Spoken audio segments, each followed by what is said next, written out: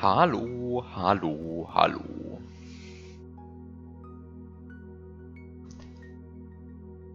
Hi everyone.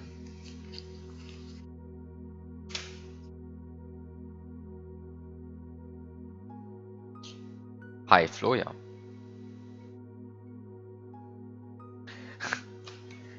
Bruder.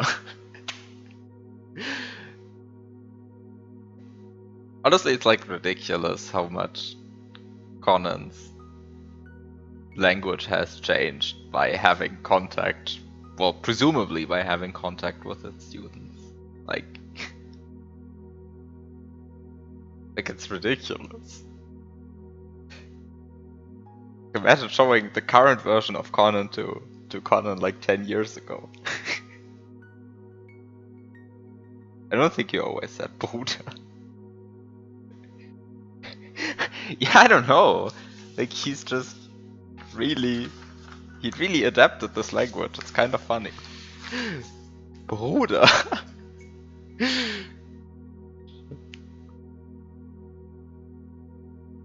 Anyway, this is Reverie. I have 2.5 pages of notes in front of me. Probably going to be 3 at the end of this. And there's an issue, which is that there seems to be exactly one puzzle missing. And I have no idea how to solve it, but let's see. So this might involve running around in lots of circles. Let's go. Okay, so the first thing is there are still the glyphs of origin here. Here we have the glyphs of origin. Glyphs. We can write them down. Good evening, Darzin. Welcome to me being confused. Okay, so we have the glyphs of origin. This symbol, this symbol, this. I don't even know why I'm checking them. I know I have written them down correctly because I've used them many times in the puzzles before. Okay, so I have written down these. And as per the usual laws of playing this game, to each of these glyphs is associated or attached, depending on which word you prefer, a sequence of button inputs. Now,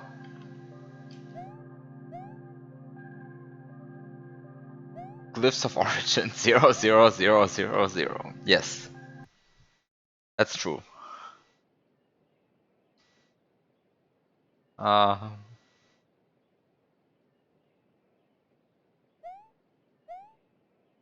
Okay, so I mean, what I can do is I can go through every room again and see if I'm missing some text box.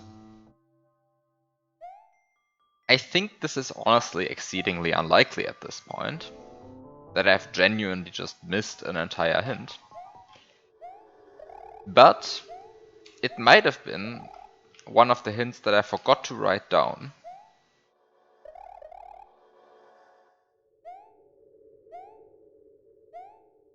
And which I haven't used yet. On the other hand, I know that there's nothing here. Right, so here is a glyph, which wasn't here before. This glyph is called an essence. This glyph, called an essence, also happens to be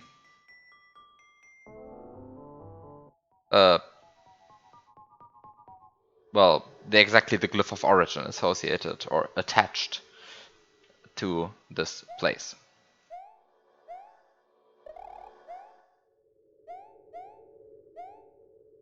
So, okay, I don't know why I went here. There's certainly nothing here.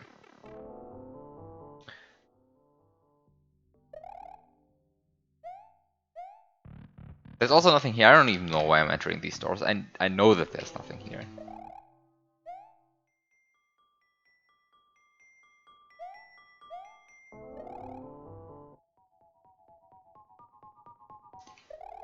So I think I have now at this point checked every room in this area, modulo 2 of them. which I will check. But let me just go in here, because I know that there is this guy in here, but also I have already used the hint of this guy, because the hint of this guy was of the overhead dances, find the fatigued one, show it the proper dance, but only the second half. I have already done that. I mean, I found a fatigued overhead dancer and showed to it the second half of the proper dance. I know what all of these words mean. This is fine. So now we have an actual written hint here, which is scan the land as a clock would, reciting the connecting lands in this order, its essence shall manifest itself. However, I have already done this because I have done the essence puzzle already. Okay, I think this is every text message in the whatever it's called area. The ghost house, the tower. The tower is the correct name. Hi, Schema Tuner, thank you for the luck, and hi, Biop, thank you for the raid. And also thank you for the luck on the impossible puzzle. Okay, so here we have another essence revealed. The essence of this land, which is by the way called Caldera, this land, also happens to be the glyph of origin associated to this land. It's almost as if this entire essence puzzle was like nonsense to begin with. I don't understand what this entire essence puzzle was for. I genuinely don't get it. Like why do I reveal a bunch of essences? I don't get it. Why do I reveal a bunch of essences just to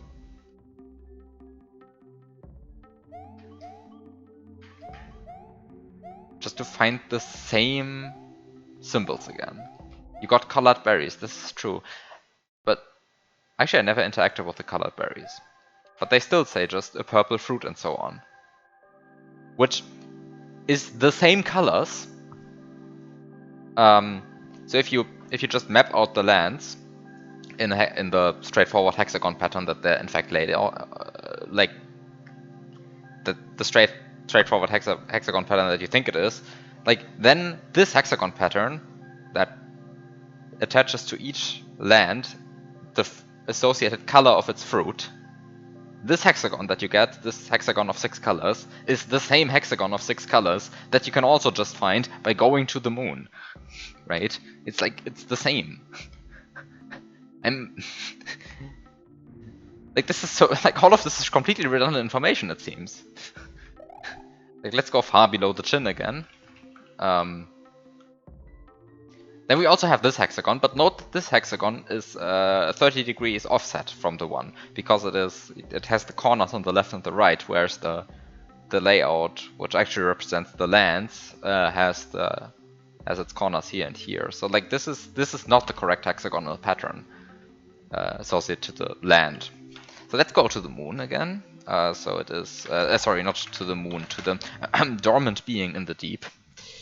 Far below the chin. And we can see that these are in fact the same colors that I already know, right? I mean, this is the color associated to the precipice, the yellow is associated to precipice, orange is associated to the tower, red is associated to caldera, the purple is associated to the subterranean, blue is associated to the lake, and green is associated to the forest. All of this makes sense. And now we have the glyphs of origin, and the glyphs of origin are just the essences associated to the land.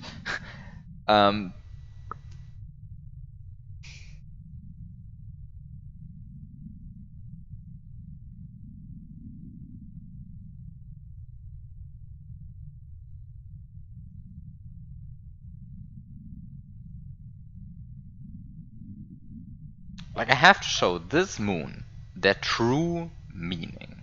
The true meaning of the glyphs of origin.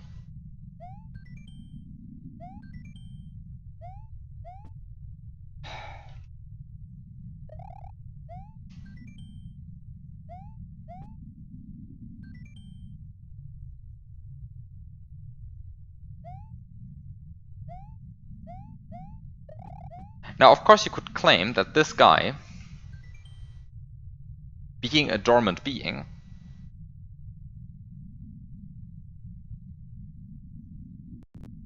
song request by Noise.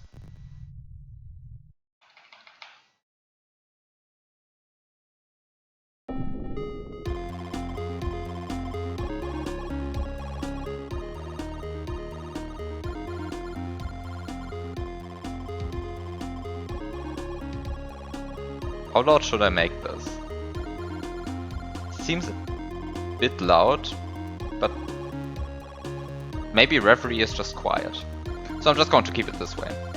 And if you don't understand me anymore, too bad. You didn't care about what I was saying anyway, probably. Hi, noise.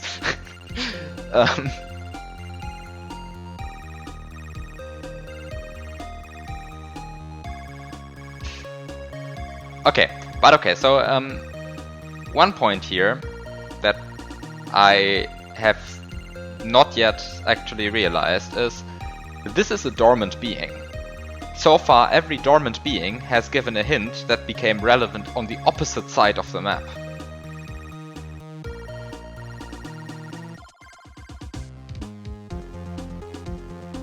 Right? And since every being gave a hint that's relevant on the opposite side of the map, I guess I shouldn't actually be here and try to input anything here. Because really I should be trying to input something at the peak of the precipice again. If you just like go through the logic of the tech again. And so I guess I just shouldn't try to impress this guy at all. And just say, screw this guy, let him sleep. Let him have fun with his 6 colored balls. And just go away. The only reason that makes me believe that this might not be the answer is the fact that I'm trapped in here. Ah, no, there's a second reason that makes me believe that this is not in fact true. Which is that I can get awfully close to the screen border here, indicating that there is still something in this room. You see this? I can get way too close to the screen border here.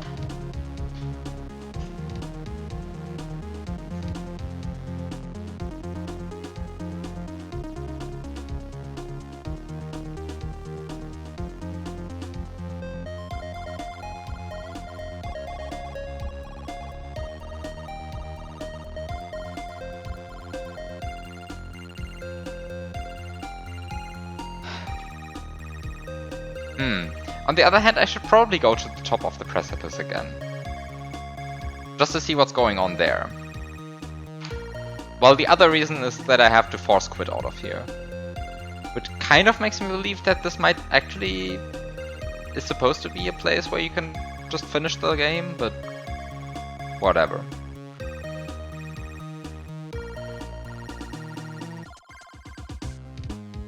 Okay, that's enough song request for now. Thank you for the song request, Noise.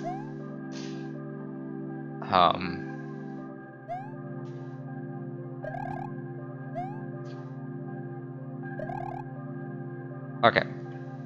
So I can... Let's try to go to the precipice again. Also, let's read all of these. The atlas contains all information on the interior of the lands in this realm. Right, this is one hint that confused me a bit, because there was an atlas. And there's one important thing which the atlas shows.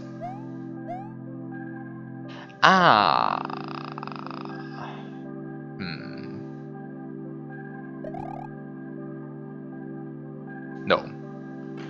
No insight. No additional insight.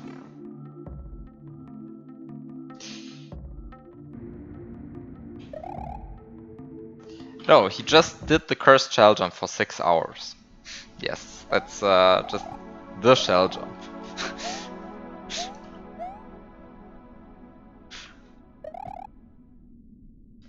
Well, at least he beat the shell jump. Just to prove a point. So, okay, so here we have something which totally is not a 4. And here we have an atlas. And the atlas contains all of the information on the interior of the lands in this realm.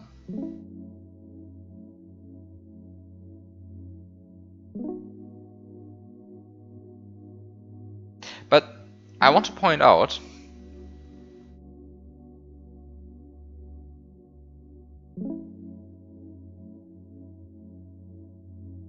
what do I want to point out? No, I don't want to point out anything. No, okay, so I do want to point out something. I want to point out that all of these blinking glyphs here have a meaning. And their meaning is, this is the room where the warp to the opposite side of the map is located. And the other point I want to make is, each symbol on this map corresponds to a room. And the confusing part here is, what about this one? As far as I can tell, this glyph here does not correspond to any room.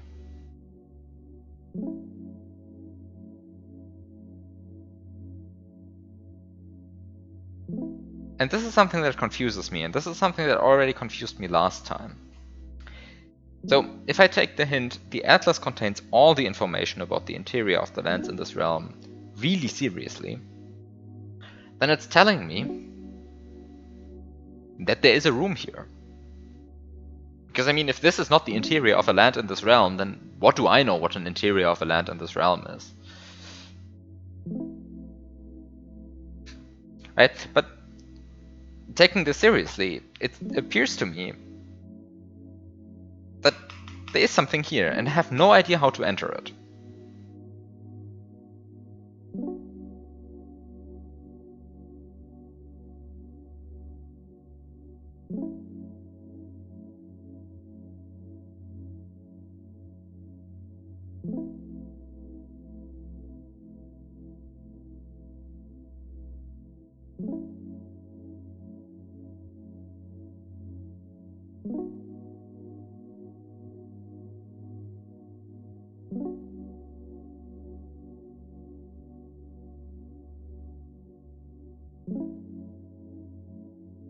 The other thing I want to point out is these glyphs here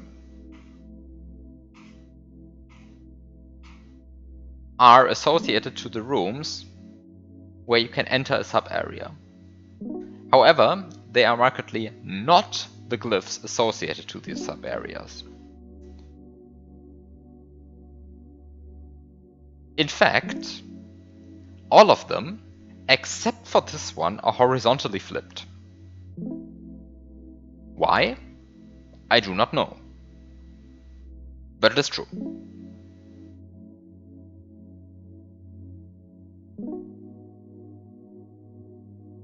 What is special about this one? No idea. Is this a coincidence? Perhaps. I don't know. But it is remarkable. By horizontally flipped, I mean only this symbol is horizontal. This part of the glyph is horizontally flipped. The vertical and horizontal lines here, they stay the same.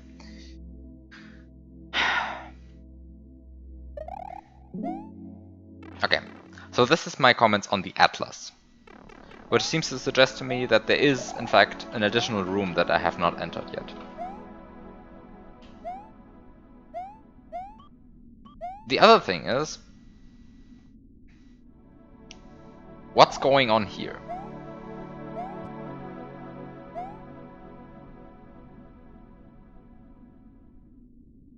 So, there is this thing, the means to ascend to the heavens, to the sky, to the sky, to the sky. This is the text which can be found somewhere on this map. The means to ascend the heavens, to the sky, to the sky, to the sky. The issue I have with this is that I have no fucking clue what it could possibly mean.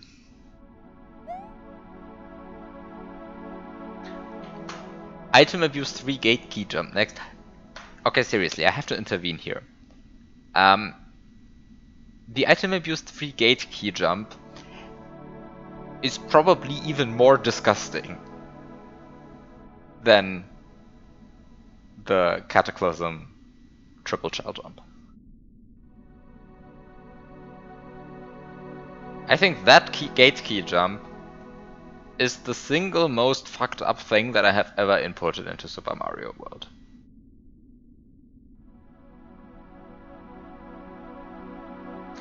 Maybe I'm being stupid about this. Maybe it's just that I was inexperienced and stupid 6.5 years ago.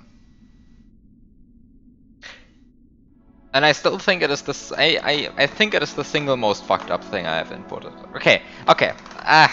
Maybe Heresy 2. No, it's not Heresy 2. It's Wrath. It's, you know it. The Super Mario Maker bomb room in the end. That might beat it still. It's not. I'm not sure. Yeah, probably that beats it. But like. But honestly, like, just the fact that I'm not even sure about it. No, honestly, it's probably. I mean, probably that one room in the end, you know, the Mario Maker bomb room. That one probably is worse. Okay, I agree.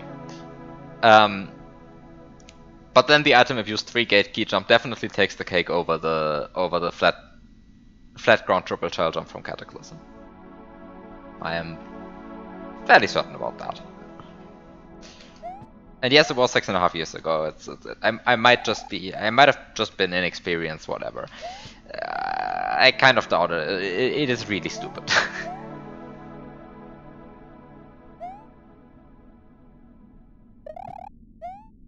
You try it again. The issue with trying it again now is there's like extremely subtle strat differences that you could possibly do.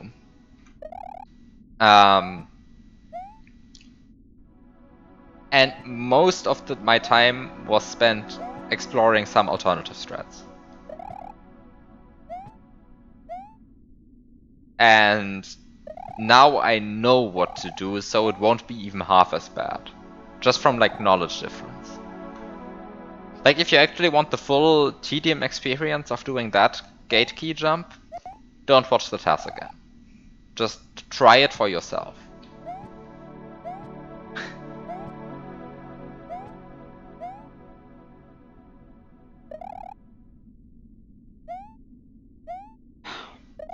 Means to ascend to the heavens, to the sky, to the sky, to the sky.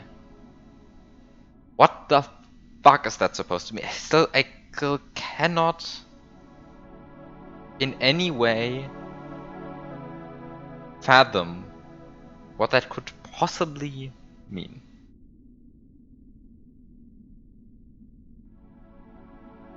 Just not.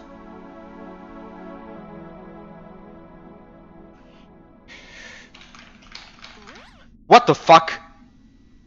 This is ridiculous. I was like desperate and it actually worked.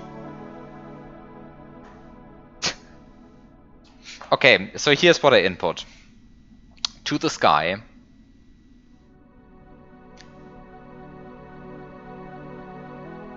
Presumably either means the glyph corresponding to the precipice, or it means, well, cape is the topmost of the sounds in the sound hexagon, so I must also input the topmost glyph of origin. You can take whichever interpretation you want. In any case, the precipice is also the topmost region, so this ends up resolving to the same thing. So I just input the top glyph of the glyph of origins 3 times. So hello again.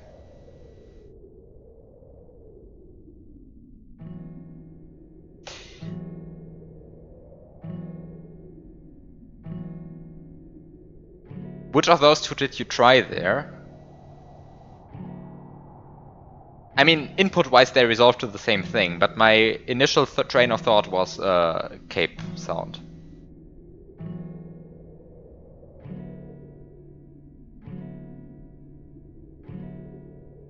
Yeah, because both of them resolve to doing the top glyph of origin 3 times, which is just X left up, X left up, X left up.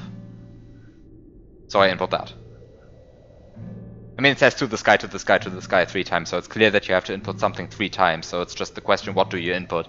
And my interpretation was, well, the only thing that really brings me to the sky might be the cape. Which is the top thing in a hexagon. But I guess anything that resolves to a top thing in a hexagon could be that interpretation.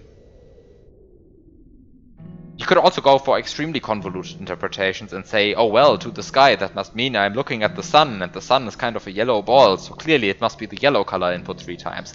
But I think that's a bit far-stretched. But it's also something that resolves to the top thing in a hexagon in this hex, so... might as well. If that's your interpretation. The sun is certainly not green here. So, not a completely arbitrary one. Anyway. Okay, so time brought about the earth. A sea to put out fire, and the sky to fill a great void.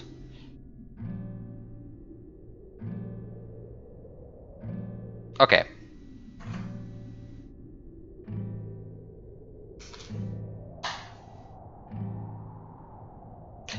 I have unfortunately not written down the meaning of the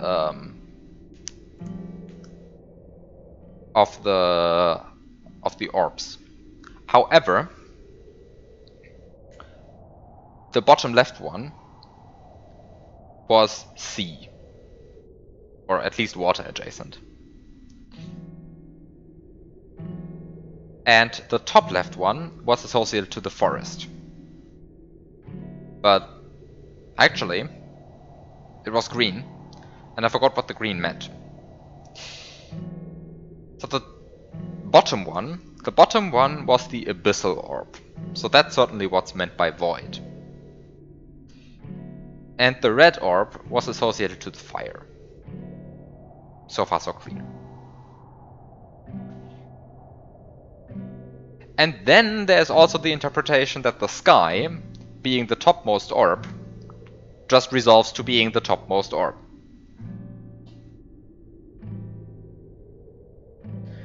Which leaves me with the question, which one is time and which one is Earth? And presumably the space which has all the clocks is time. And the space that has all the nature is Earth. Although, I might be being tricked here. Now the question is, where do I input this? So the point is now I have to input time, Earth, sea, fire, sky, void, which gives me, well, which resolves to some set of inputs again, right?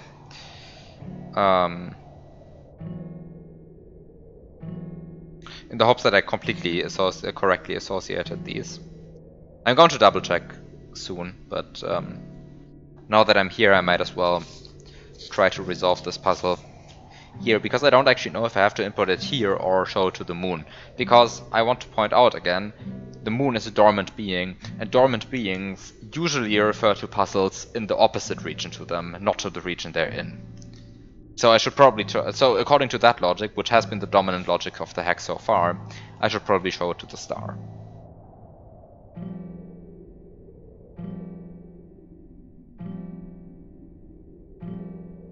Oh fuck. Writing down the wrong inputs. What are you? You are an A press. What are you? You are an X press. And what are you? You are a B press. Okay, so let's just input.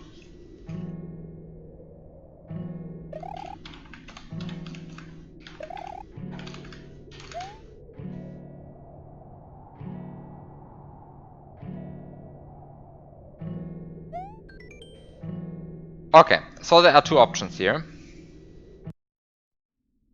Either I misinterpreted the runes, or misinterpreted the names of the places to other places. Whatever you mean, you know what I mean. Either I misinterpreted the element names to the orbs, or I just input everything in the wrong place. And I think it's probably that I input everything in the wrong place. But the fact of the matter is I have the place to double check both of these statements is the same room, so might as well go there.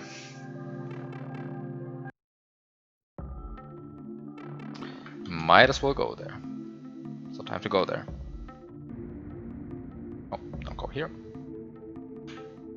Go there. Go here. And go here. And go here. So this is the celestial orb. So you might also say, okay, celestial orb, that's the sky, so to the sky, to the sky, to the sky means input the color yellow 3 times. This is also not a stupid interpretation, I would say, and is kind of consistent with everything. So input top, input in a hexagon. There's not so much you can do. Temporal orb. Scorched orb. Abyssal orb. Oceanic orb. Terrene orb. So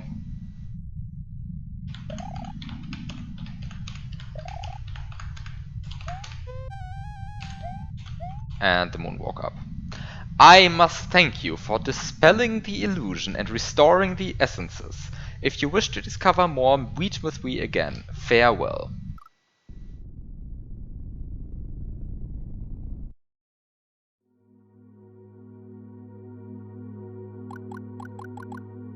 What?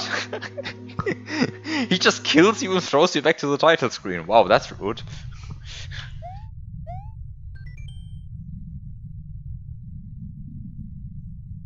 It is even more brutal than being a nude, because like it was... Being a nude doesn't even like usually bring you to the title screen. Okay, so I have to meet the moon again. So the question is it still in the same place or did it go some other place? I mean, seems nothing else has changed in this realm. But let's see, let's go far, far below the chin again. I mean, I technically already met the moon again, right? I met the moon on the title screen, but whatever. So let's go far, far below the chin again and see. So we meet again.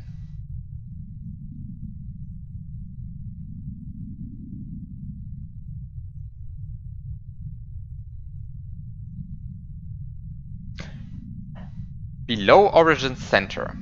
Relay its own meaning there.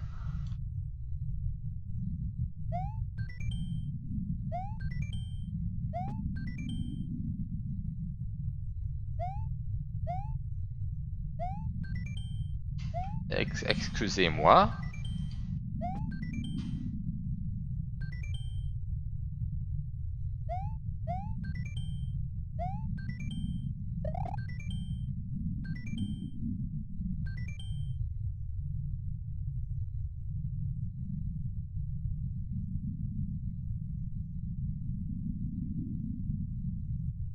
What is the meaning of the origin?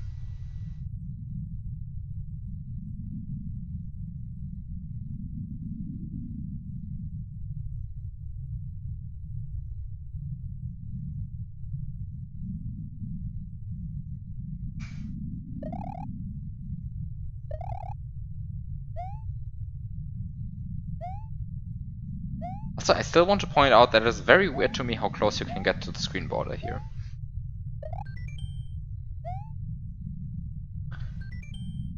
Okay, so below origin center, relay its own meaning there.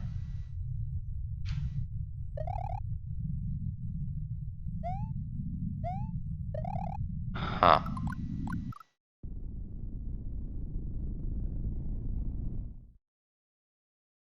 Huh. A white fruit.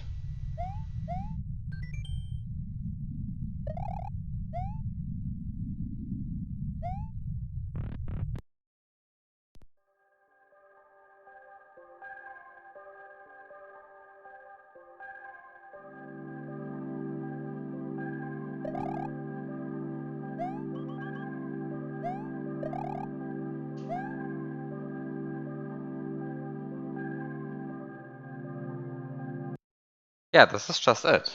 You just don't do anything.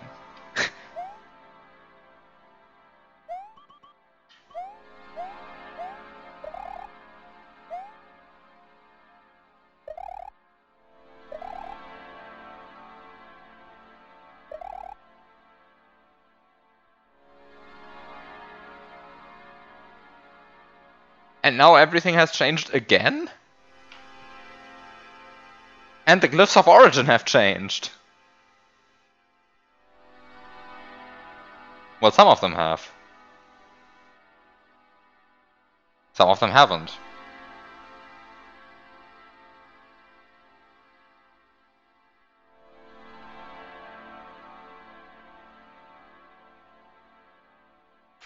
Okay, so I get new glyphs.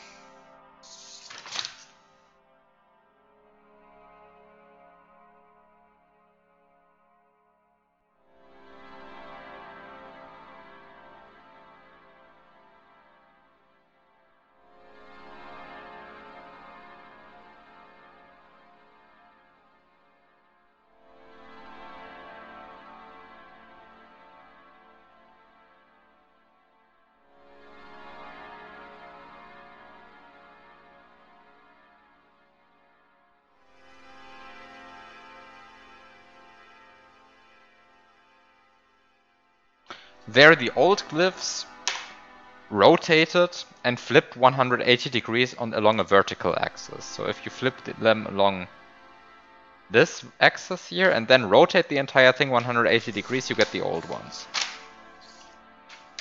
Is this relevant whatsoever? I have no idea. But it's true.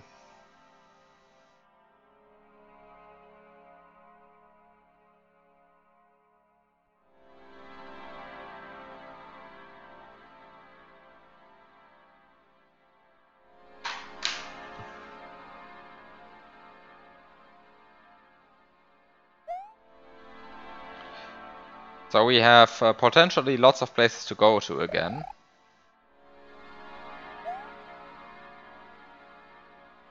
Is this a six-tile? Is this a mandatory six-tile jump? This is a mandatory six-tile jump. Narrative from the off. This is not mandatory. You can just go the other way. Whatever.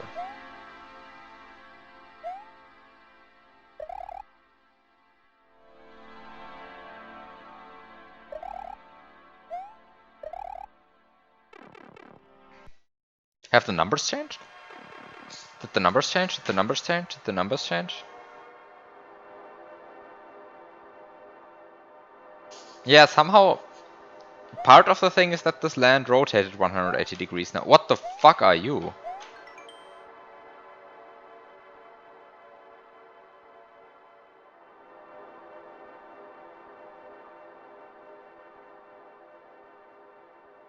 What is he talking about?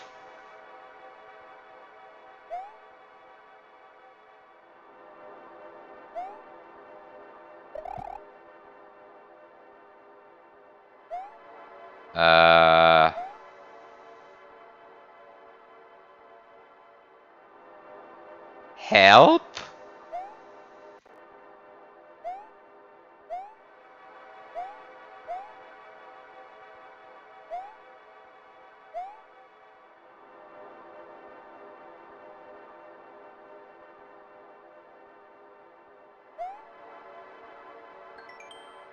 Why is there suddenly so much more game?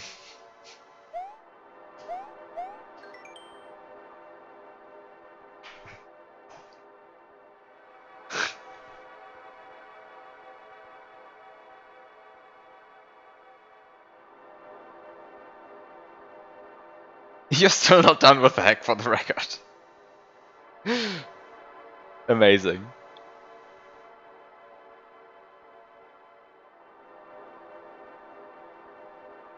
Yeah, I don't think I'm close either.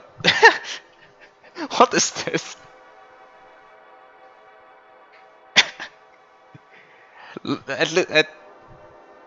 At this point, I don't even know. What is going on? Compass of Welkin, made up of 4 glyphs of Genesis. Excusez-moi.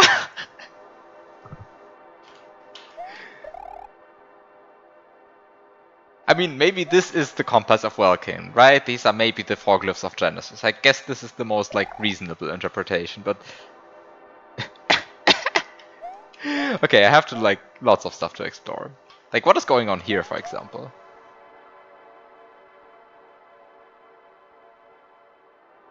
Who knows? So we have a completely new alphabet now. One that, for the record, has already shown up in the previous puzzle, but for which understanding of that alphabet was completely irrelevant, because you could just...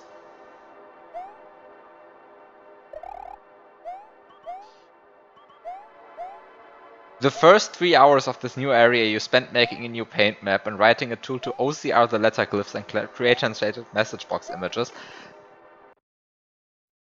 Wait, at some point I saw you stream this hack. And I looked into the Twitch preview thing and saw something which looked like Visual Studio. Did I witness that?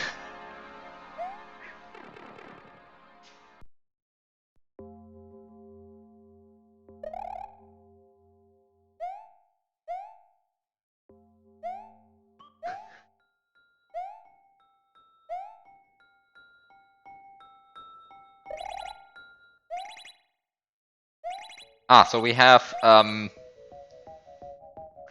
time stop switches.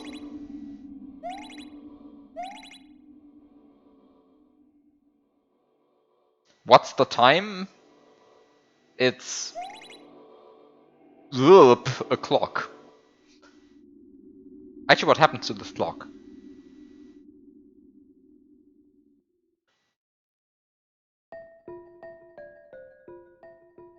If you rotate it and flip it on the vertical axis, it becomes a normal clock again. Because otherwise this doesn't make sense, right? Like otherwise this completely doesn't make sense. Like otherwise this means, I mean, how does the clock go then? 3, 4, 1, 2, 6. No, this is not 6. 16. Sorry.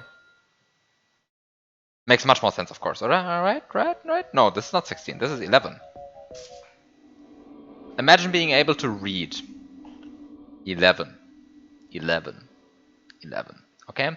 3, 4, 1, 2, 11. 11. Okay? Good thing I'm able to read.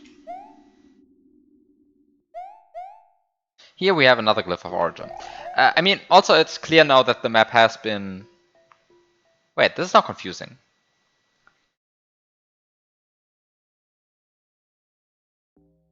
No, right. No, that's the point. The entire map has been rotated and flipped 180 degrees along a vertical axis. And this is also why the tower is now here, because if you do this to the old layout of the map, rotate it 180 degrees, flip it, the tower ends up here. This makes sense. Also, every time I say rotate, flip around 180 degrees, but I mean, every rotation and then flipping in a plane is secretly a flipping along one axis. Yes, flip and rotate is just one flip. I just have to think about what the flip is. I guess it's a horizontal flip along the x-axis, right? Because linear algebra tells me that there's some axis along which I can flip. That's probably the horizontal one, right?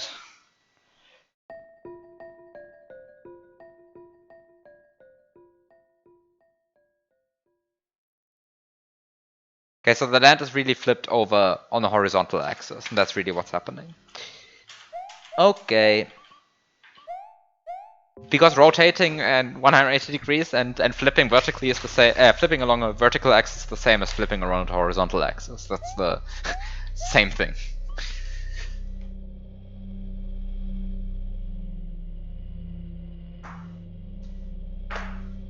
Yeah, I'm not going to look at that yet. Like, I'm going to have to find more text to do text recognition on. I just saw something come out of the lava.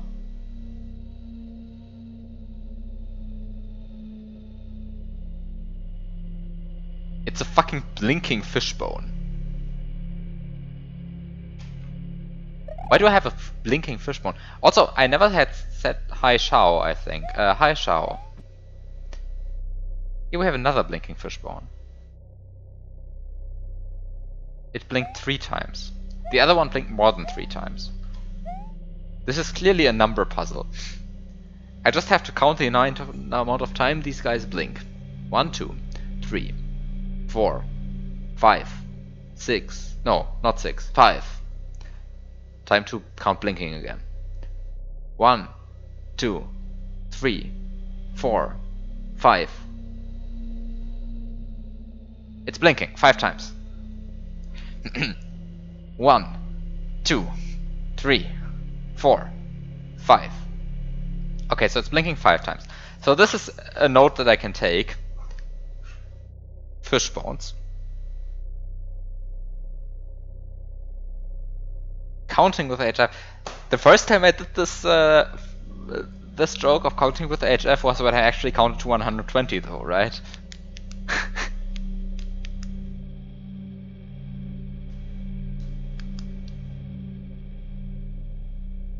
Anyway. 5. So I guess we're regressing really.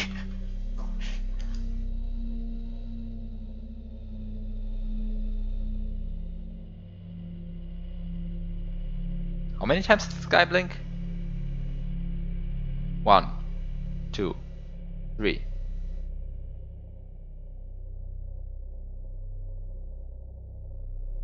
One, 2, 3. Okay. I have no idea how to even like draw this shape that the fishbone is sitting in, and I have no idea what it's visually supposed to represent. The other one kind of looked like a bird head, but I have no idea what this is. Like snake head? I don't know. Anyway, it blinks 3 times. That's everything that's needed here, I guess. I mean, that's at least all of the information that I can actually take out of it. No idea what this is supposed to mean. Whatever, let's just ignore it. So we run into the different issue of that area being only half accessible for me right now. Too bad. Too bad. So I never went down here. This is an opposite tower, I guess. Below the statue reads... Okay.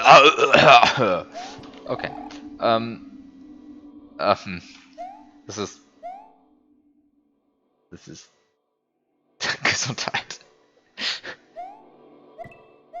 Oh no. Yeah, this is wrong. By the way, this is well, in old lingo this would be a 4 switch, but I guess in new lingo I should call this a 3 switch.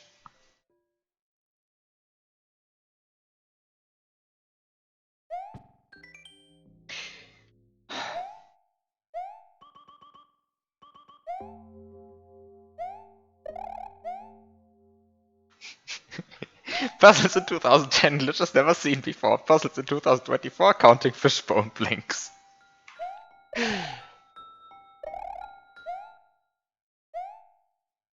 I will add to that puzzles in 2025 glitches that you've seen in 2010 already.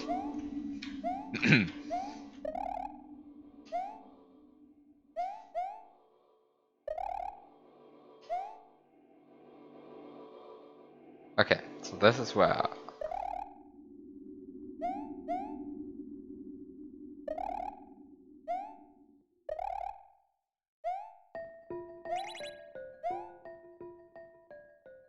glitches that were cool some years ago. I should probably just build Gorilla 3 at some point. I have some glitches that are cool and new and have never been used in Hex before. I also don't have much motivation to build something right now. I swear at some point I will actually build that. Like I have some actually neat ideas, I think, but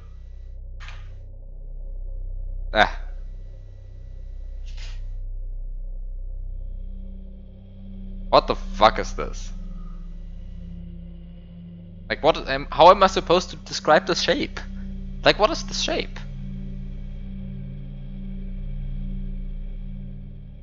What does this even look like? Draw it. I mean, since you don't see my drawing, this is only half as funny, right? Because I'm still drawing everything on paper. Oh, actually, it doesn't look that awful when you draw it. 1, 2.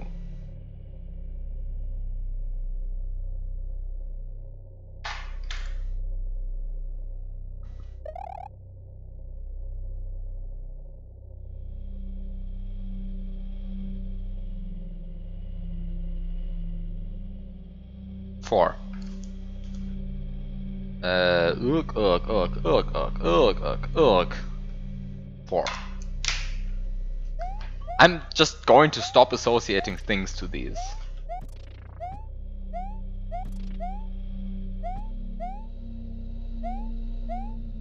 Oh, are we playing this game again? We're playing this game again. Okay, I see. I guess this is just Caldera now. Opposite Caldera.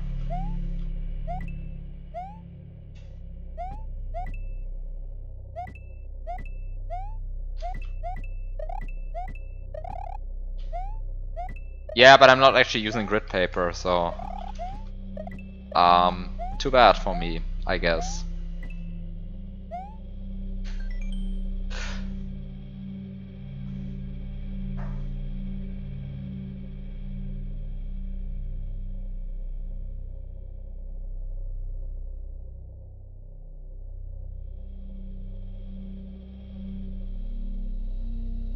No, it doesn't have lines. Which means you can find the area of the shape with Pick's theorem.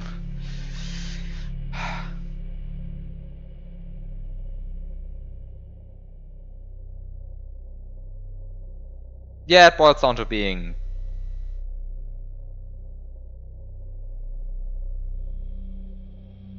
It boils down to being printer paper, yes. Just white, nothing paper. Okay. I think I'm really running into the issue of having to do frequency analysis soon. Because I mean, I swear this is just a monoalphabetic substitution again, right? There's no way this is anything else but a monoalphabetic substitution.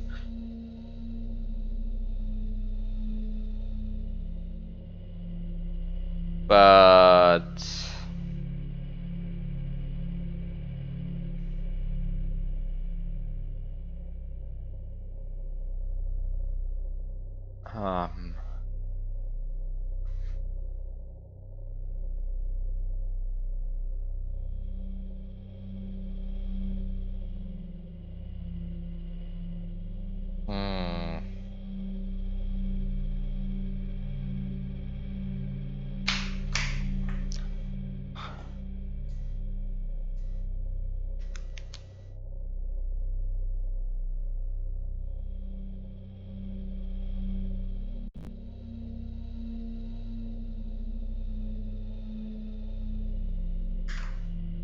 Oh, we're doing something.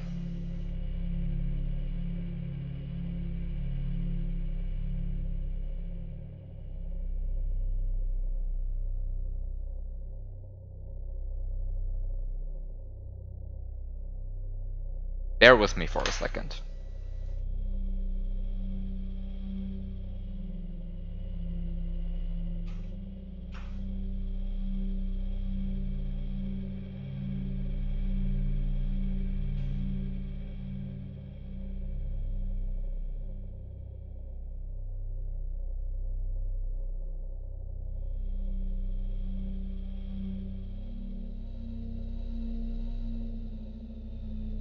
Okay, thank you for bearing with me for a second.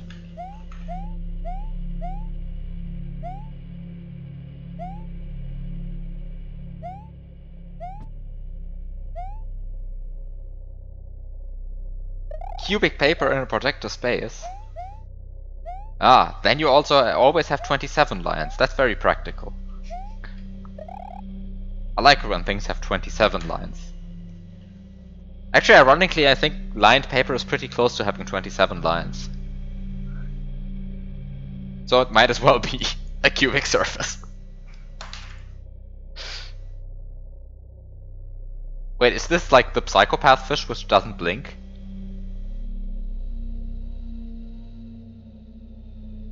Yep, it is.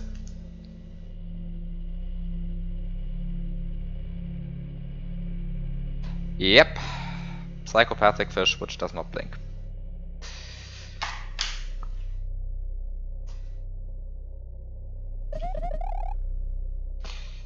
Okay.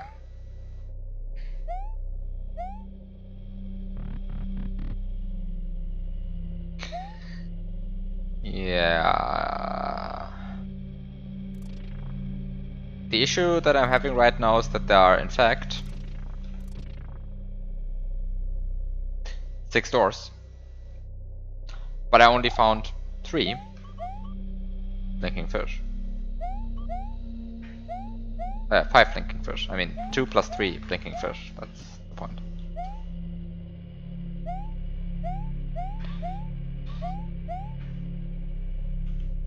So what's the glyph of origin here? It's really just the usual Caldera glyph of origin flipped by 180 degrees along a horizontal axis. I mean, it's rotated 180 degrees and then flipped along a vertical axis. Clearly much more intuitive. Whatever. Welcome to the... Oh, they have new names now. The subterranean is now called the Grotto. It is, I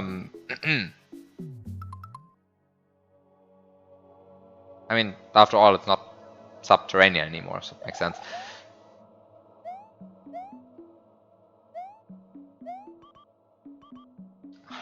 Ah.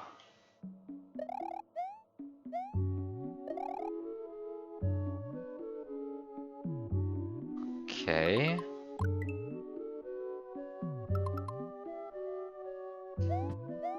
This is...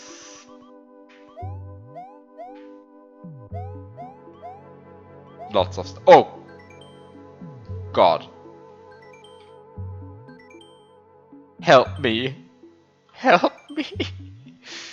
Okay, wait a second. Most of these messages seem to say either the same or very similar things. This is not the same as this message. These messages are also not identical, but they start the same. This message, on the other hand, starts even with a different word. No.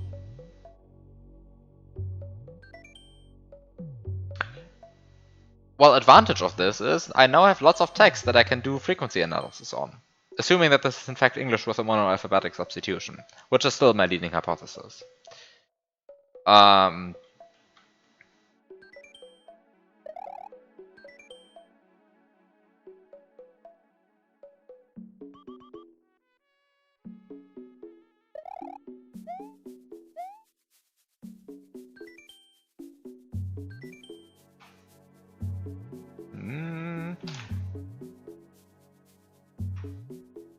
Bear with me while I do stuff.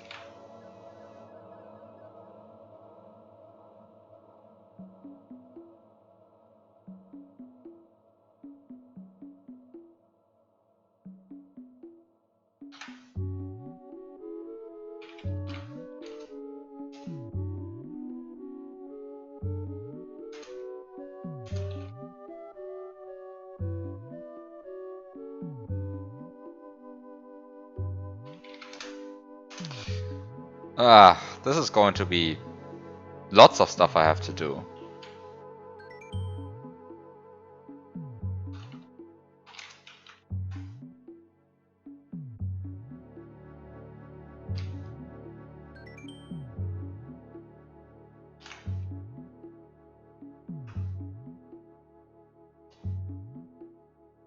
This is going to take a while, I apologize. I'm screenshotting all of these messages currently.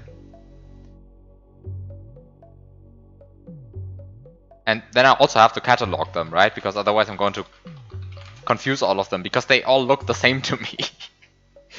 And it might be that the clues are position dependent, because I cannot tell you that yet, which is particularly bad.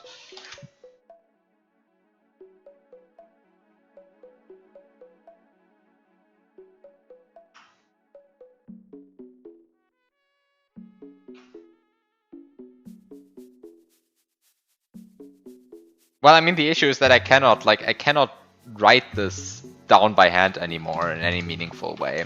And I'm not going to do frequency analysis of this in my head. Like, that's just not going to work out, honestly.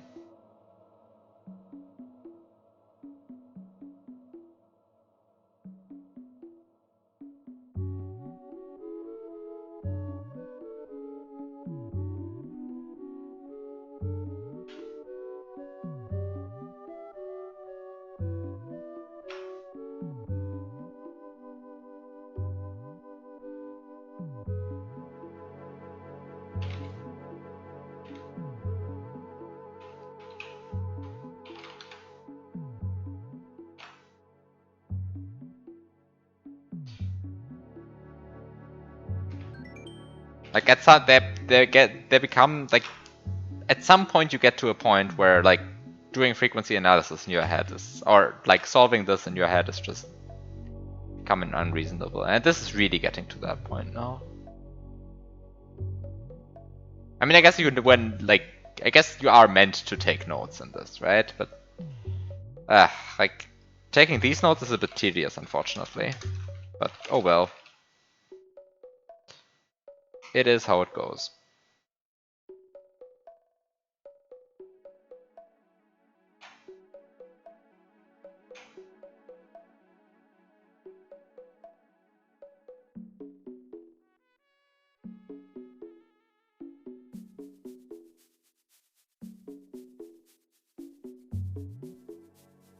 I'm in fact not using my phone for this. I just want to point that out.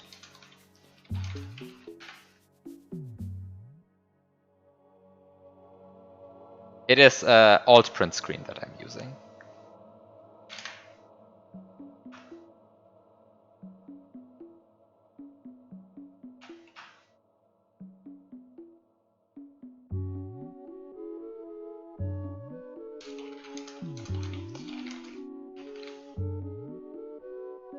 Yeah, I don't even know how to open snipping tool. Okay, whatever. Let's go here.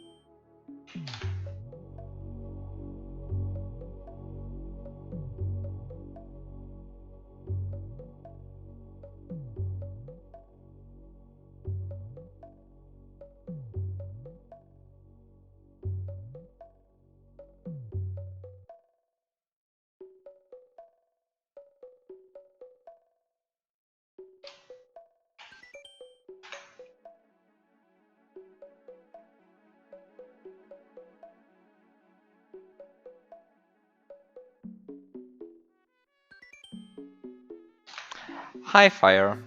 Welcome to me screenshotting messages to prepare for frequency analysis later. And thank you for the luck. I swear, if this is not a monoalphabetic substitution, I'm in big trouble. I completely forgot how to, like, crack more difficult ciphers than that.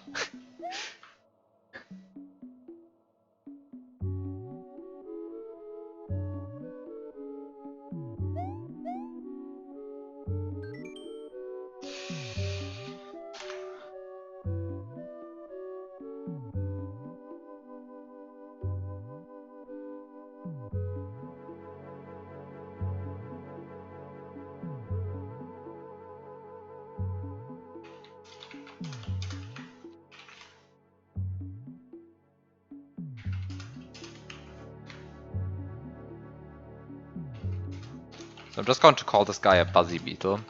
And I'm just not even going to read it, because, like, there's no chance I can read this now anyway.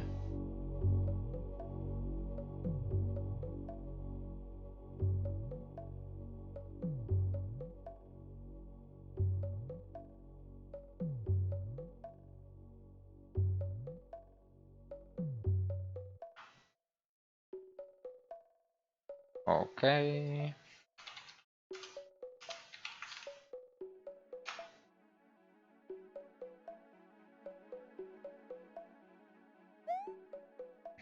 I mean, it technically is not a Buzzy Beetle, but like... whatever. Close enough.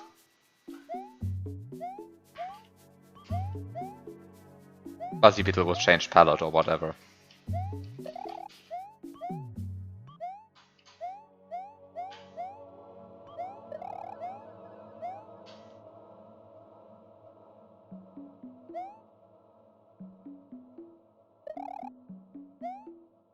There's more up there, but can't go there yet, I think.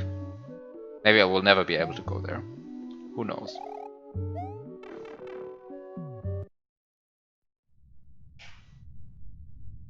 Okay, welcome to the Reverse Lake, which is now called... What the fuck is this word? I have never seen this word.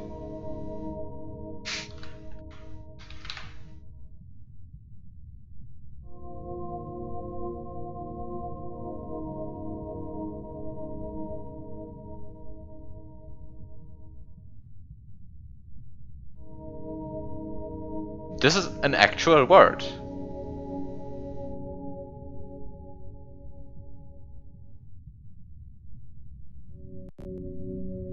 This is an actual word. Okay.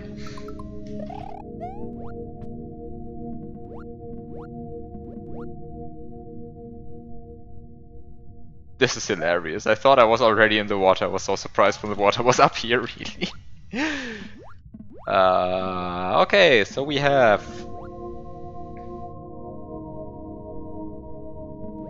stuff. More stuff. Even more stuff. Stuff. Even more stuff. The vines have changed color.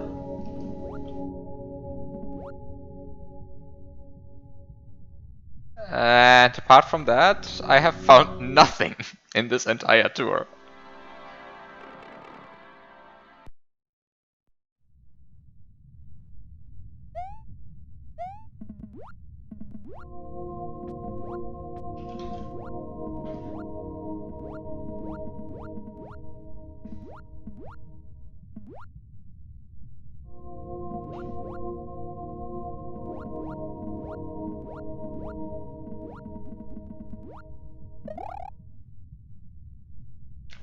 Fish bones. So I've already found 5 fish bones. Is the plural of fish bones, or is the plural of fish bones, or fish bone? I mean, after all, the plural of fish is fish, but the plural of bone is bones. Hard question.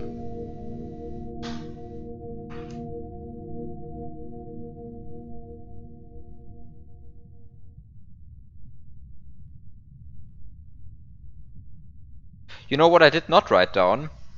In which direction the fish bones that I looked at actually looked, you know?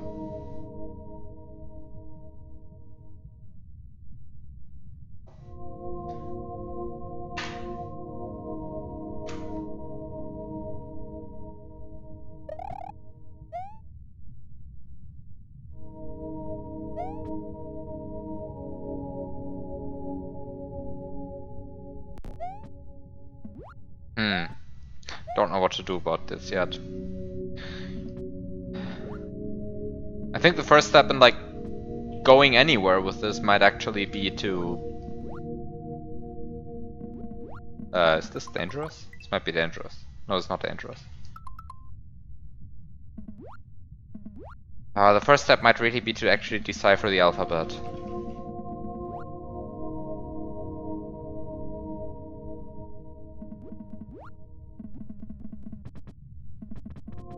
Also, hello, Gap. I don't even know why I even had my pen in hand.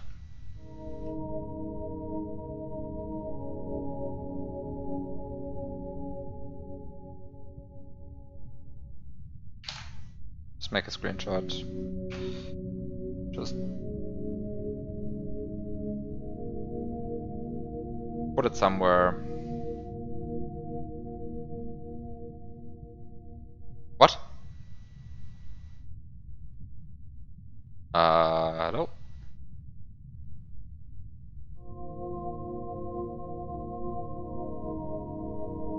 Okay.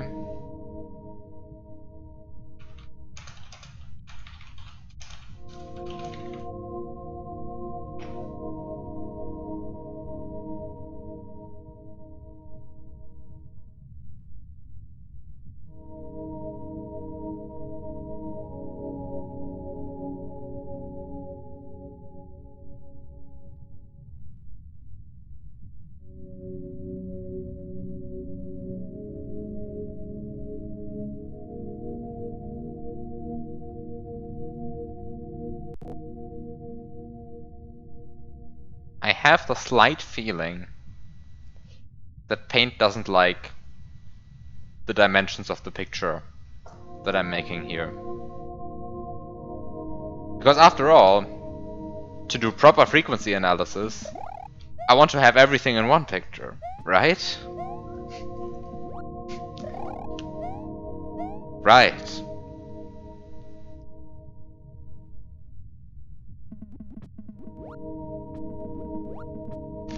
Anyway, the other thing that I of course now realized is the colors, sorry, the shapes embedded into the ground here are the same shapes that the fish bones are embedded into.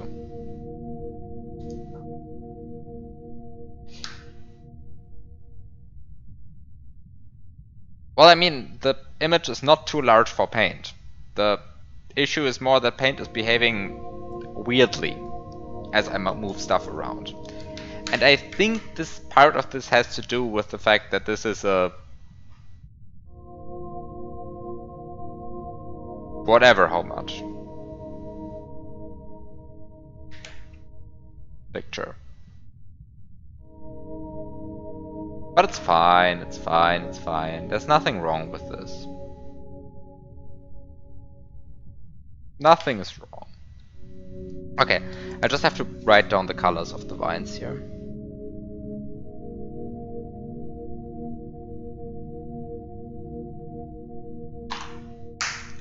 So this is green. And this is blue. Yeah, I mean, I don't have BizHawk in a mode that displays the picture in actual 256 times 224, right?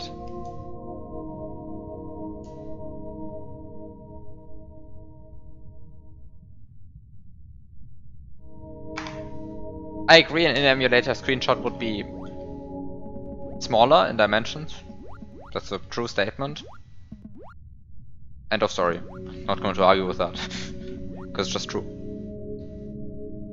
I think I've not yet seen this shape. I think this is a shape I have not yet seen. What? Well, okay. I guess this is a shape that I have not yet seen. Whoop, whoop, whoop. Whatever the shape is, it has a yellow vine in it.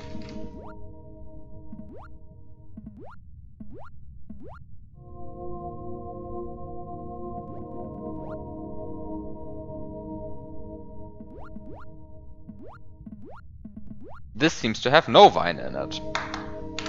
That's very bad. Probably just means that I have to find the last one.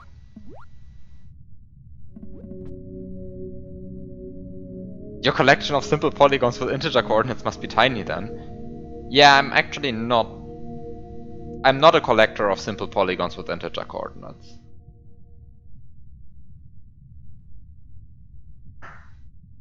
I think according to the rules of this game, this is called purple. I'm not going to go down that down that rabbit hole again. This is purple, I accept it.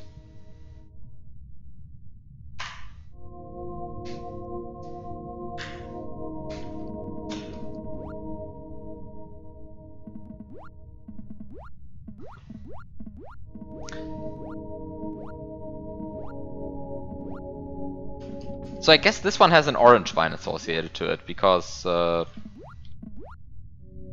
found all other colors. And I assume the colors haven't changed, and I found red, yellow, blue, green, whatever.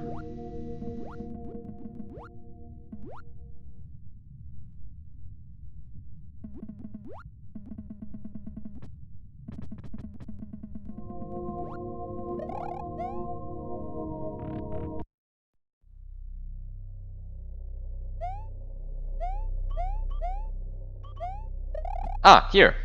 Here's a new shape. I have never seen this shape before.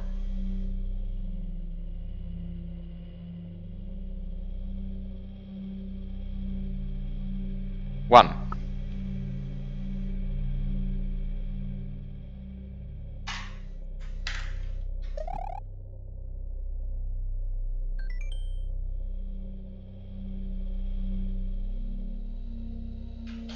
Time to make a screenshot.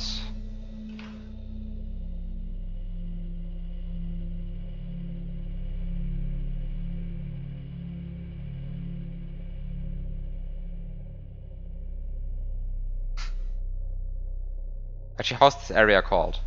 I don't know how this area is called. It's called the Fissure.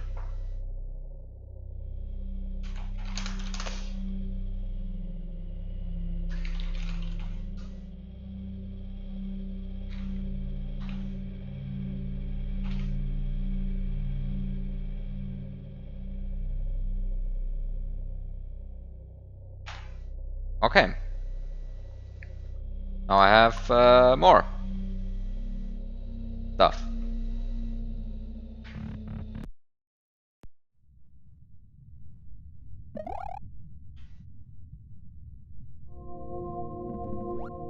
Fissure the Fishest.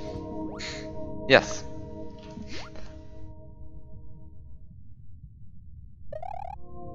So, time to enter here.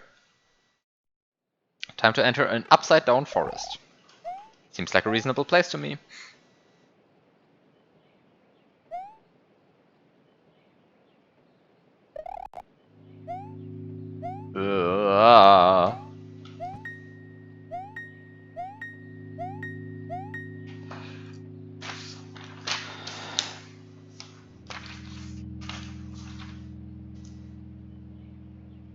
Fisher boner. Yes. Clearly this is a good plural.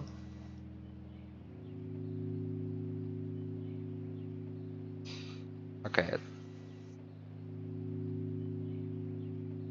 Time to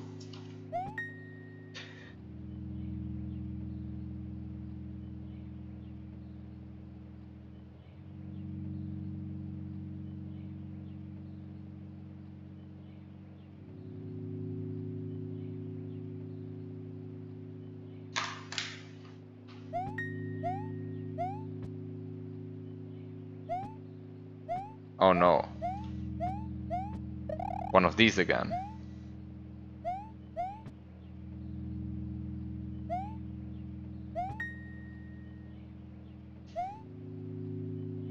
Oh no! They all look the same. How am I supposed to tell them apart?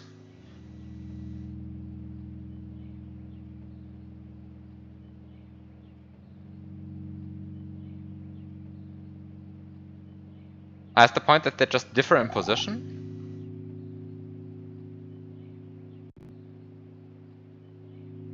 Of course we have a broken one again.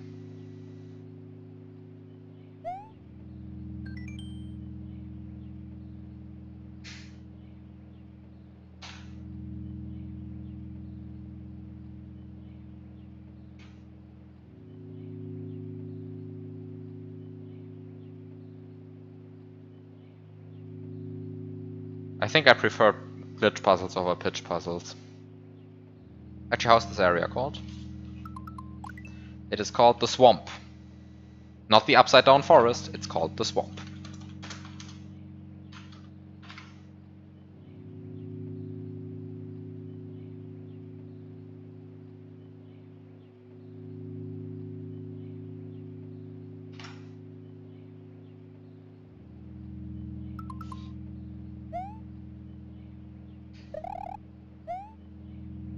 Ah yes, clearly that's reasonable. Opening Bee's Nest Plus for this. Okay, so we have text up there. Can I reach there? How would I reach there? Ah, from here. Whoop.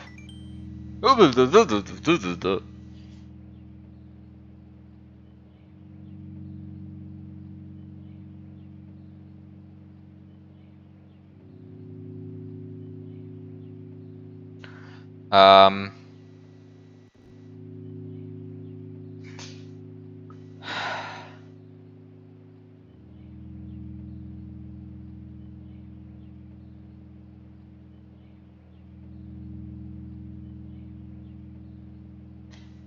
I sure hope this is not meant to be some kind of Rosetta Stone. Actually, I'm going to now go back and double check what it said in the original version of this. Time to go. Also, thank you, Twitch start page, to like autoplay some random streamer sound. Love it. Okay, so time to open my own stream, which is muted, by the way. So my own stream is muted, but random start page streamer unmuted. Thank you, Twitch. Well, okay, so what did this one say? The essence of a land is its center. Fuck, that actually matches up with, like, word count. Like, letter count, I mean. Yes. Yes. Yes. I think this is what it's supposed to mean. I think this just reads, the essence of a land is its center.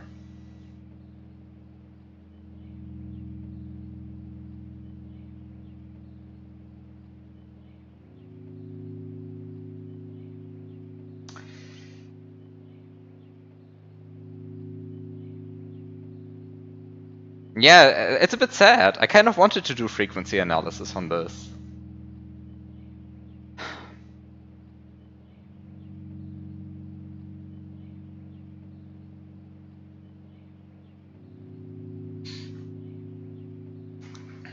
Okay. Time to write down things.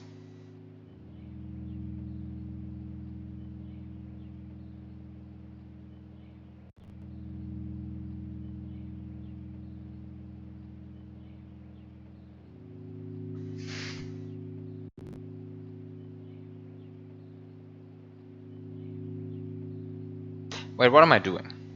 How I'm approaching this is very bad. I should not do a Latin character to fictional character translation. I should do it the other way around. That's much more useful lookup table.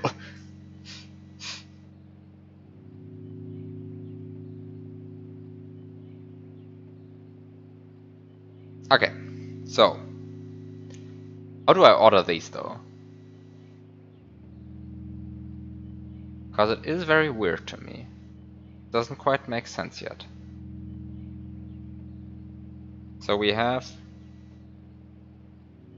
this one, meaning A. I mean, I say this one, you can't actually see what I'm drawing, of course, but the essence. This one actually means, by this one I mean, this one means C, because this word says essence, so this is a C.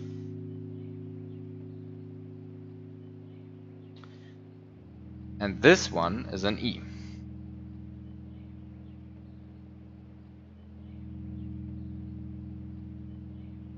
I mean, this one, right? This one is a C, this one is an E, because this says the essence.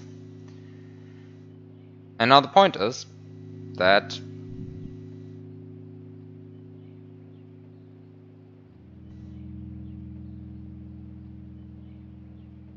what did it say again? Of a land. The essence of a land is its center. But this one says is an F. Now this is very confusing to me. I am going to have massive trouble with deciphering this probably, but...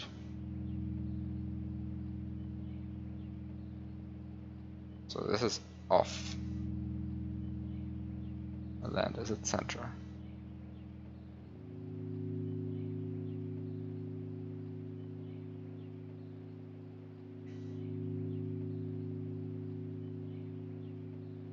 So we have the essence of a land as its center.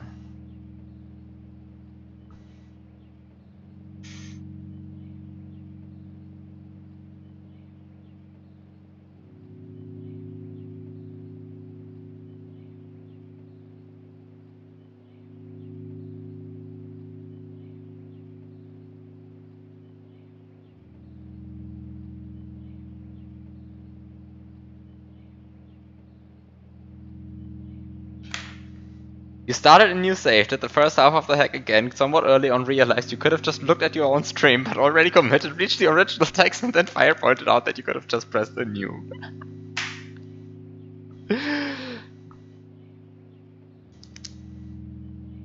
Good one. Okay, so the essence of a land. I have to somehow tabularly organize this, but very confusing. How do I properly do this? Let's just do it like this. Okay, so then is it the essence? This is an H.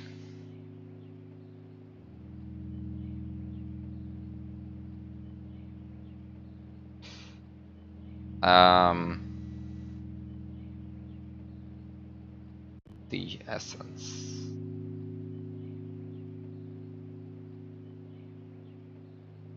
This means O.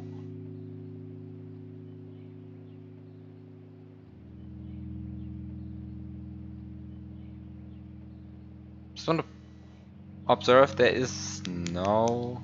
Okay.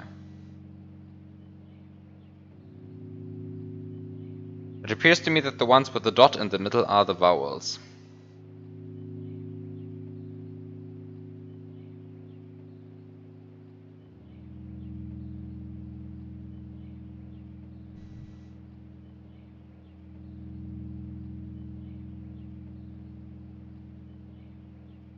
And this is kind of how it was organized.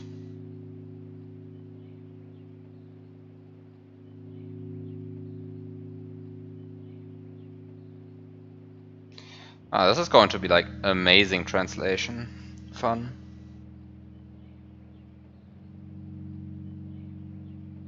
Because they currently, I mean...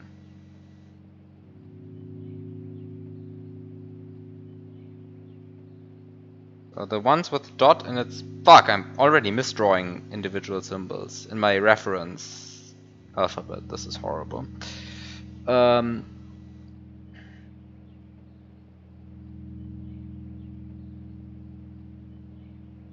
Okay, so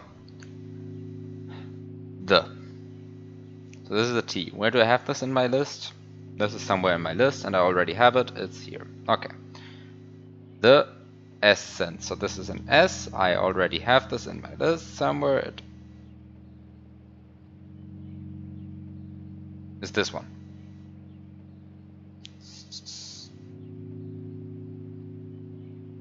Essence. So this is an N.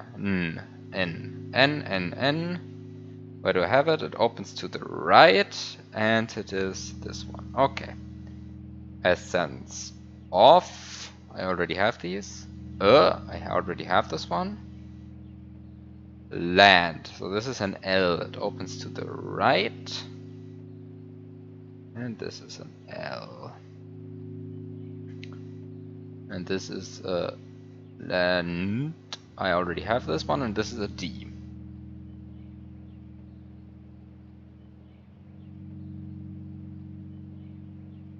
This is the S. I already have all of these. Center. So this only gives me a new letter R. But okay, so the summary of all of this is, it appears to be that the ones with the dot in the middle are the vowels, and the other ones are, in fact, just the consonants in the usual Latin ordering. English ordering?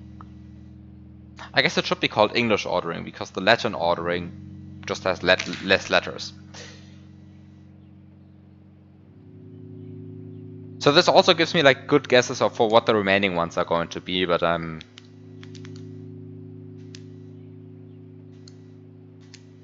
not going to bother all that much yet. But the point is, I can now, in theory, letter by letter, but I can read stuff.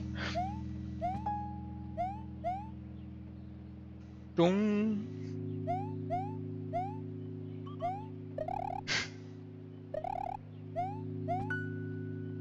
Very high.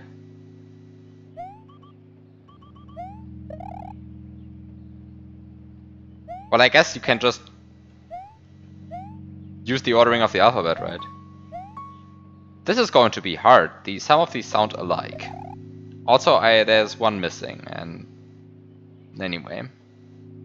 Anyway, now that I can read,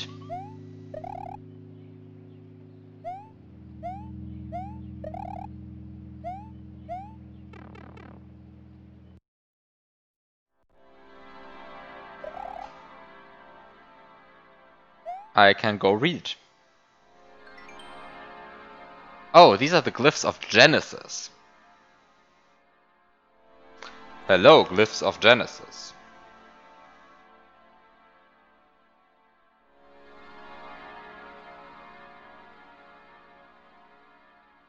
I've already written these down, but I'm just going to write them down again. Because I'm going to need them probably once.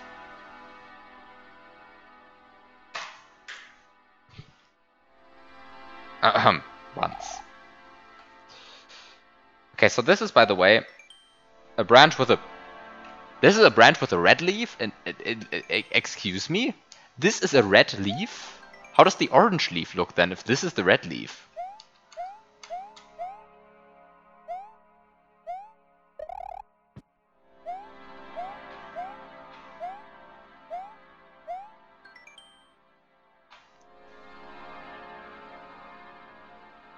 I mean, it is a different color. I accept that.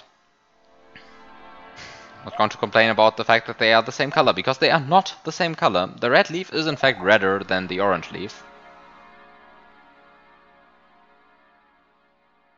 But also, if you showed this to me and told me this is an orange leaf, I would say, yes, this is an orange leaf.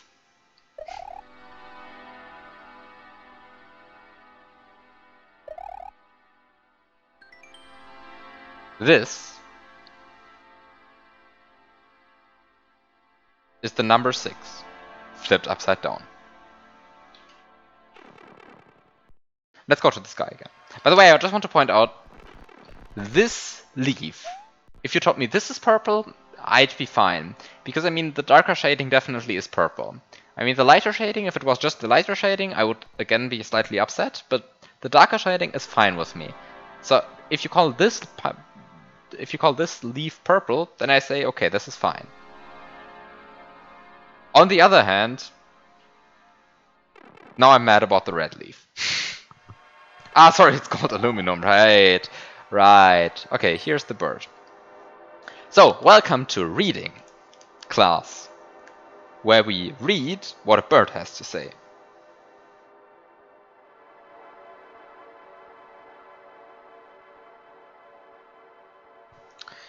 Ahem.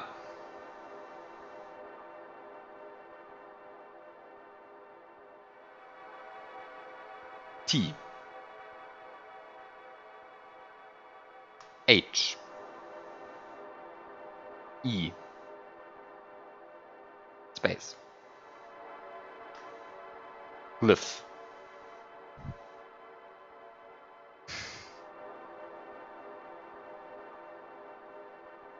Unknown letter.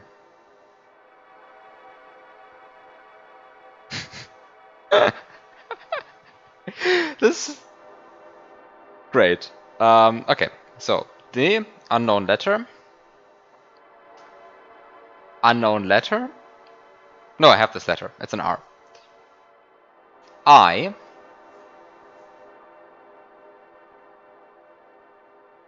T.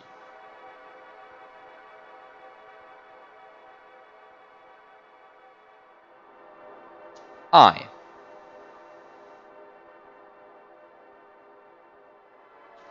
N.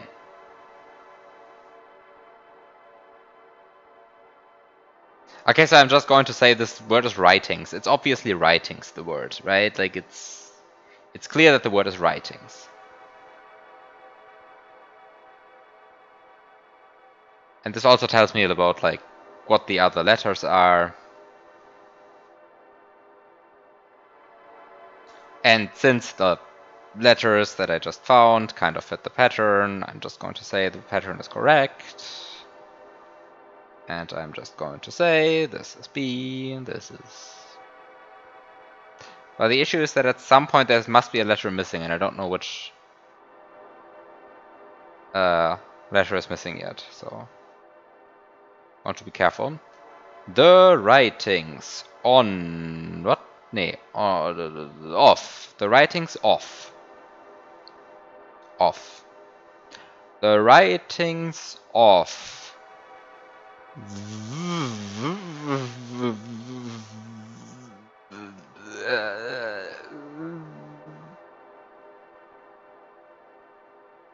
The writings of Void? Void.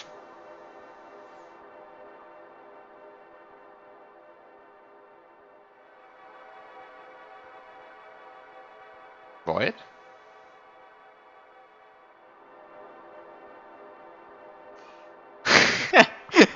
The writing of... The writing of Void. The writings of Void?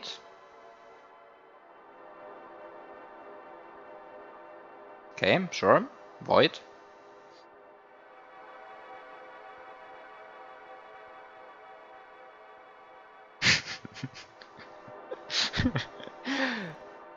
Hi, Red777. Welcome to me learning to read. The writings of Void. C-A-N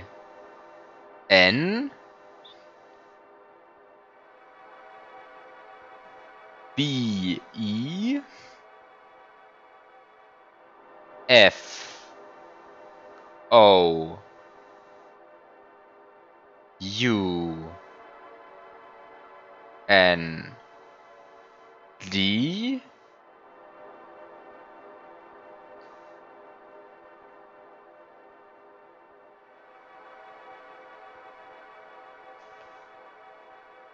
I N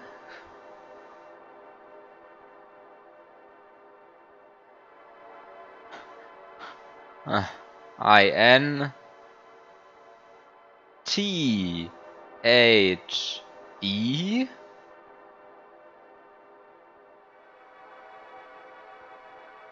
A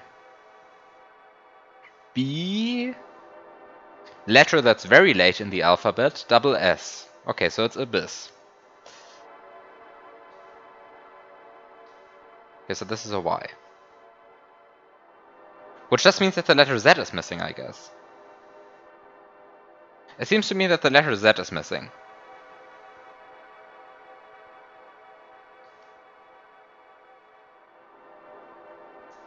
Can be found in the abyss above.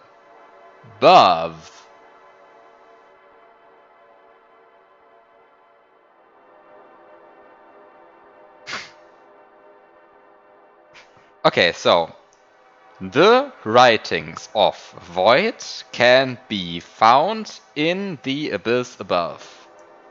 Okay? Great. Only took me like 5 minutes to read this.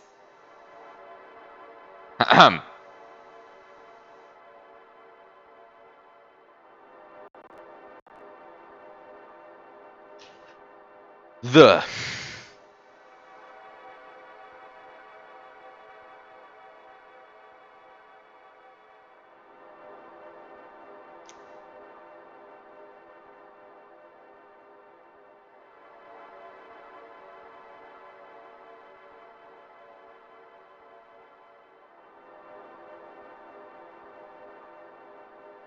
The.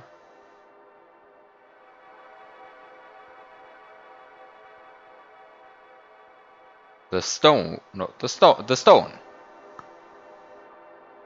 The stone.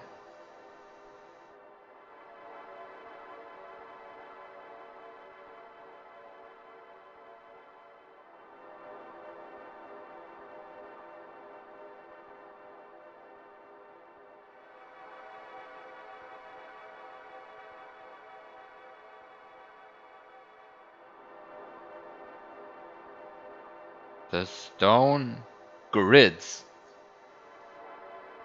The stone grids. Oh, this is so confusing still.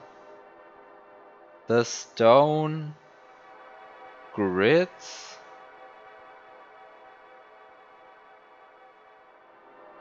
M-A.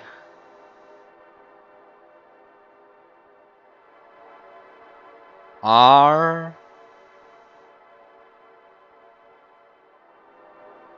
K. The stone grids mark.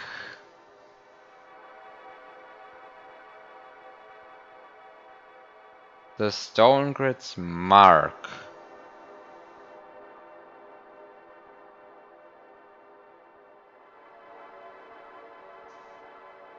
Those.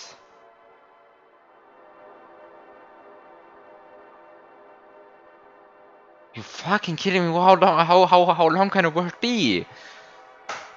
Words this long should be made illegal.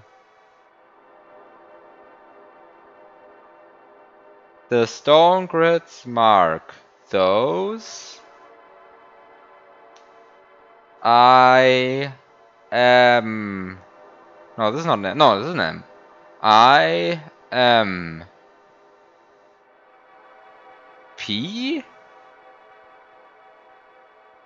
Important.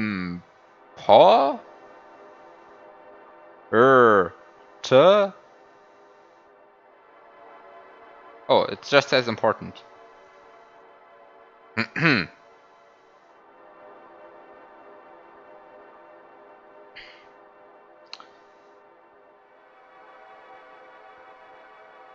By.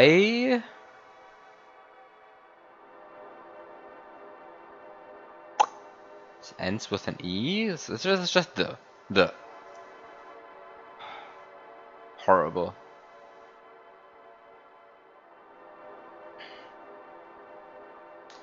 By the S-A-R-E? What? Ah, it does not say S-A-R-E. Because that's not a word.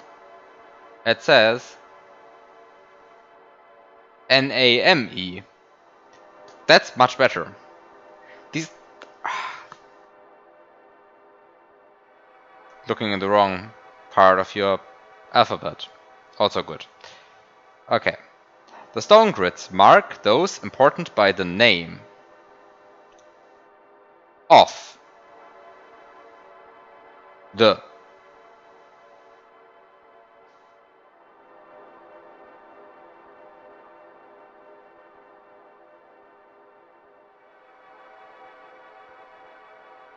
void. A.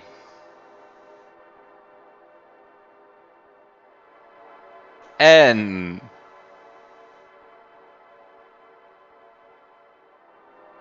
C.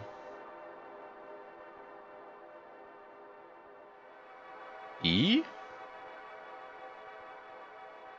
S T O R.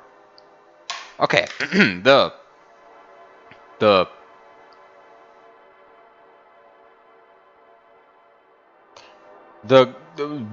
writings of Void can be found in the abyss above. The stone grids mark those important by the name of the Void ancestor.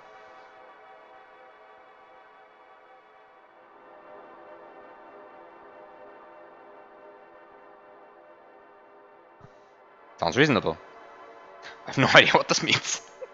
The question is, what does the number above mean? So this glyph might refer to a number, and if interpreted according to the usual rules, this is 11. But if interpreted according to flip along a horizontal axis rules, this is 12.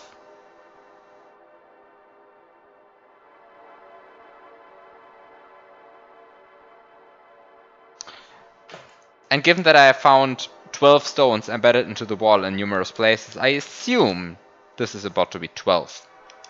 I think this means 12. The 12 writings of Void can be found in the abyss above. The stone grids mark those important by the name of the Void ancestor.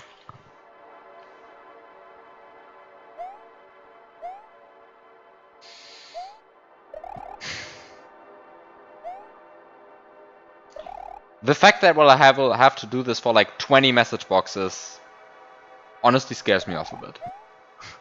Like, this was tedious.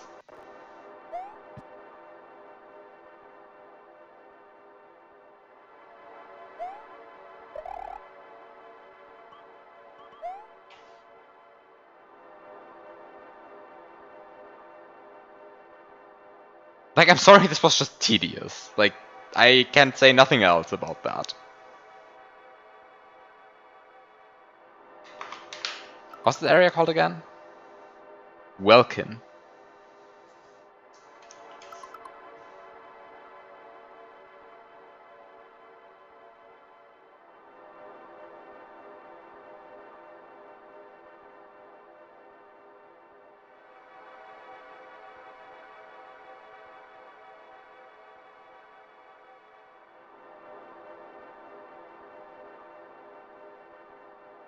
Let's just copy those glyphs and worry about what they mean later. Because they probably shouldn't be translated to letters anyway.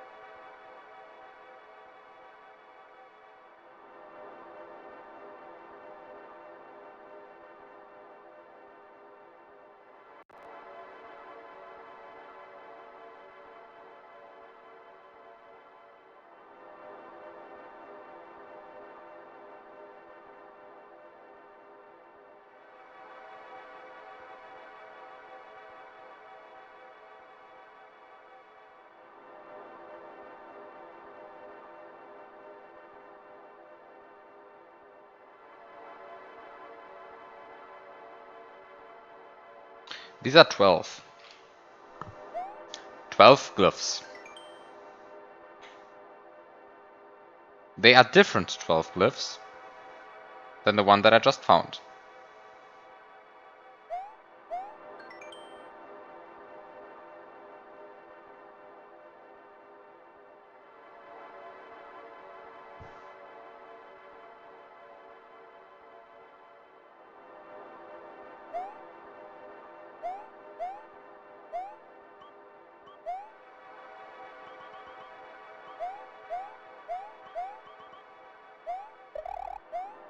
By the way, this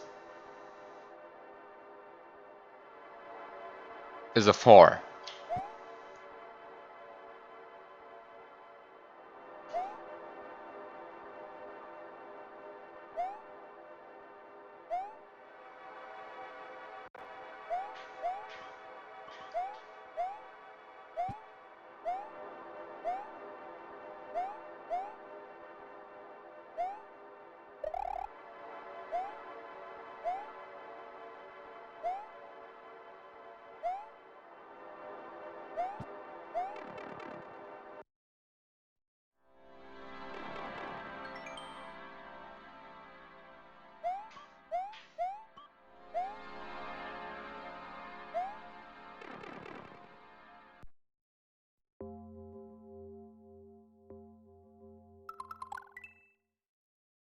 Ruins.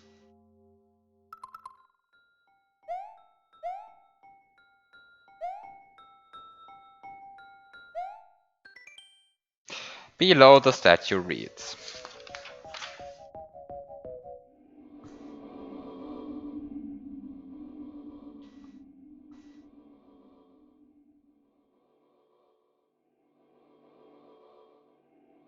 So, below the statue reads.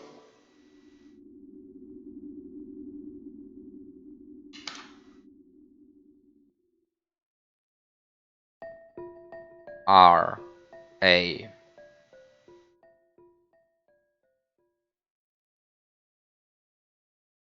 M.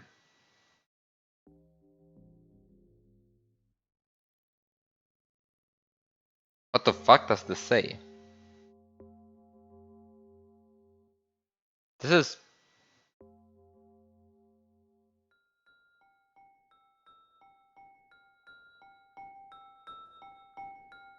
This is not an English word.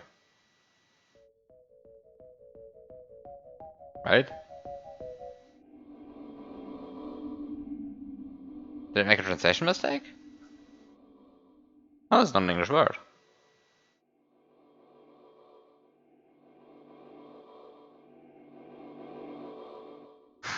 No, it does not say what the fuck does this say, unfortunately. That would be kind of funny.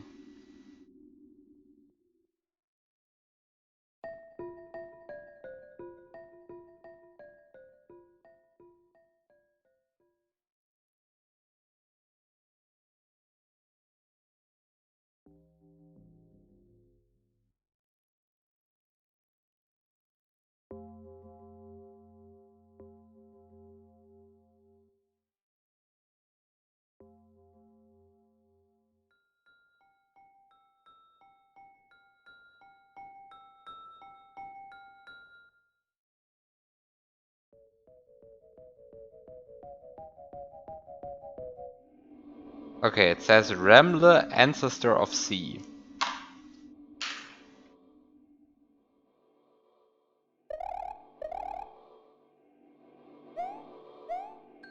Bony beetle.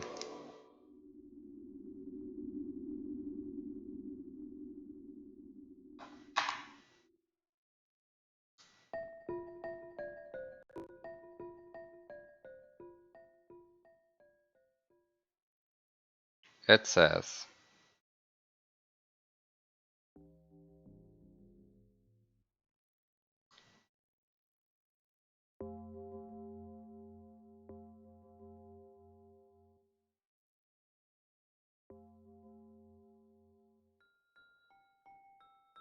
It says once again, ancestor. This is fine. Once again, it says off. And then it says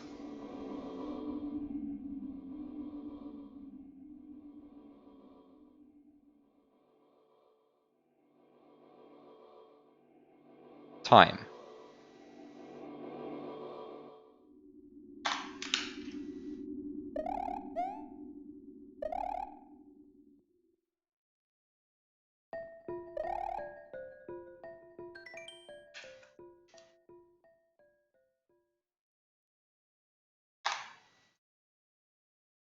This one has a more complicated name, but it starts with A, the name. And then it's AR B.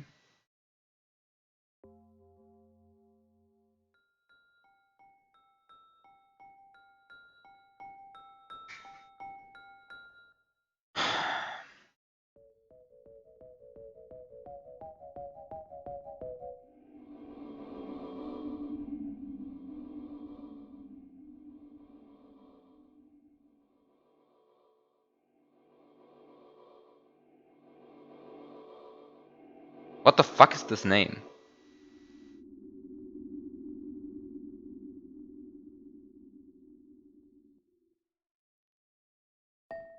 It ends with SV.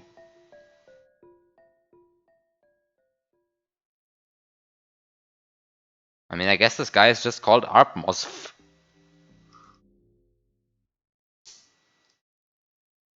He's also an ancestor of something.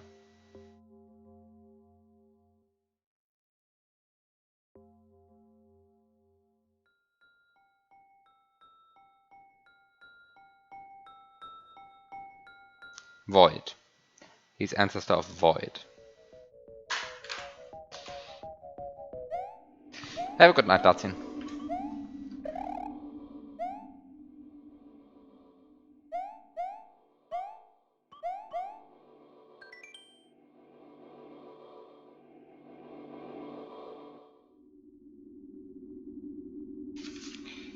So this guy is called S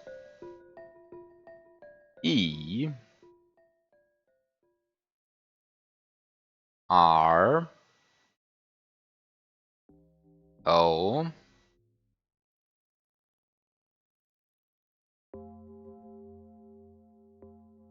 L F. Zerolf. And he's also an ancestor of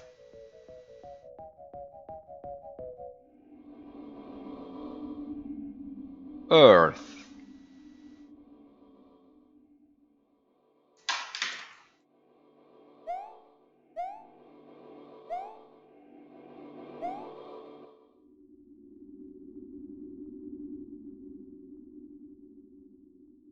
Then we have the Dino. The Dino has a name. He is called O. Just O. Ignore the rest. Okay, he's called OGE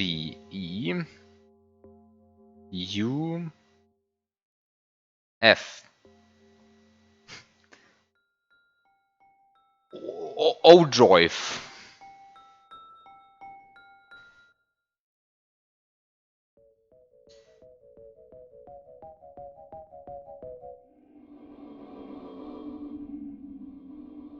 This is the name. He's also an ancestor of. He's also an ancestor of. And he's an ancestor of fire.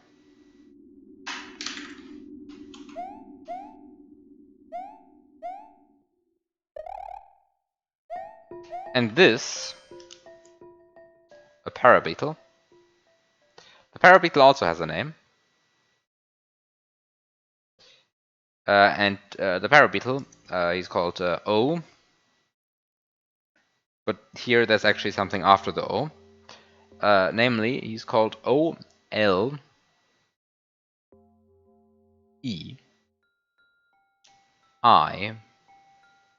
IC. He's also an ancestor of, but this time he's an ancestor of sky. And with that said, we have found 6 ancestors and no information whatsoever what to do with this. I love this game.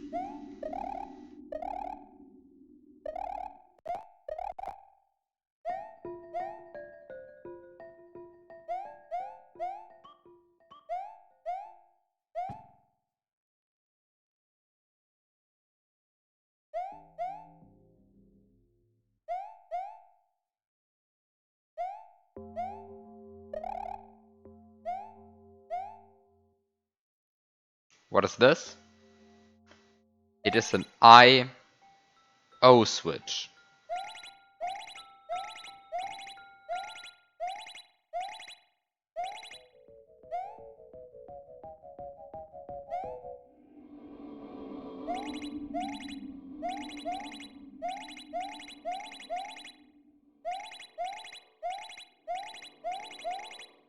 Okay, so we have an I/O switch.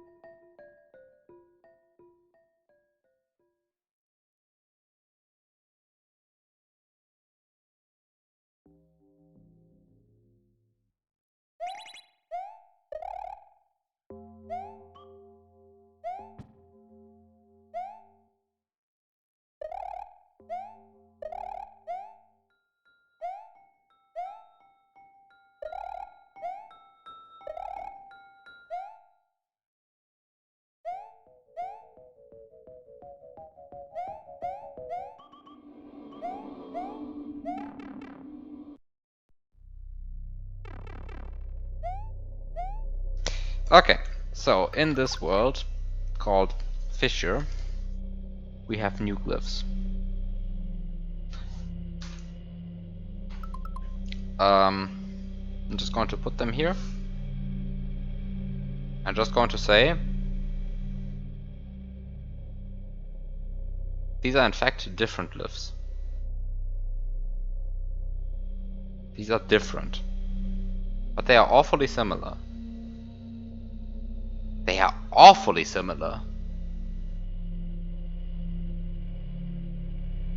They have a single difference so far. They have a single difference. They have a single difference. No, they have two differences. They have two differences. They have two differences.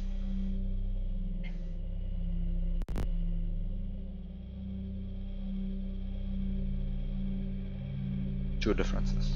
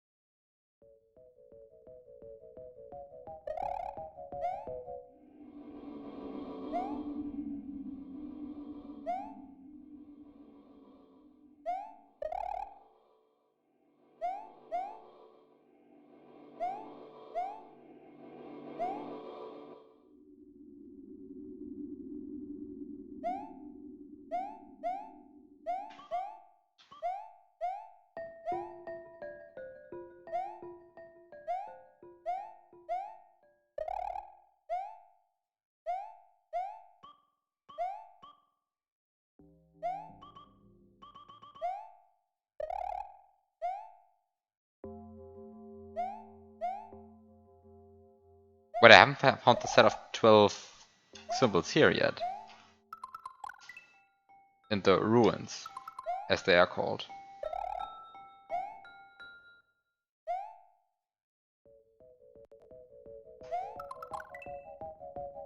Wait, where could it be?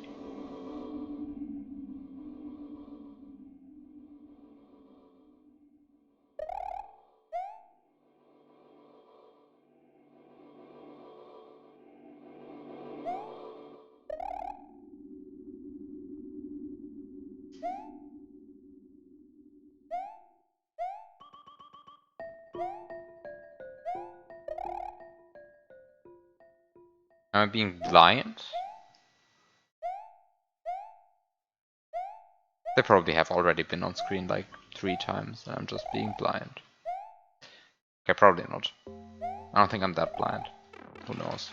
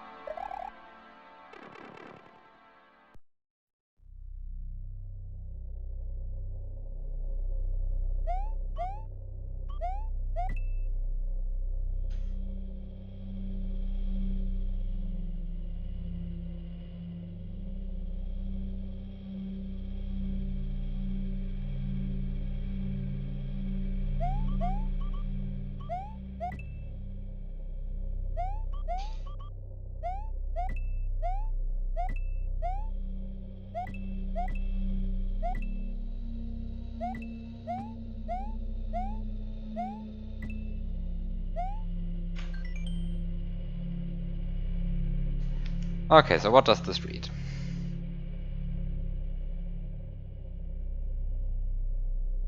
The.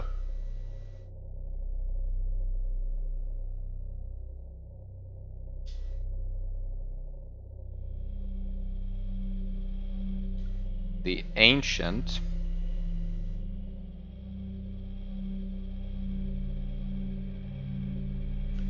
The ancient name. The ancient name of the. The ancient name of the fire.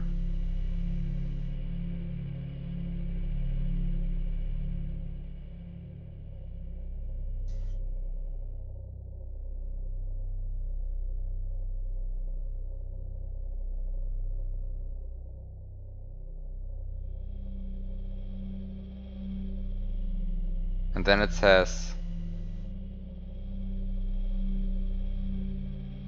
F Y R.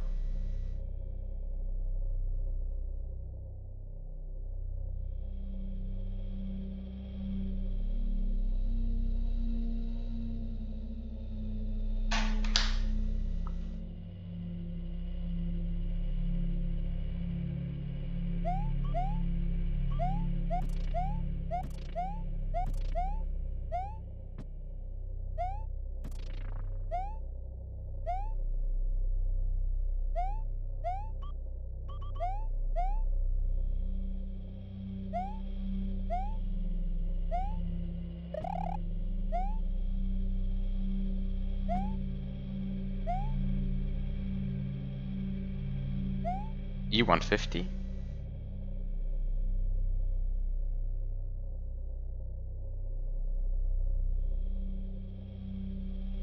What?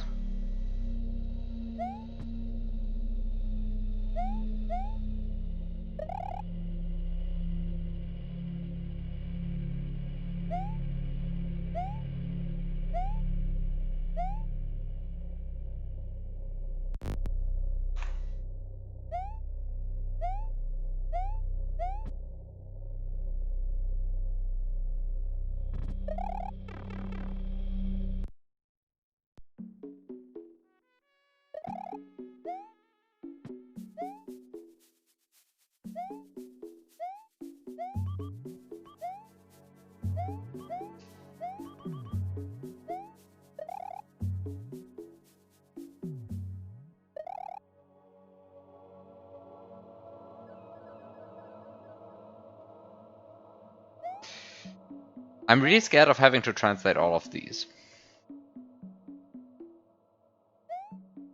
So I guess the trick is to just not do it. What was the fake? Ah, here's the fake Buzzy Beetle, and here are the glyphs. Because I didn't write the glyphs down yet. So this place is called the Grotto, right? Yeah, it's called the Grotto. And so we once again have symbols which are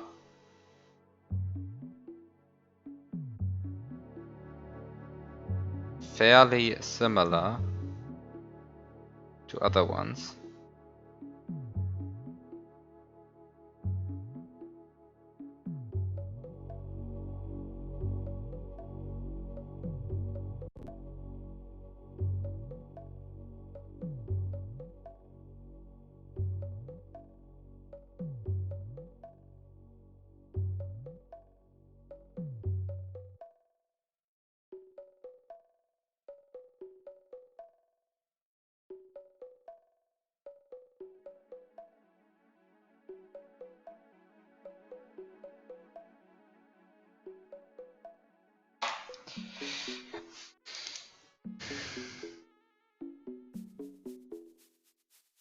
Okay, so these are again pretty similar.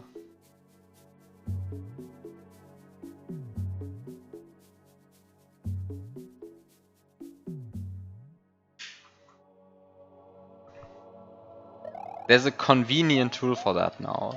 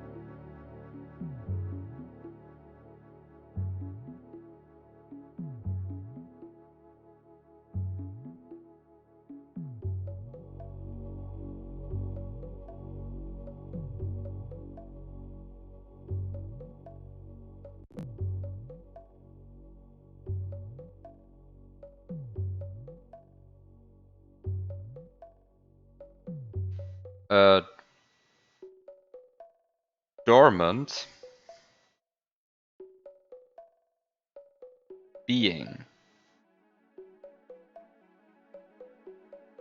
rests in the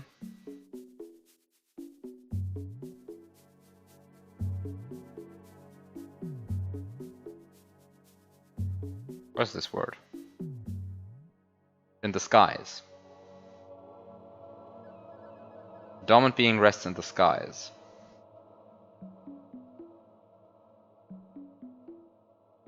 Below. A dormant being rests in the skies below.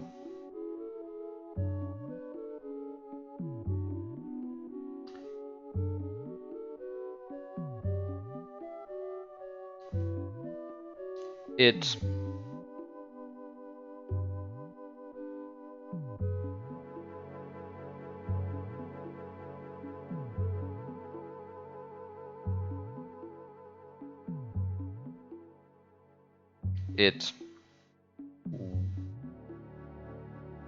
what is the symbol? What is the symbol? I don't know the symbol. I don't know the symbol. Do I know the symbol? I do know the symbol. Yes, of course I know the symbol. It's a W.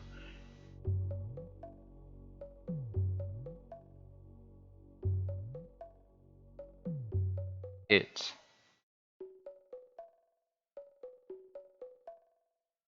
will. It will. It will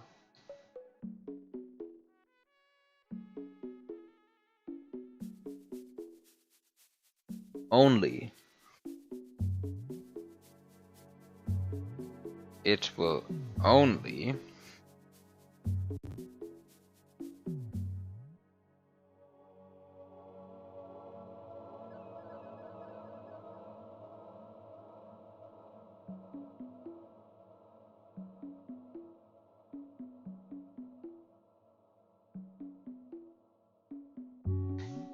only wake.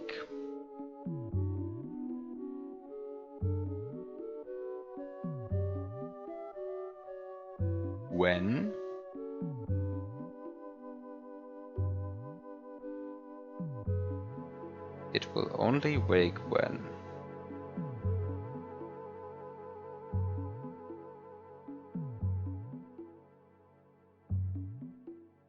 It will only wake when called.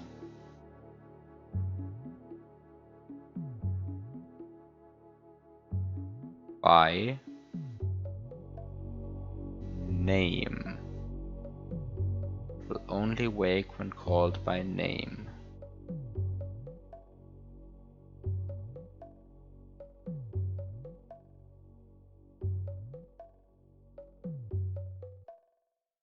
Its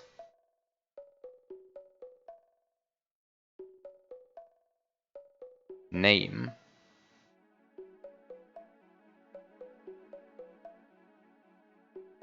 can be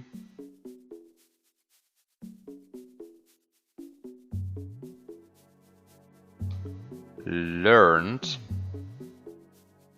Name can be learned as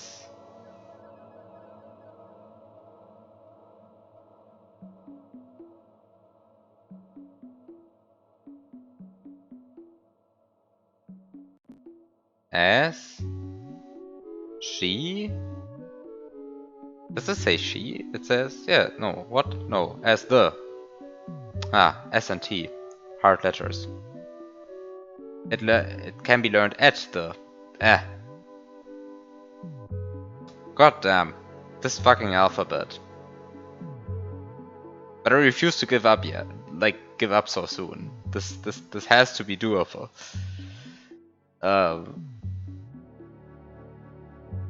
Reading hard. At the.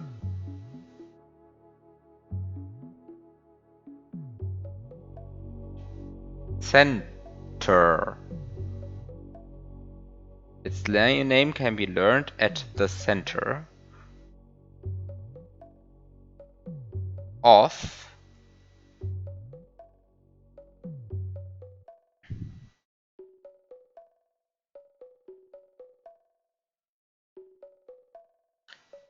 G E Genesis.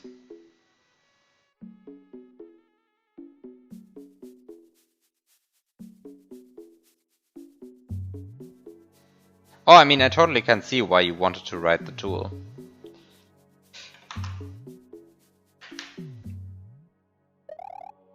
This is definitely tedious.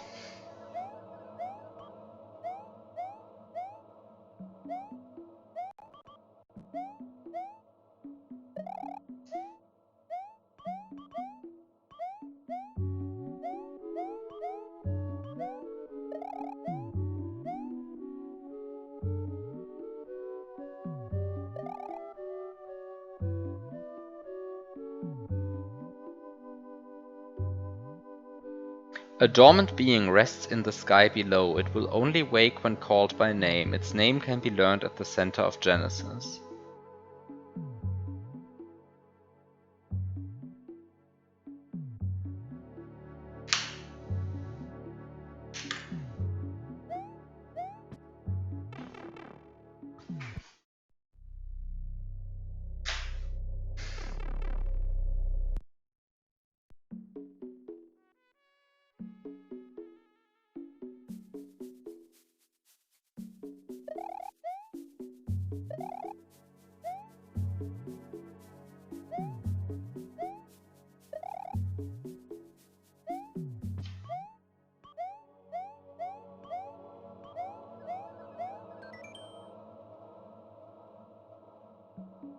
So what do these say?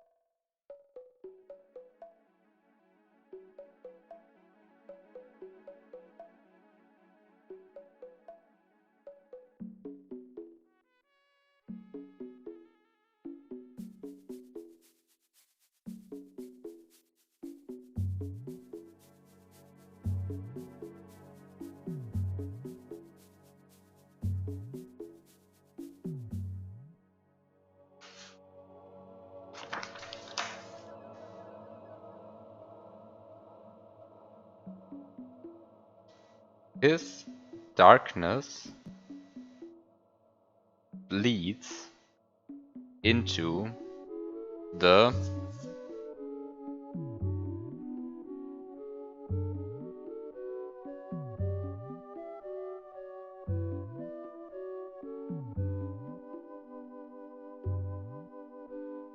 heavens.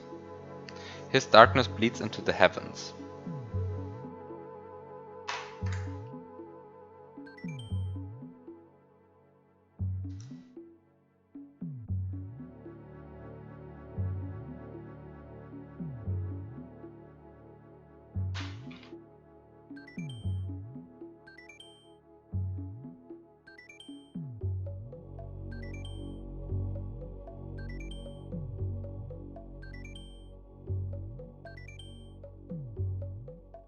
His darkness. Same word again.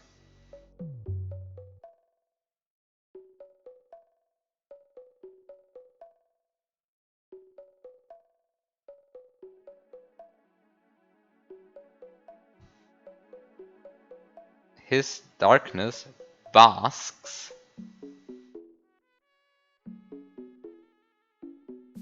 in the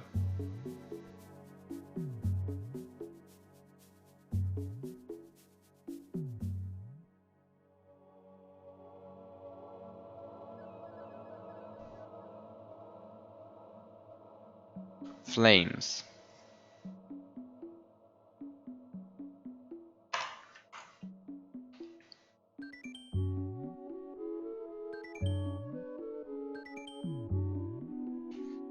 Ah.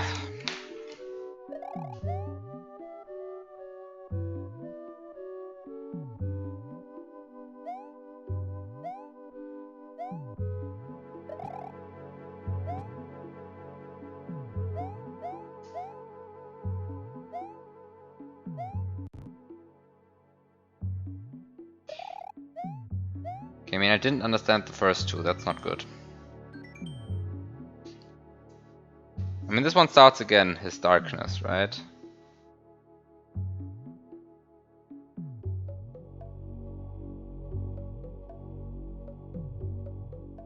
His darkness is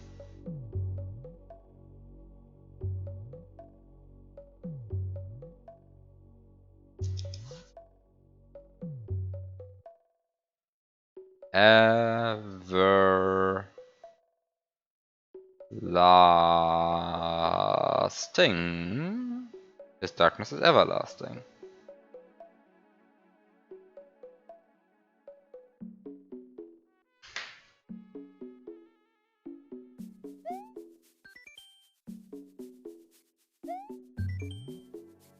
Some of them start very differently.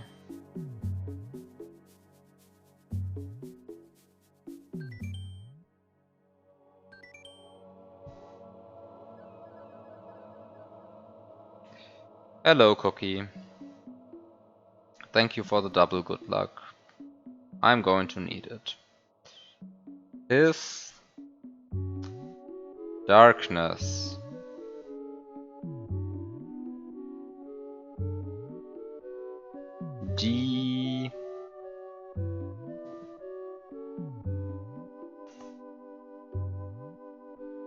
defines. Does this say defines? No, it doesn't say defines, it says defiles.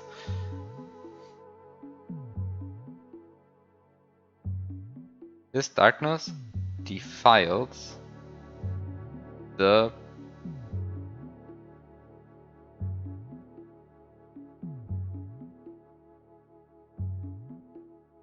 earth. This darkness defiles the earth. This is nothing but darkness. I'm going to just try and translate the ones with darkness first, as long as I can still remember how the word darkness looks.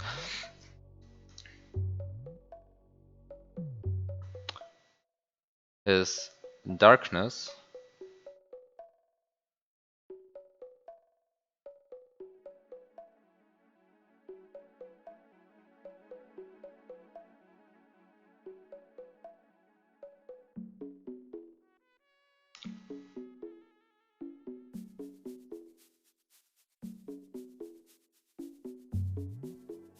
pollutes.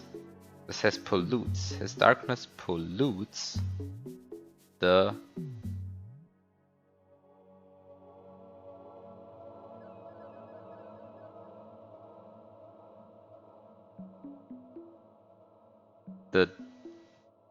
deep ocean.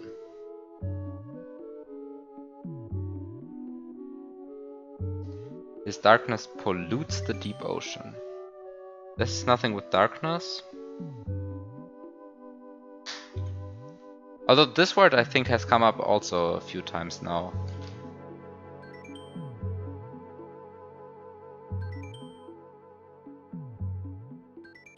Is this everything with darkness? No, this is also a darkness, right? Yeah, this is also darkness.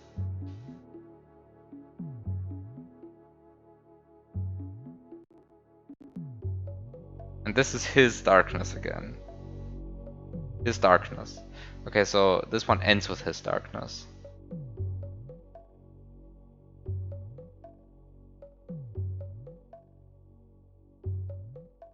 The.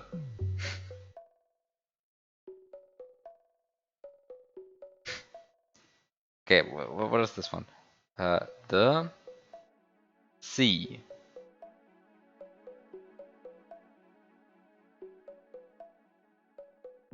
The sea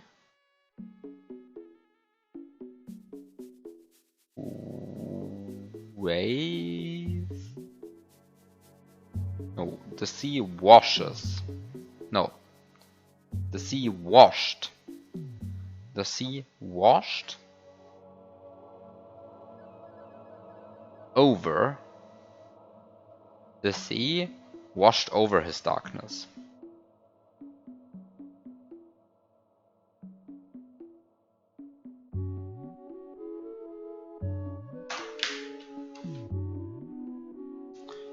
Okay.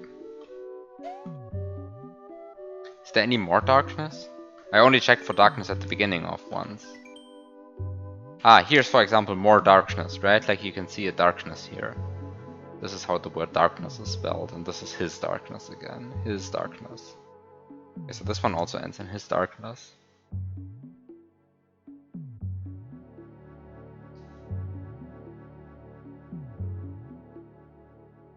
Did I read the correct what?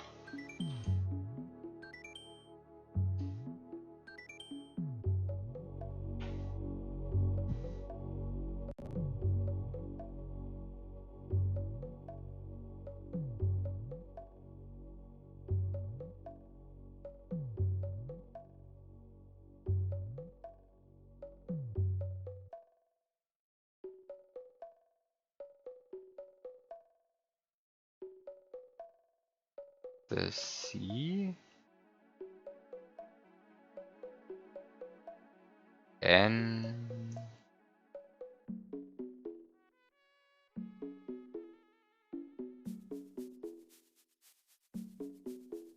the sea envelops his darkness.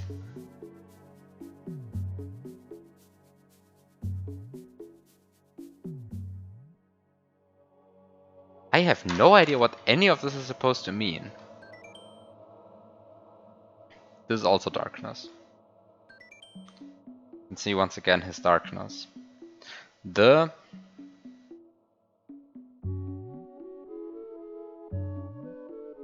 void.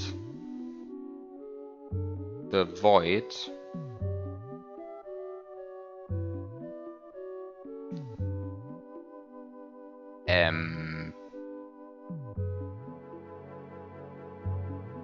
embraces? No, the void embraced his darkness.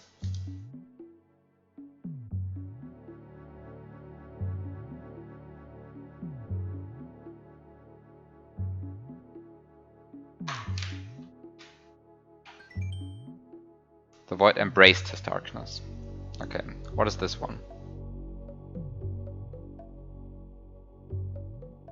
Oh, this is his darkness pollutes the deep ocean. I already have this one.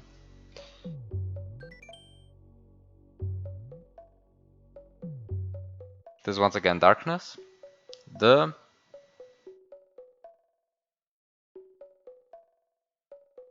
fire. The fire engulfs.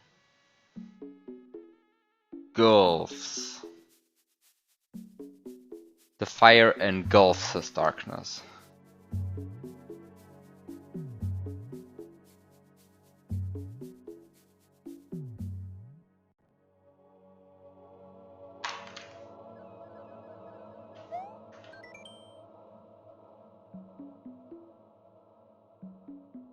And also contains his darkness. It's these two here. And this one is the again. But, well, what's the rest? Let's see.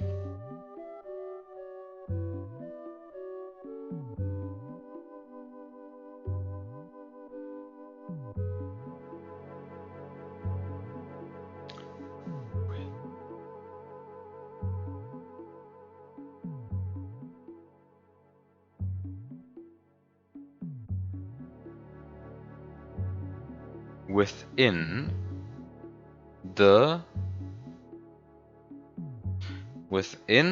abyss. Within the abyss.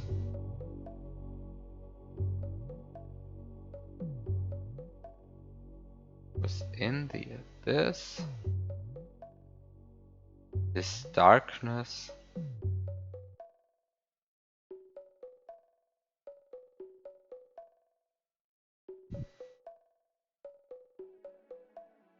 In the abyss, his darkness flourishes.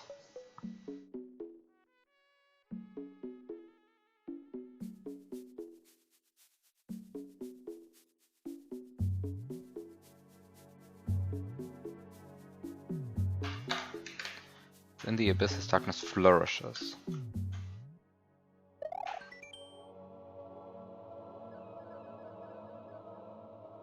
Wait, why did I not read this? Why did I not translate this immediately? I'm confused. This clearly contains the words his darkness at the very beginning. I just ignored it. Whatever. Okay. His darkness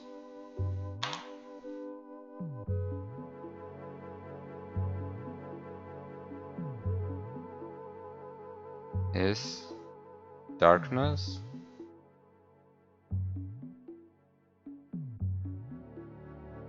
walks. His darkness walks. Okay. Walking darkness?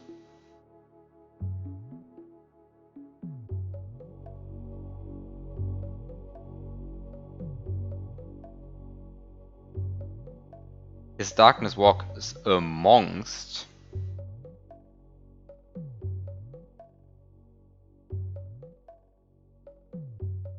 Darkness walks amongst. What a nice word. Amongst. Not simply among. No. Amongst. Darkness walks amongst the trees.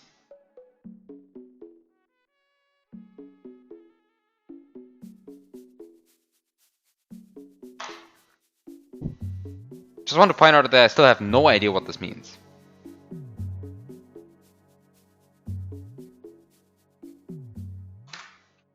I have no idea what any of this is supposed to actually do. But this is the last one.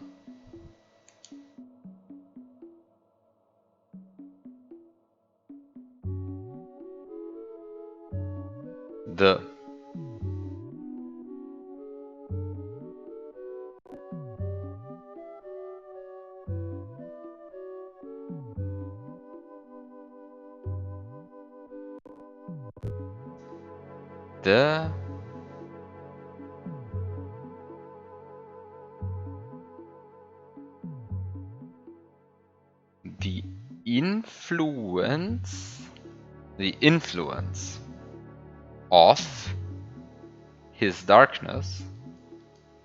The influence his darkness on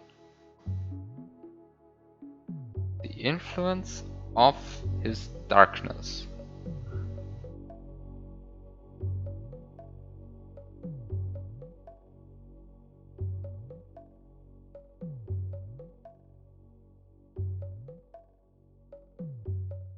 Only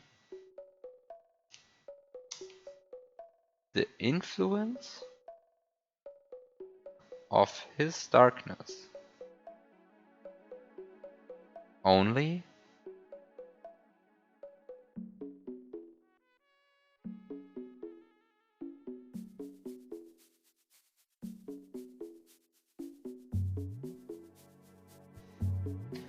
only grew with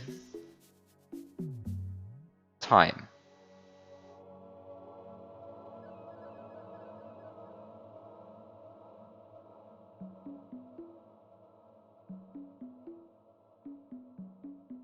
Okay, so we have his darkness bleeds into the heavens, his darkness basks in the flames. Within the abyss, his darkness flourishes. His darkness is everlasting, his darkness walks amongst the trees.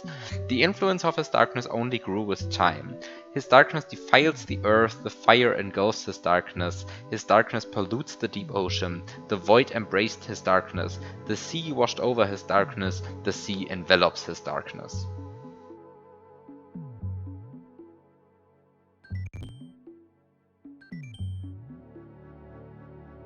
Did I? No.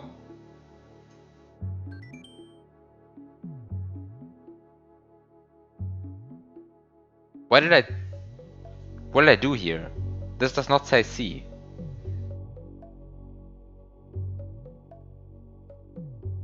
What does this say? It says the sky. Why did I write down sea? I knew something was amiss here. I just wrote down sea, but I actually translated this correctly as sky when I read it the first time.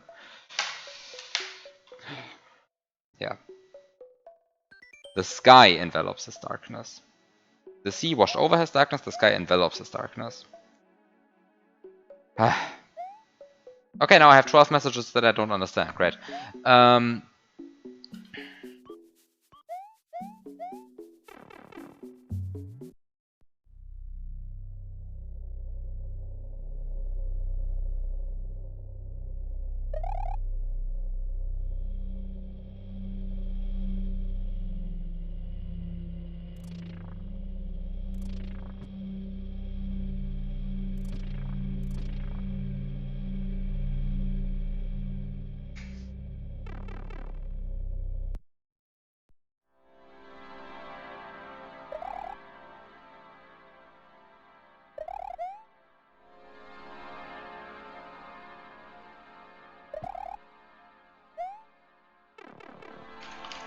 Okay, so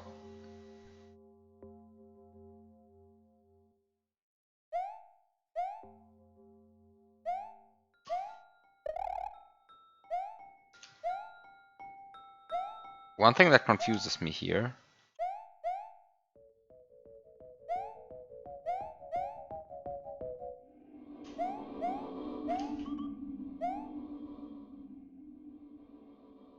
is that I haven't found a creature in this land. I have not found a creature in this land here.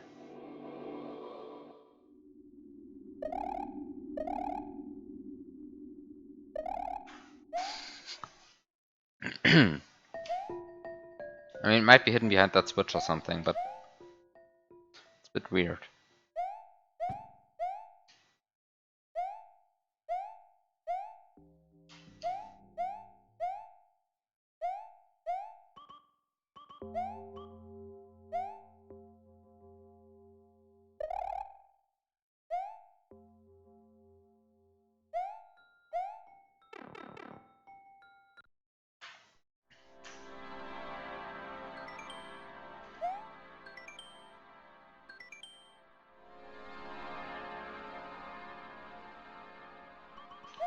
Okay, let's not go to the sky, let's instead go somewhere else.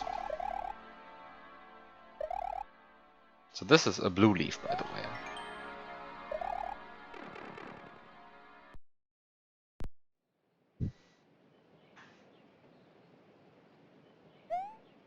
And there's the sound thing. Also, be right back. Oops, what am I doing? I don't have to pause the emulator for this. There's nothing happening in game.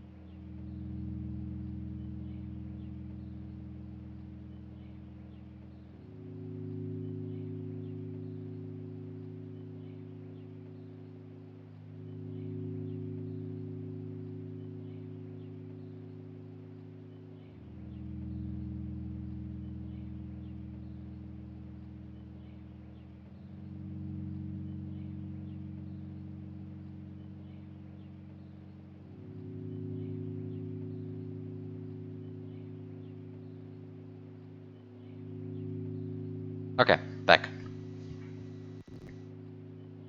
So there has been this hopping plant around here.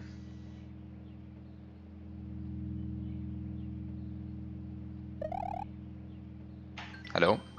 So what did you? What does the plant say? So this is the plant in the swamp.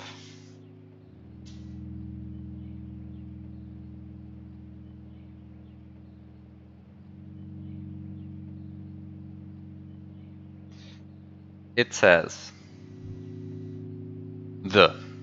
Because every good dialogue starts with the. You just have to know this. Right? This is just how you form good dialogue. The true.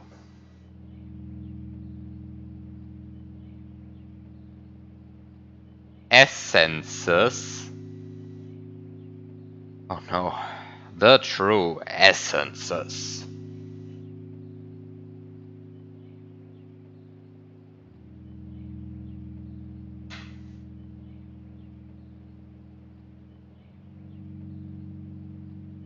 The true essences. And the true essences and the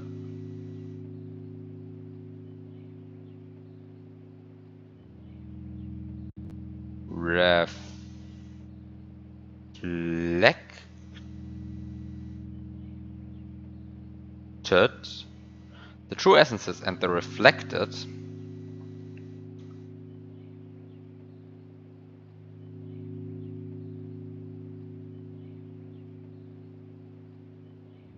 ones. The true essences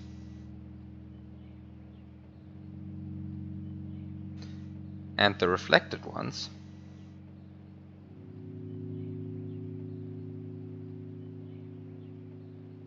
are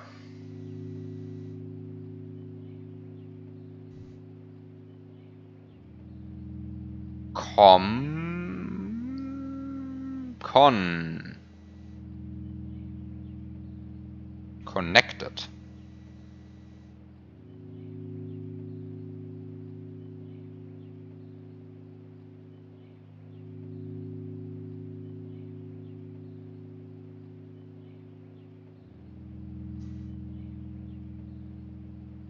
through a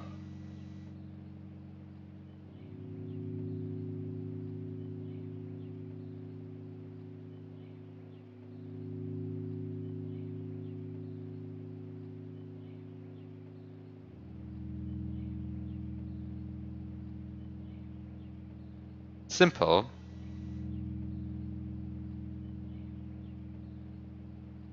dance.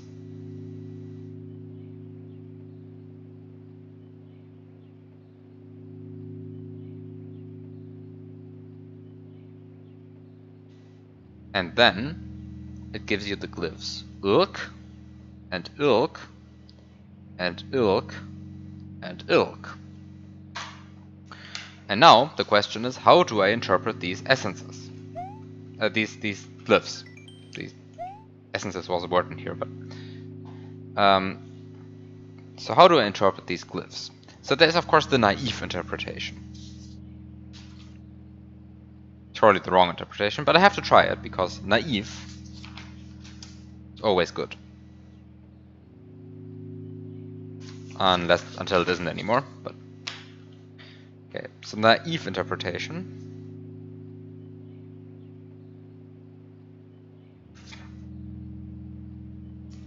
The naive interpretation would be this.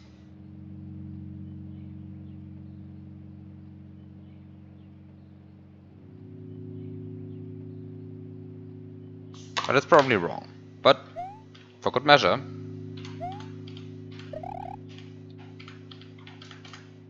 okay, it's wrong. That was clear.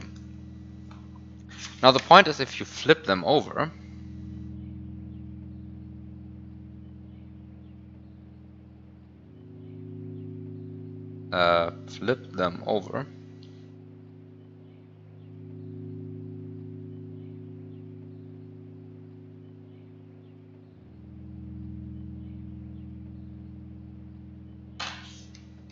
then you end up with a different dance.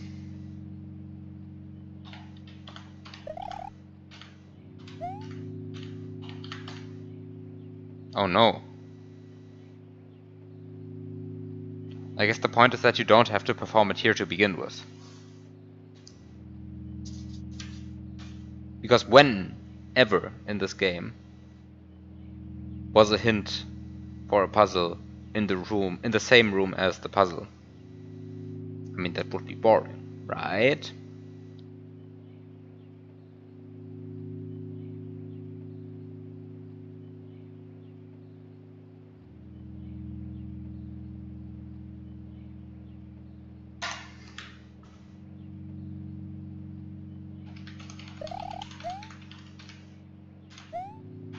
Okay. But now I have a simple dance, which I can just do.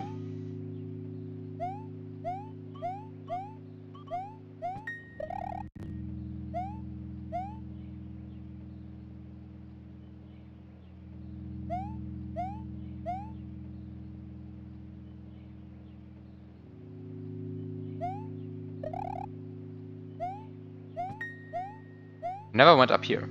No, I did went up here. Go up here. Fuck. It's just the hexagon.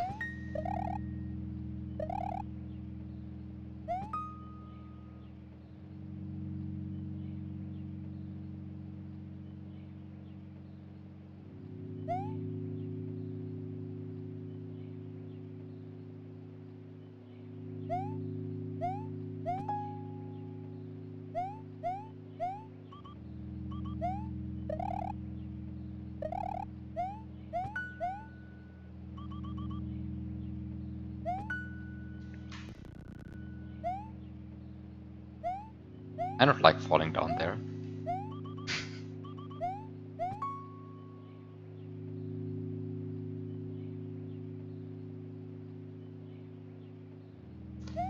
I have to like keep these sounds in my mind for like long distances.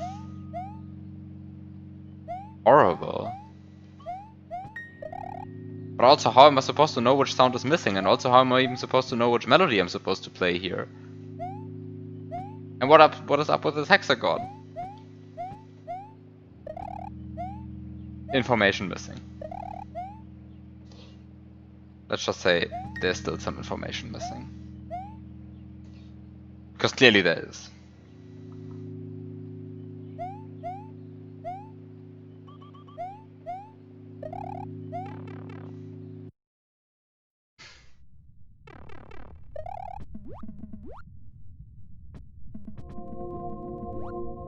Then we have this.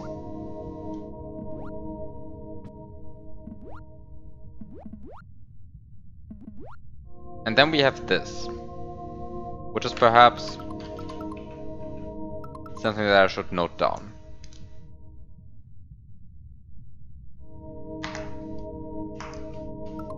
So.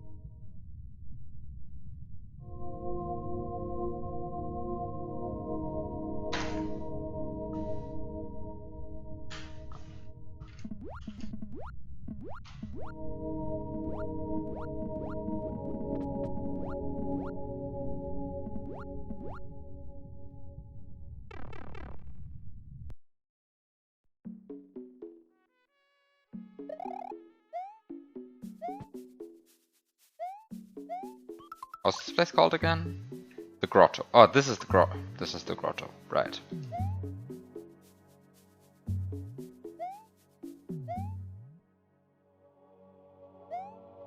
Wait, which place am I still missing then?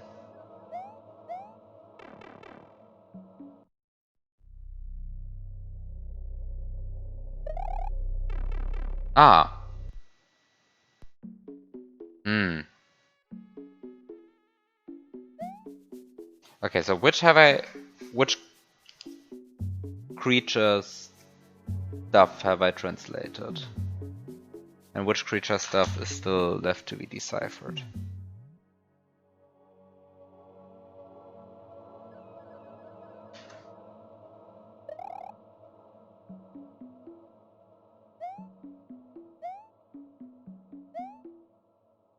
So I have the bird in the sky, I have not actually deciphered what the snake in Fisher says. And I have not yet deciphered what the Cheep in the cenote says.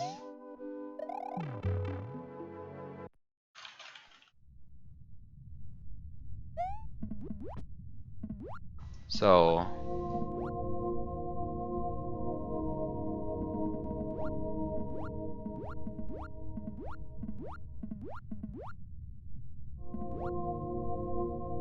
time to look up what the fish in the cenote says, I guess. That shouldn't be too hard. Good day, dear sir. You have lots of things to say.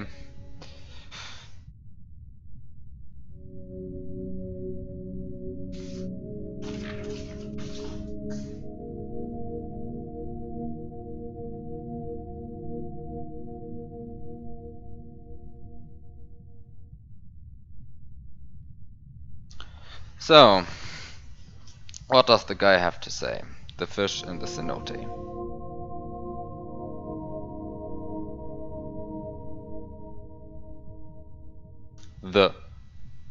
Because as we know, every good dialogue starts with the.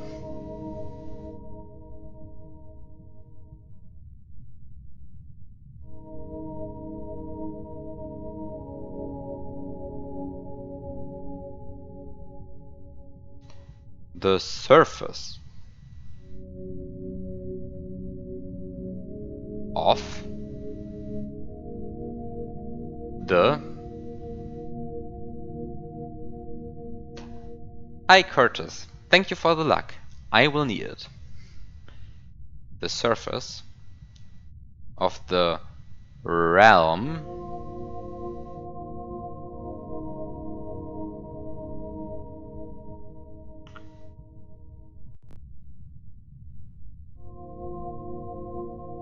sits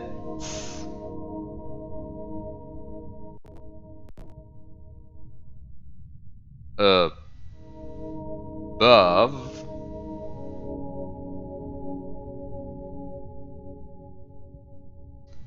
The surface of the realm sits above the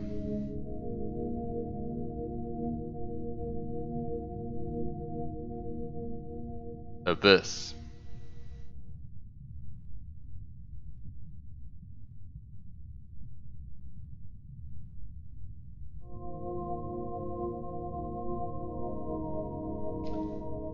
To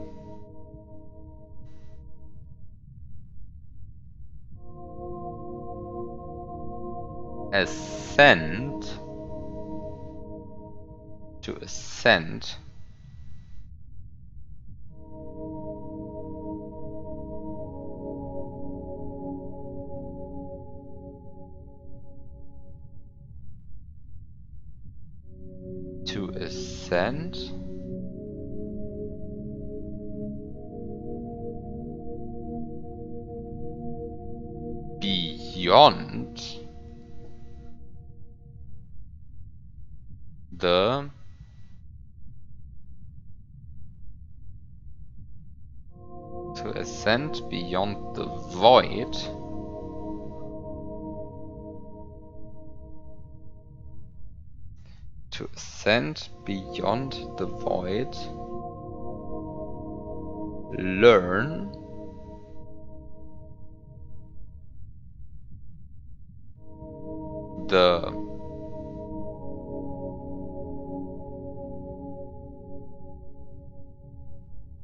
learn the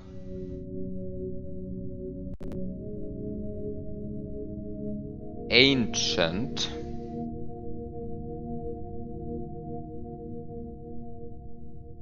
to ascend beyond the void, learn the ancient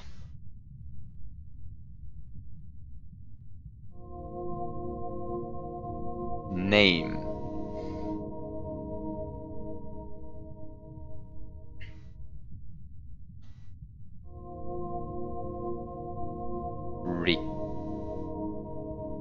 Recite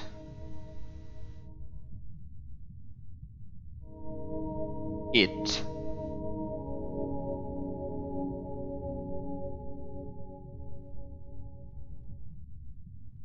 once.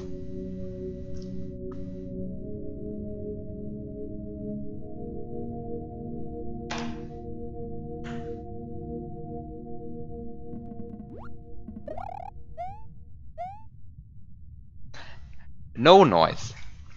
16 by 9 changes nothing about the game except make it uglier.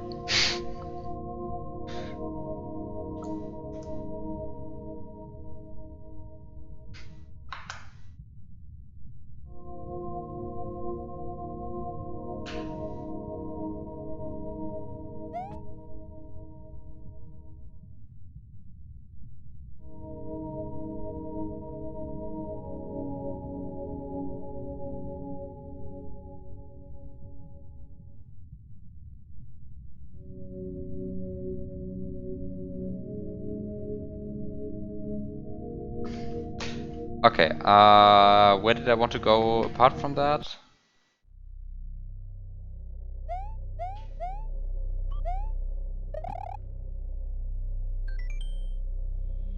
Here. Hello.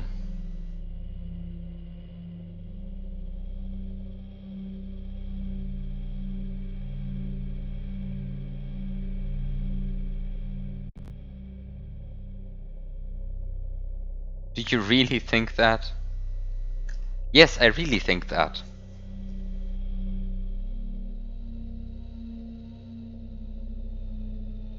Otherwise I wouldn't say it so much.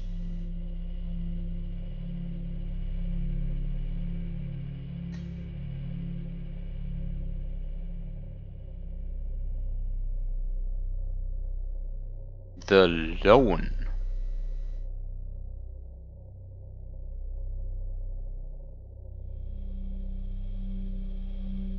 The lone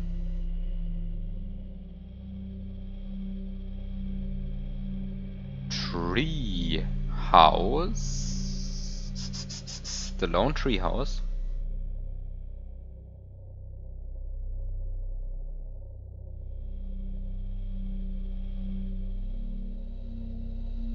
in the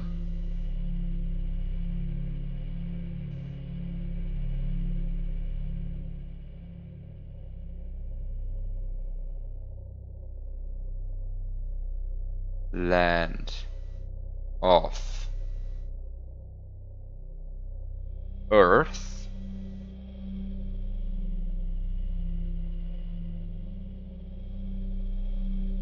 dot dot dot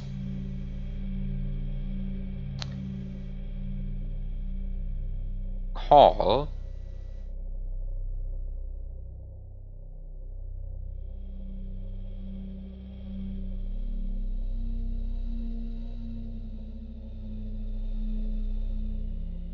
upon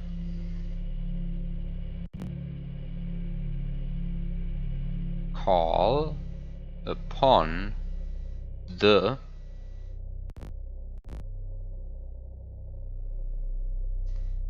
call upon the name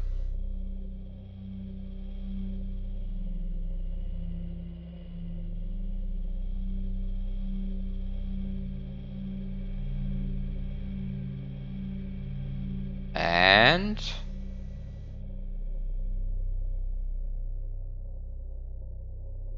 it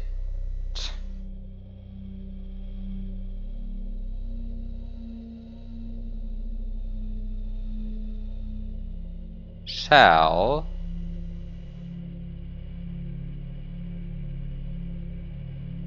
open.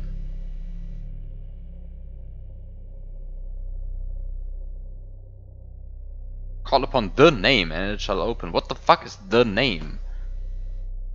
I mean, like, I'm spending so much time reading, just reading, that the issue is kind of, I'm not even having, like, enough energy after all of this reading to properly get mad at how nonsensical all of these hints are.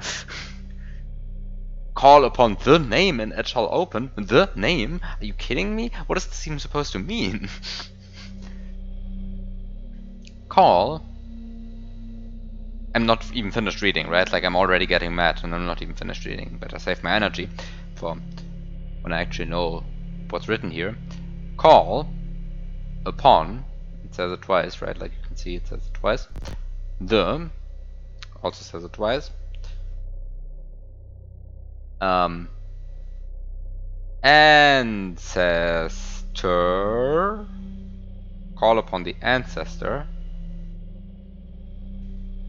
of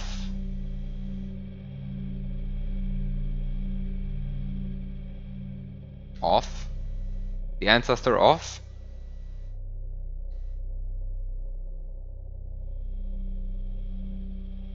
that land.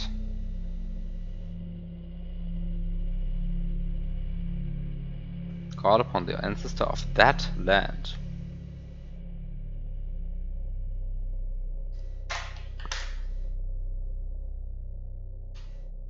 Yes, that's my real name. Like, if you look in my passport, it just says that.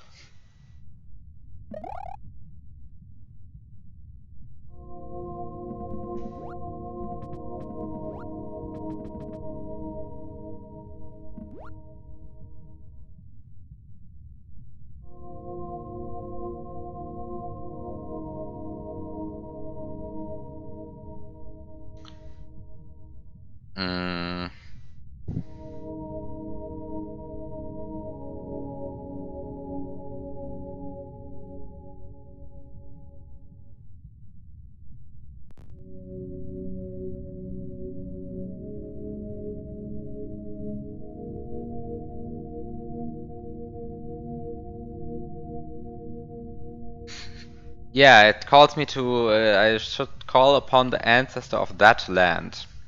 So, I mean, we have an ancestor of that land, which is the ancestor of Earth.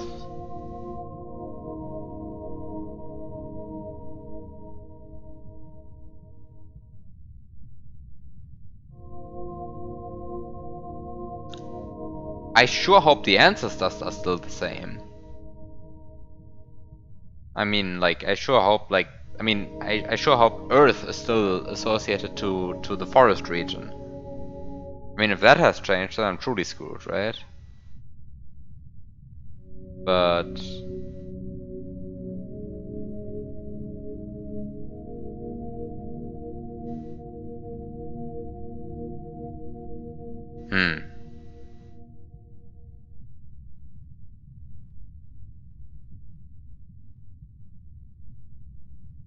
Okay, I'm just going to say the ancestor of Earth is who I care about.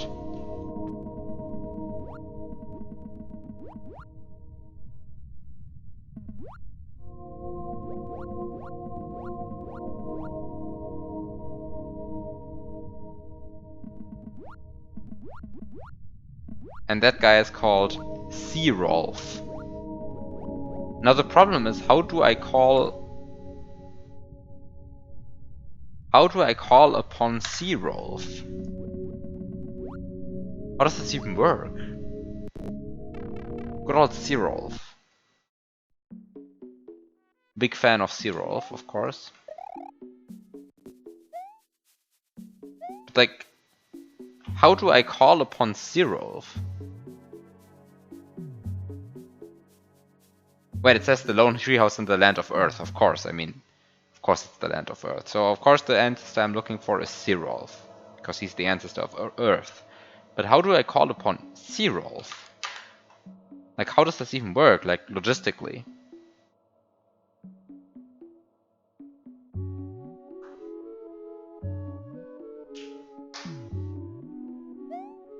LDA Sea Rolf STA call.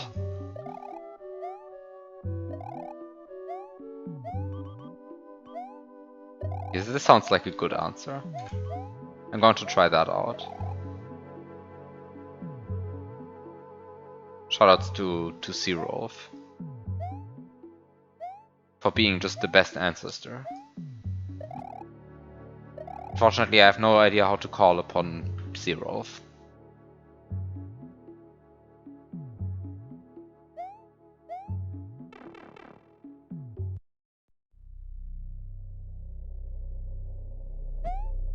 So how would I call upon Sea Rolf? And how does this puzzle work, really?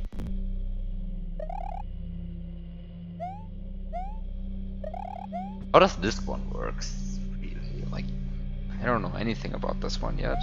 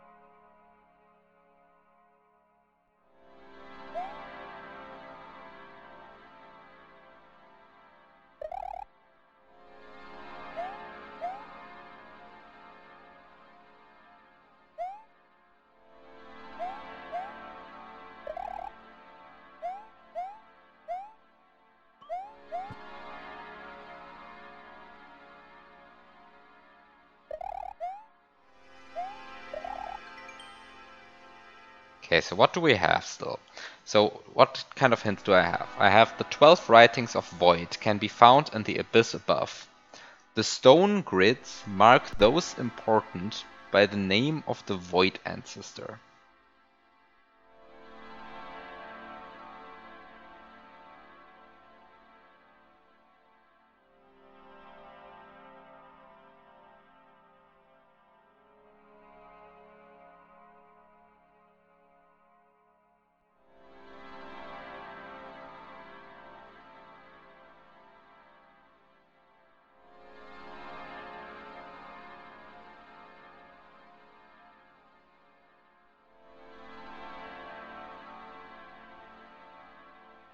the name of the void ancestor being Arbmzoth.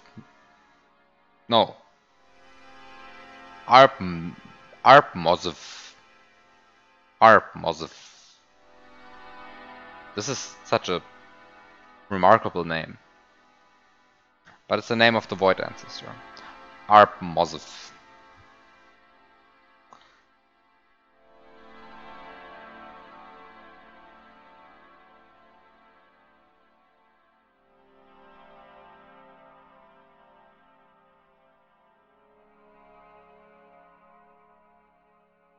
So I mean, this means that the name of the ancestor of void has 7 letters.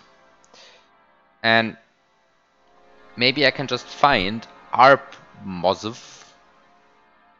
For those wondering, thank you. Maybe I can find Arpmozov in these grids. So for example, there's a single A in this entire grid, which is the third of the top row of the one in Grotto. And is there an R somewhere? Presumably yes, but I haven't found it yet.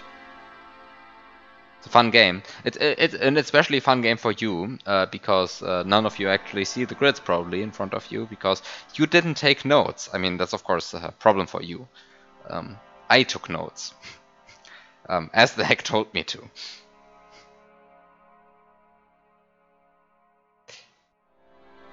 I can't find an R. There are 2 possible interpretations of this. Either I'm blind, or I haven't actually found all stone grids.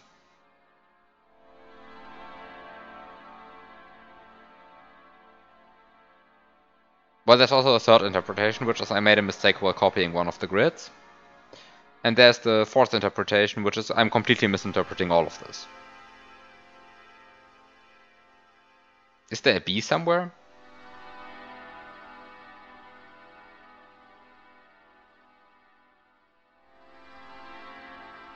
In one of these grids? Is there a B somewhere in one of these grids? I don't even see a single B.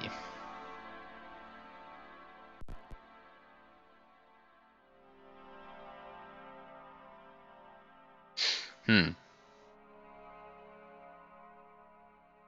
there an M? At least. Somewhere. Come on, an M. There must be an M somewhere.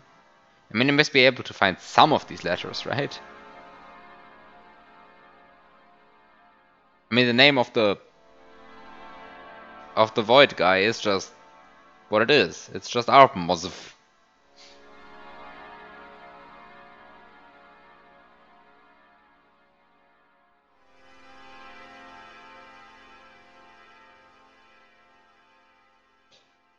I am not finding anything. Is there at least an O somewhere? This is getting stupider and stupider. Yes, there is an O, and there's actually a unique O. It's in the Cenote grid. Second row, leftmost column. And is there an S somewhere? Can I find an S at least?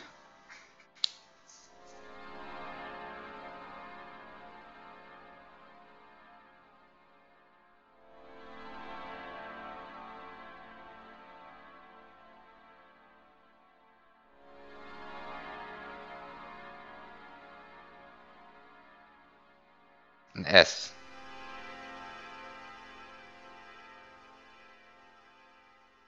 I mean, I must be able to find an S in here, right? There's so many letters which I didn't find. Yes, I found the S. It's in Welkin, bottom right corner. Okay, so if I just write this down. Arp Mozif. Then O is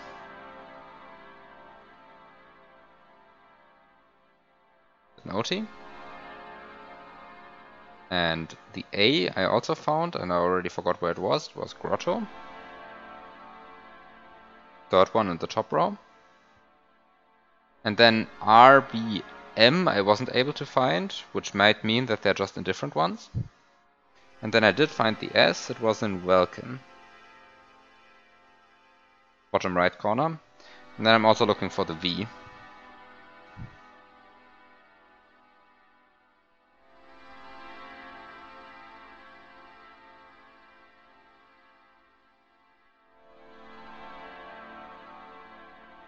I think I found the V. It appears to be in Fisher. Top row. Fourth one. Okay. So this tells me something. The 12 writings of Void can be found in the abyss above. And actually I found the 12 writings of Void. And I translated them. They are: his darkness bleeds into the heavens, his darkness basks in the flames. Within the abyss, his darkness flourishes, his darkness is everlasting, his darkness walks amongst the trees, the influence of his darkness only grew with time, his darkness defiles the earth, the fire engulfs his darkness pollutes the deep ocean, the void embraces his darkness, the sea washed over his darkness, and the sky envelops his darkness. Okay, so these are the 12 writings of Void, I presume, because they're 12. And then the stone grids mark those important by the name of the Void ancestor, so I guess I copy all of the 6 stone grids, of which I've unfortunately only found 4, which is a gap in my reasoning. I'm just assuming there are 6. And then I try to find the letters ARBMOSV in the, well, codified in the stone grids, and this gives me 7 ordered positions in a 3x4 grid, which I can then trace back to the 12 writings of Void, and then I somehow have to find glyphs that either bleed into the heavens or bask in the flames or some bullshit like that, right? And then I have to input that somewhere, presumably at the place where the 12 things of Void are, but maybe actually at a different place, who knows. Okay, so this is convoluted, but it's unfortunately probably the least convoluted of them.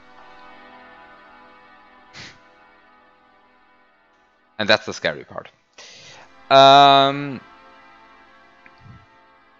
In other news, I haven't found the pattern for the swamp yet. And I also haven't found the pattern for whatever yet. So the other thing is,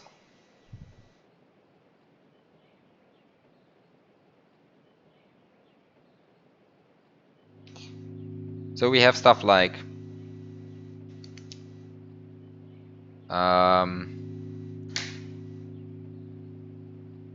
the lone treehouse in the land of Earth. Call upon the name and it shall open. Call upon the ancestor of that land. So I somehow have to call upon Zerolf. Zerolf, the ancestor of Earth, right? Unfortunately, again, I don't know how to call for Zerolf. And this is really a gap in my understanding, that I don't know how to call to Zerolf.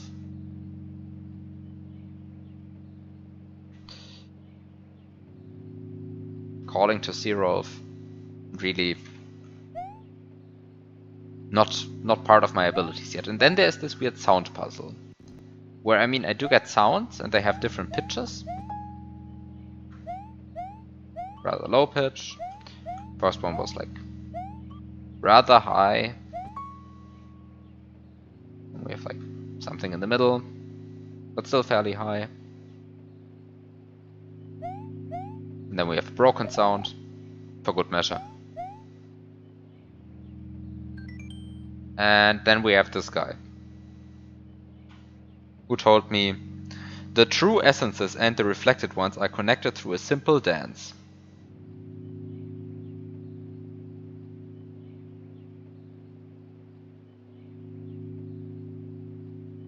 Actually, wait a second.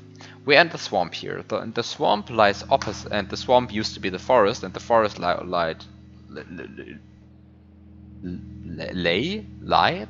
Lou? What is the? How do you change the word lie? Well, whatever. The forest lies opposite to Caldera, and Caldera is now Fisher. And And I mean, of course, Fisher still has this reflection chamber, right? Like this reflection puzzle gimmick, whatever thing. And I guess I can go there and try the dance there. Because, I mean, I'm still assuming that kind of the creatures secretly talk about the land opposite to the one that they're currently in. And I mean, so far this seems to have made sense. So, for example, the bird talked about the abyss above and then talked about the 12 writings of Void. And they were in the grotto, which is the top of the map. Because, as everybody knows in any sensible game, the sky is the bottom of the map. Lay? No, this doesn't seem correct. Does somebody speak English here?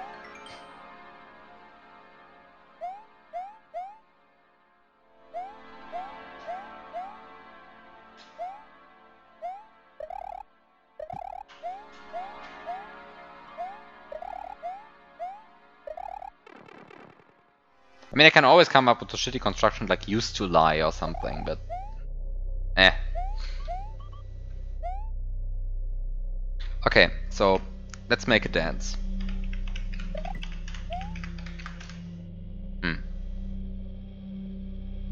Didn't seem to work. I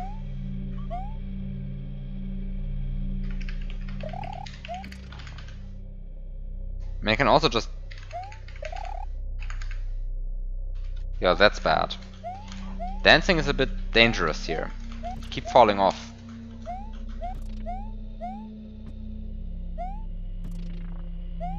I mean, I can always dance, like, here, I guess.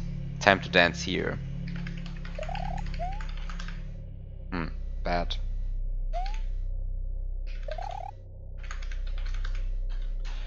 Okay, I don't know how to dance. I guess I don't know where to dance.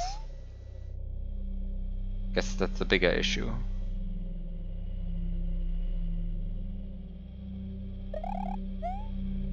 The true essences and the reflected ones are connected through a simple dance.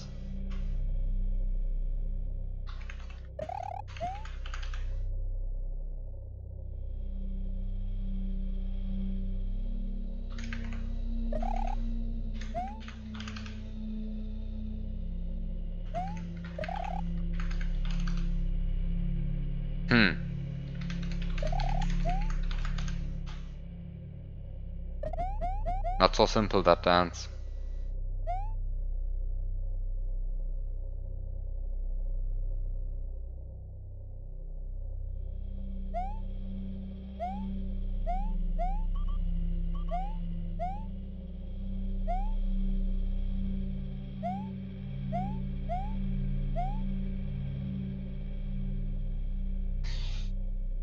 And I have no idea what this is supposed to mean. Like these doors.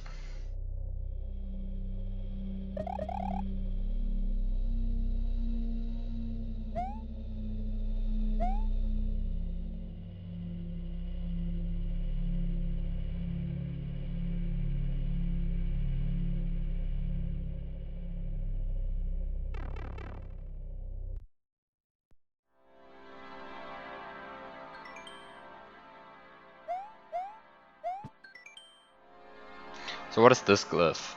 This glyph is kind of a 4, and it's kind of a 3, depending on how you look. But I guess since we're in the land of the upside down by now, and firmly in here, this is now a 4. And, I mean, this makes sense, because Caldera always used to be 4, and now it's still 4. It's just a reflected 4, I guess. I guess in this land the numbers are just upside down. Maybe this game is playing in Australia or something. So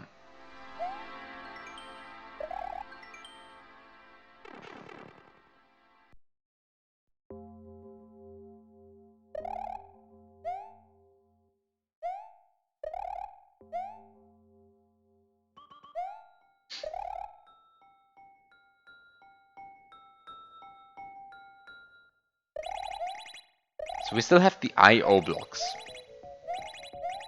I don't know why we have I/O blocks, but we have them.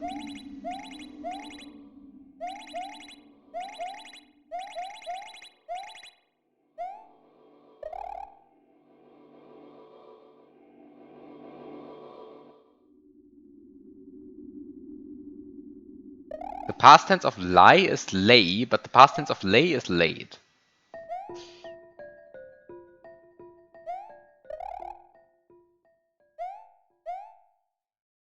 I like the English language very much. That's everything I have to say.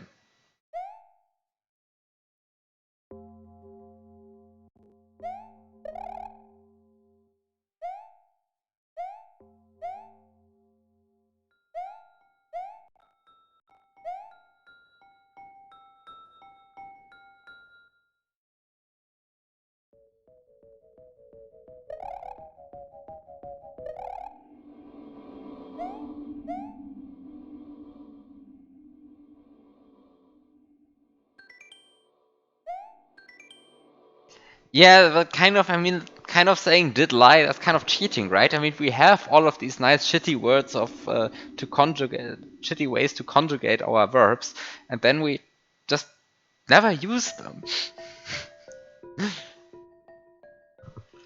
It's horrible. And always use like this, these constructions involving participles, whatever.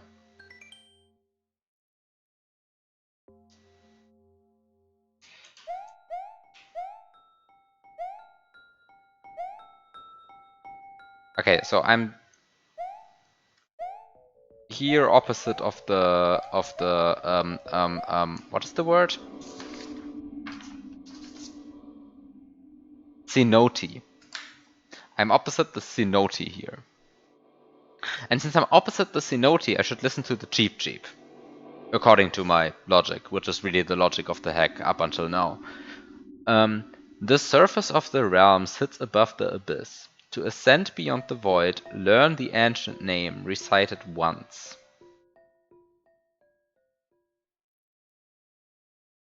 The surface of the realm sits above the abyss.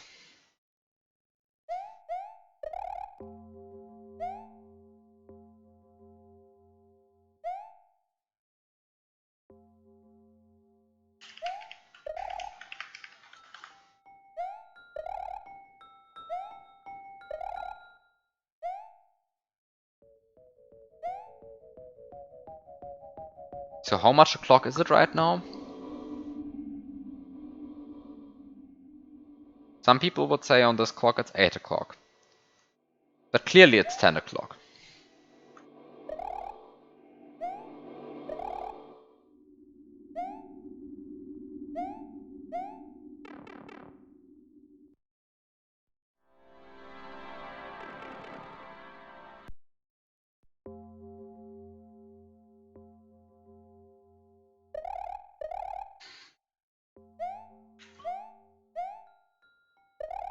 Okay, so if you switch regions, then the clock resets. And the IO switch does as well.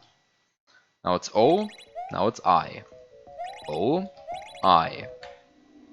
Makes sense? Yeah, totally. Love me a good IO switch.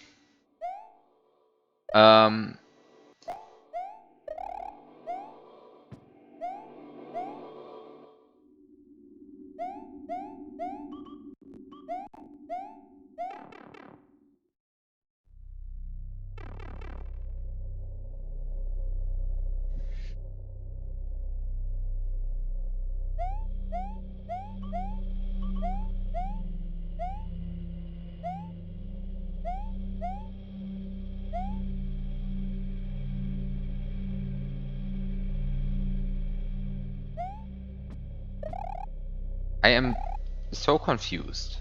How do I get to that door?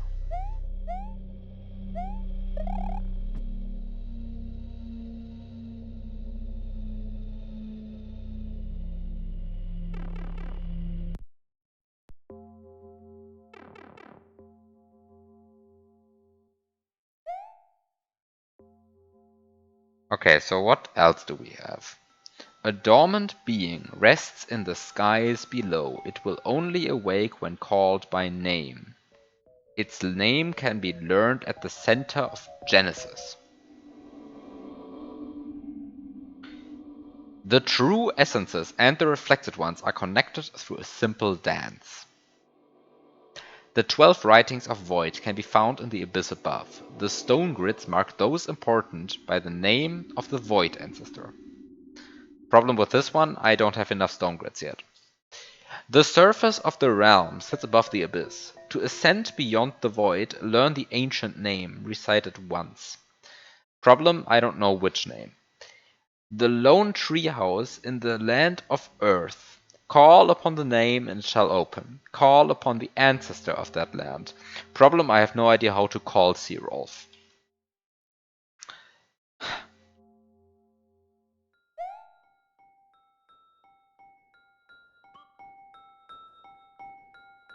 I mean, then there's a bunch of other puzzles, right? I mean, then there's like, I mean, I know how the ancestors are called now. And, but we still have this puzzle, right? This puzzle, a priori, seems like something.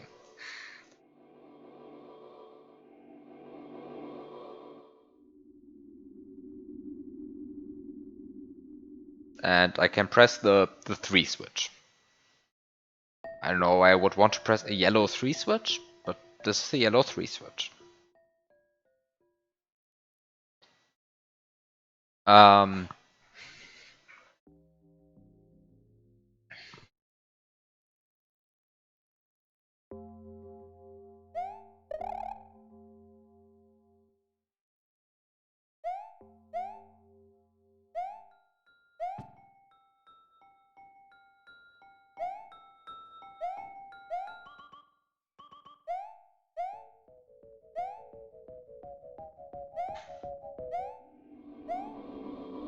It doesn't even tell me what this is. I don't know what this is. Is this a clock? Is this a giant? What is this?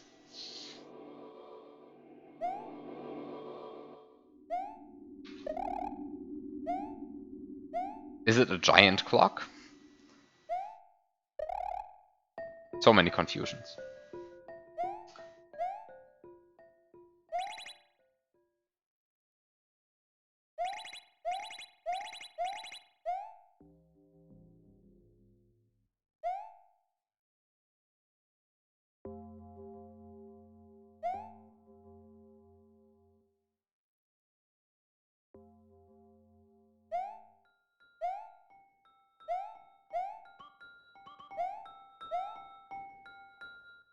Okay, so I mean, there's of course the stupid way to just interpret this puzzle.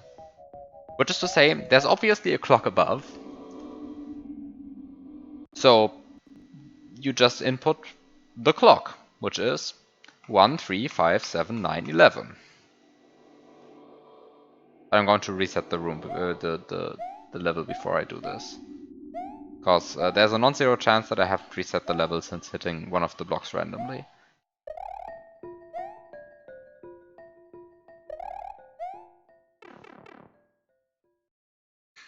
I mean, I just want to point out that the hexagon of blocks there, does not obviously align with any other hexagon in the game so far.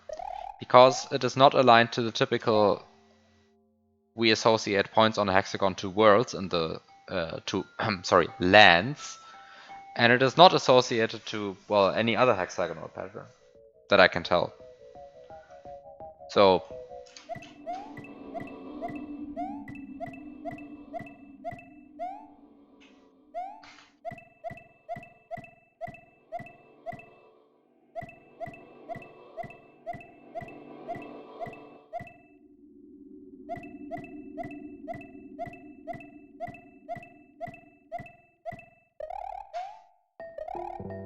okay, that was wrong.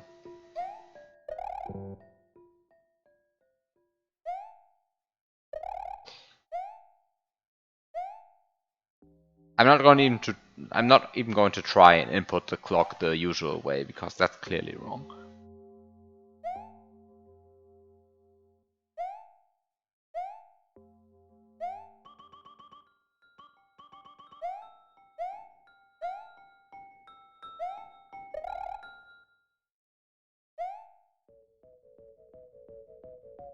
The ancestor statues stand in a I guess the ancestor statues stay in a vaguely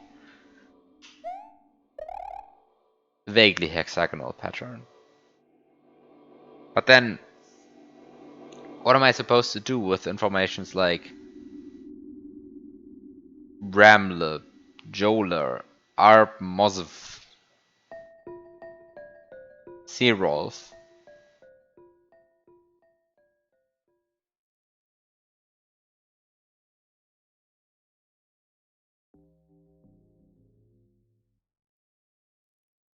Or Lake?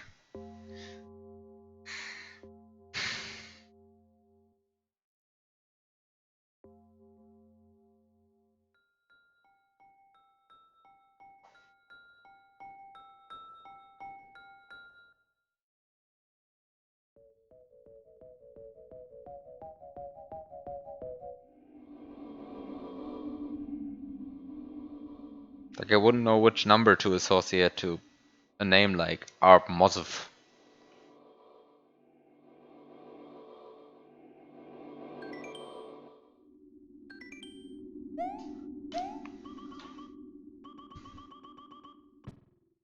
I mean, this guy's the ancestor of the Void. What am I supposed to do with Void? Can I turn Void into a number?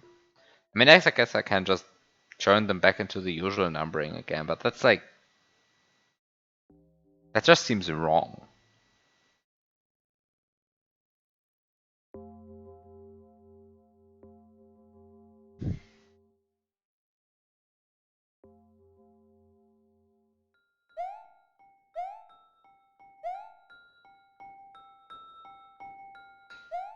But the forest is opposite to caldera, so fissure is opposite to swamp. And in the fissure, it said, yeah, the guy said, the lone tree house in the land of earth, call upon the name, and it shall open, call upon the ancestor of that land. And I don't know how to call upon Searolf. I mean, what is Searolf? Searolf is a plant. Can I call upon a plant in any way?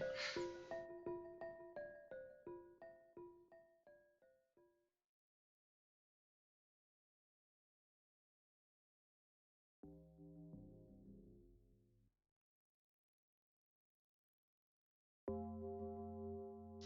true essences and the reflected ones are connected through a simple dance.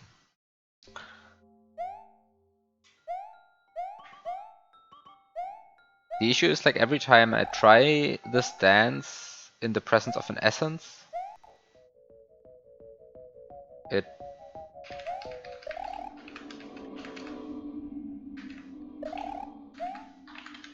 nothing changes. Because why should anything change really?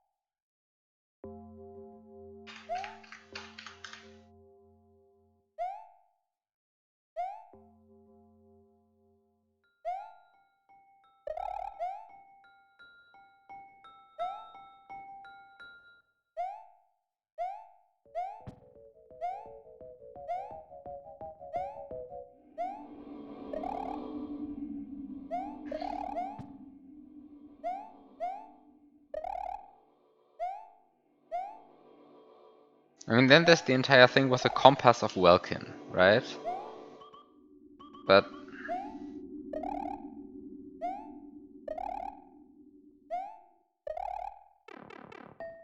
I don't know how that helps me in any way.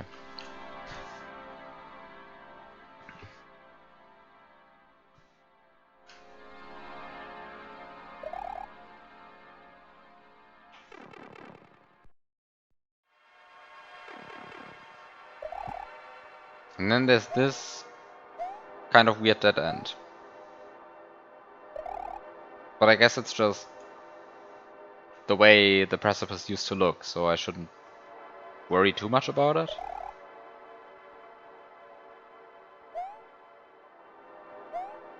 And this is a 4.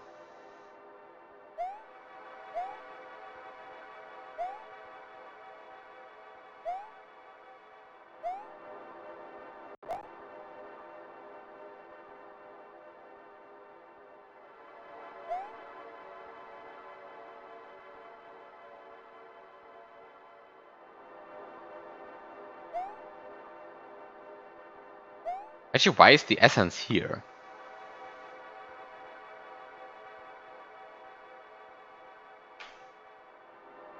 Wait, why is the essence here? If I go back to the room in which the essence was originally, which is here. The essence was here originally. What happens if I input this here?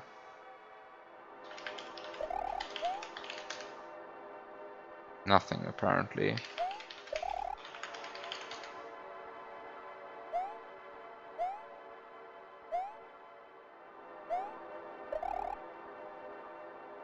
Or was I mistaken? It's here. I don't think it's here.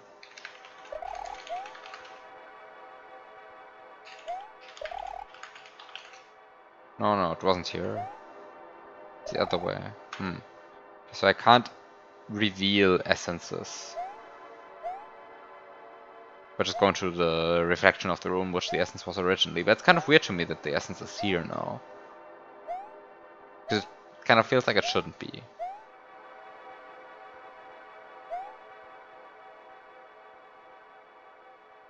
I've already copied this one.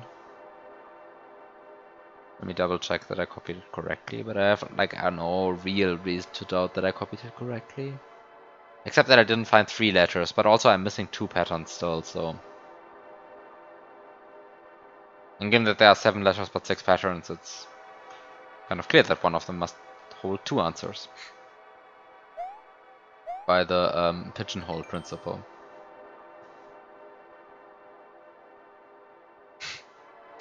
Okay, am I supposed to like make sense of this? Like, am I supposed to make sense of this?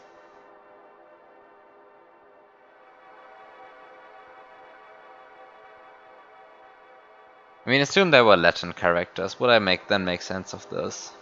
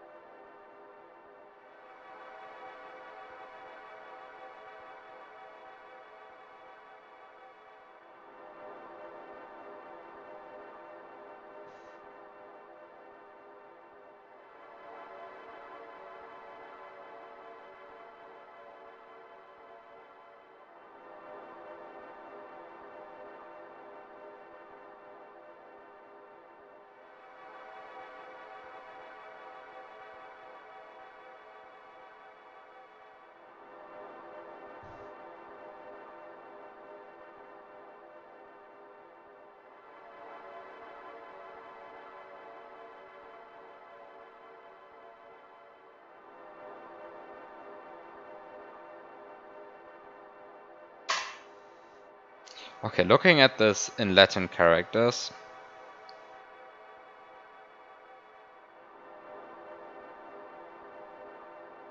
doesn't make any more sense to me.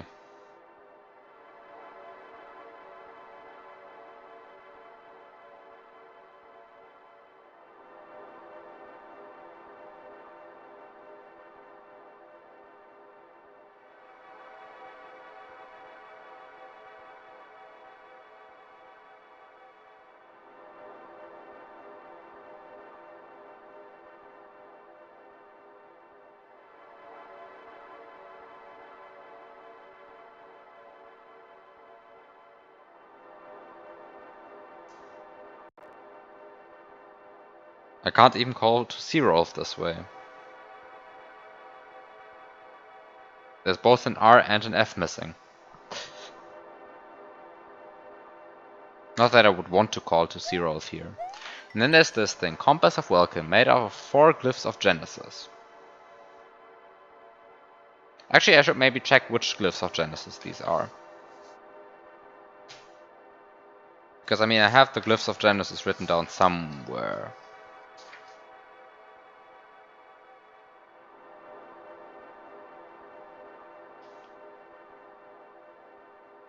So the top one is the one corresponding to, well, the top one. And the left one is corresponding to the bottom left one. And the right one is corresponding to the top right one, and the bottom one is corresponding to the bottom one.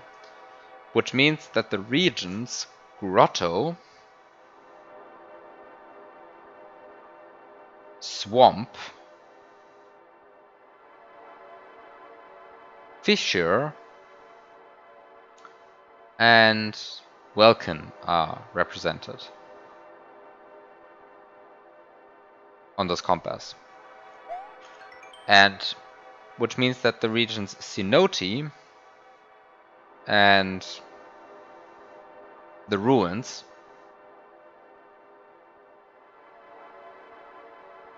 are missing. Cenote and the ruins are missing.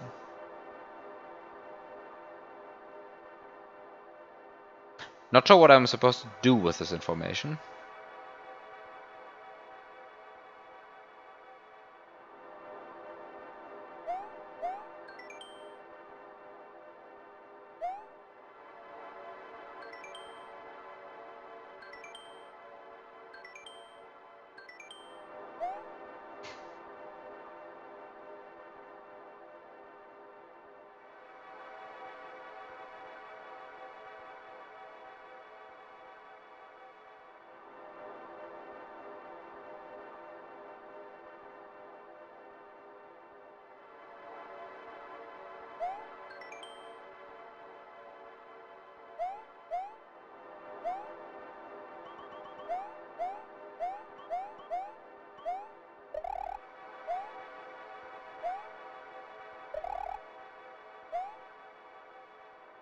Very confusing still, very confusing still.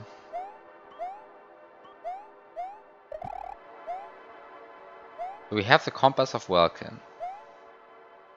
And it boils down to the regions Cenote and the ruins missing. But what does this Compass of Welkin actually mean then?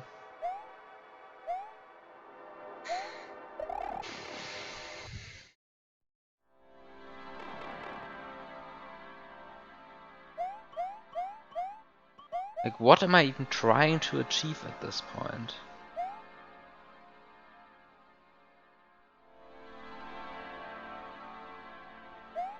I mean, I can now read the language, and I now have translated every text. And I now, like, understand some of these... I mean, I think I understand, like, how to solve some of these puzzles, but I don't have enough information to solve them, as far as I can tell. So it's not clear to me which puzzle I can actually solve.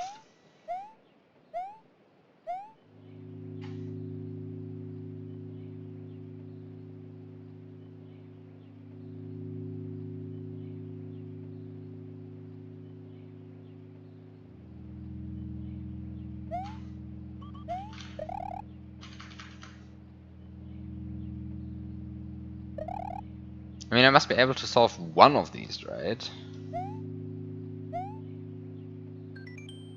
This was just like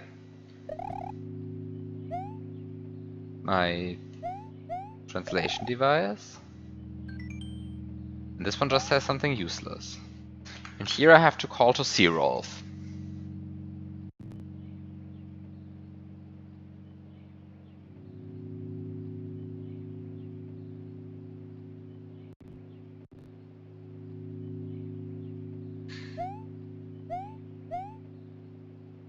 I mean, this guy might be Zerolf for all I care, right? I mean, he looks exactly the same, I would claim, but whatever.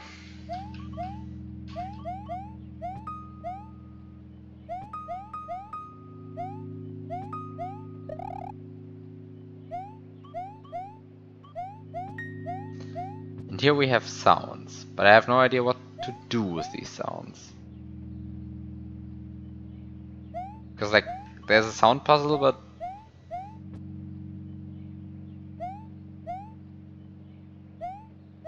no reference song.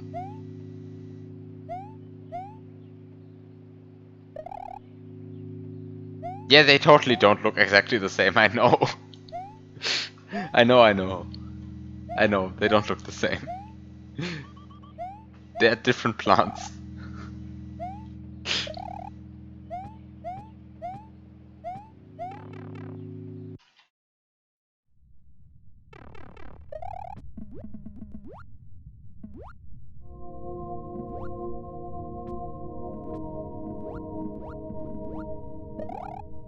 And then there's this one here.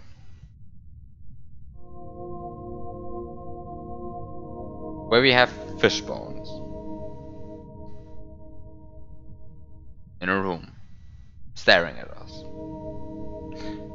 And there's the puzzle where fish bones blink at me. And I counted the blinking of the fish bones. So far so good, right? I even have that written down somewhere. Although I can't find it anymore. Found it. And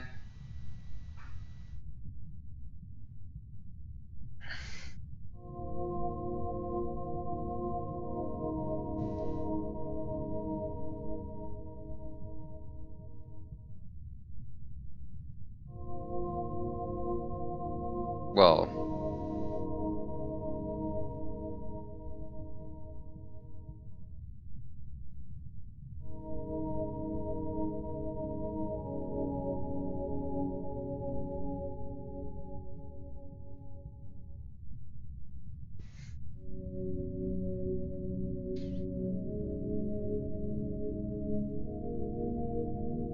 so now I have associated to fishbone, to each fishbone, I have associated a blinking number, a shape that it resides in, and to each of these shapes I also have associated a color.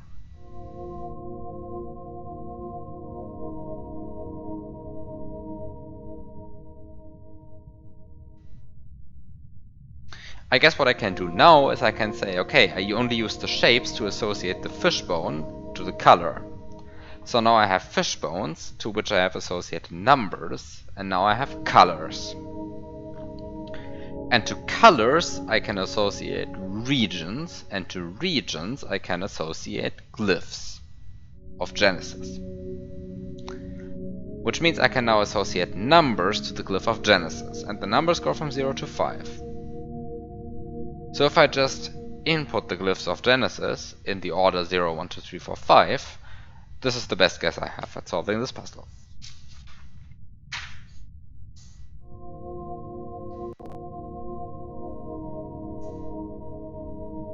So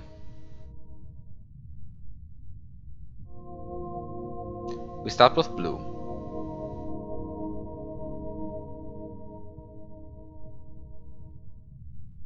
We go further with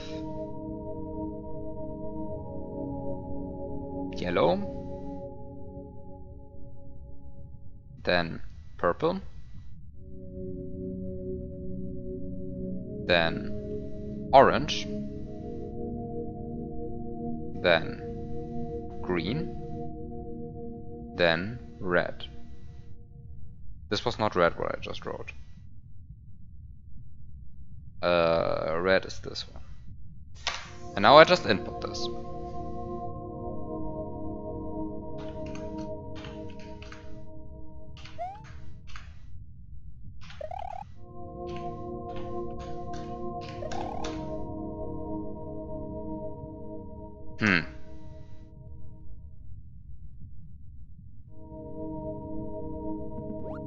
One quick sanity check.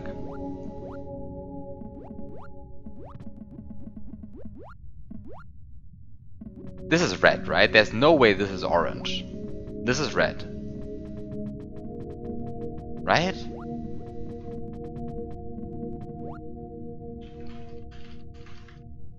Oops. What?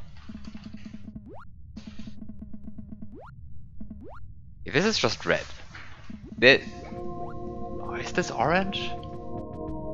Could you feasibly interpret this as orange?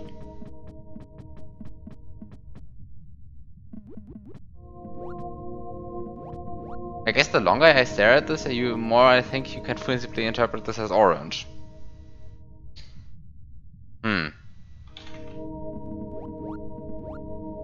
Maybe this is orange.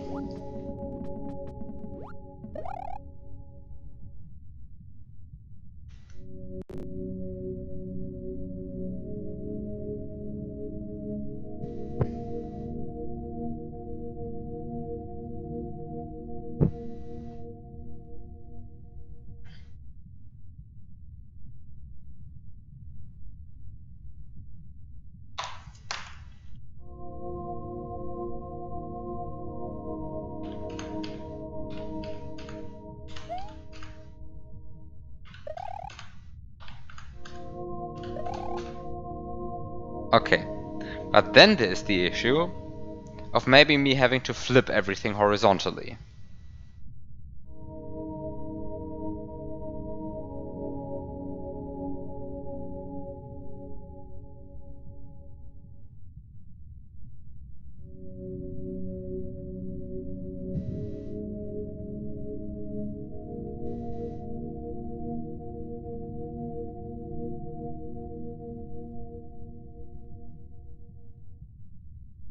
Also, there are only 5 fishbones here. Maybe I'm supposed to omit the one with the 0. But it's really pushing it at this point.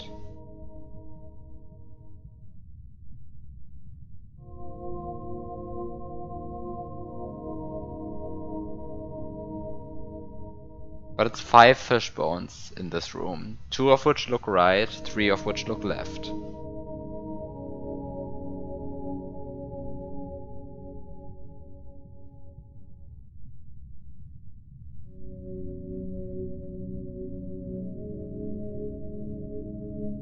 Putting the orange leaf next to the vine, you refuse to accept that it can be interpreted as orange. Okay. I mean, I don't think the orange leaf can be honestly interpreted as orange to begin with, but... Ah, no, I guess the... No, wait.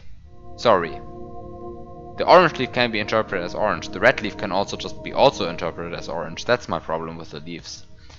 So I guess the vine is clearly red, then. Yeah, no, then the vine is red.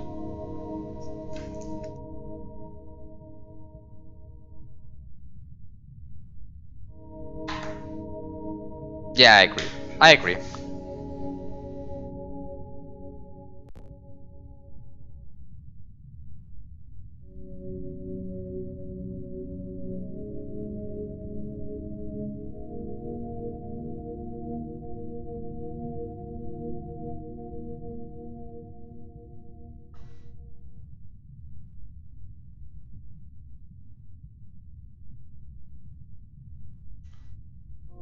Be right back again.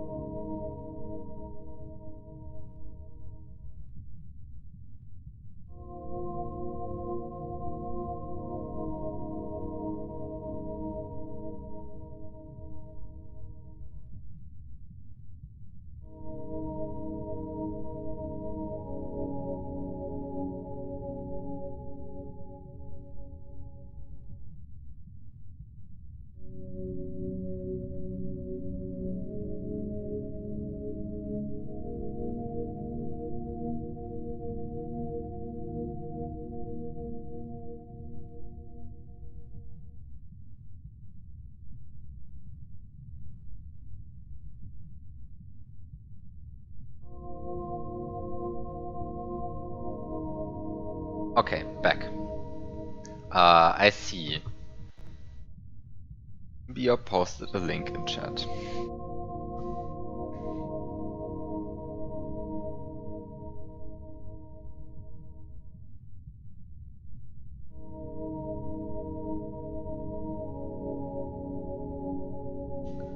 And looking at this, I would say if the left leaf is red and the right leaf is orange, then the vine is red.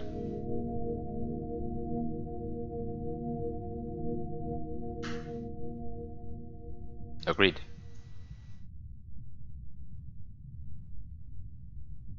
Okay, so then...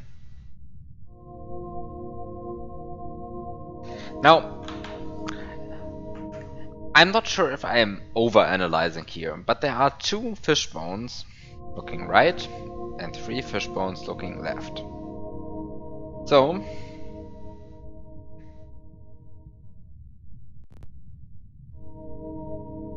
this is stupid though, I'm not going to do this, right?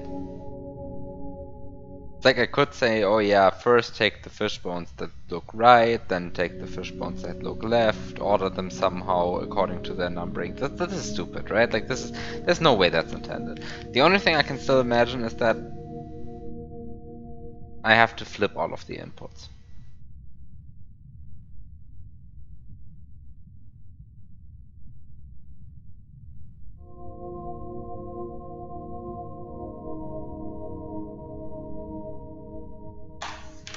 And then I end up with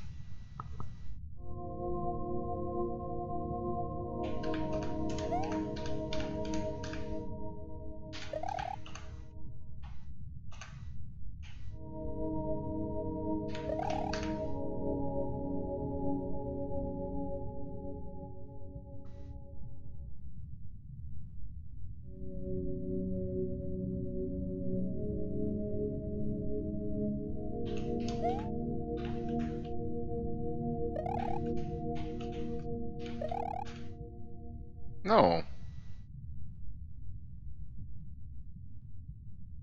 Hmm.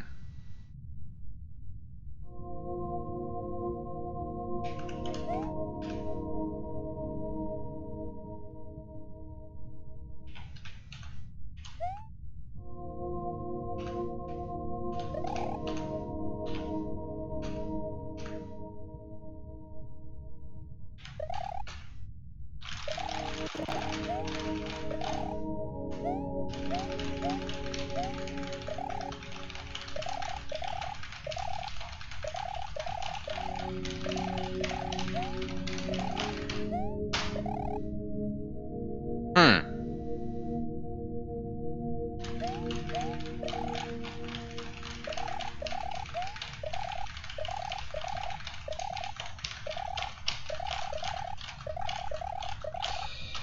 What could I possibly do apart from this?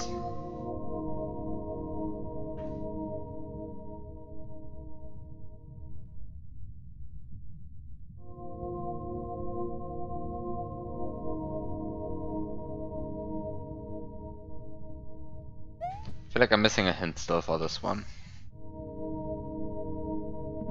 Where would that hint be? That hint would be in the ruins. So I guess I really am missing a hint still.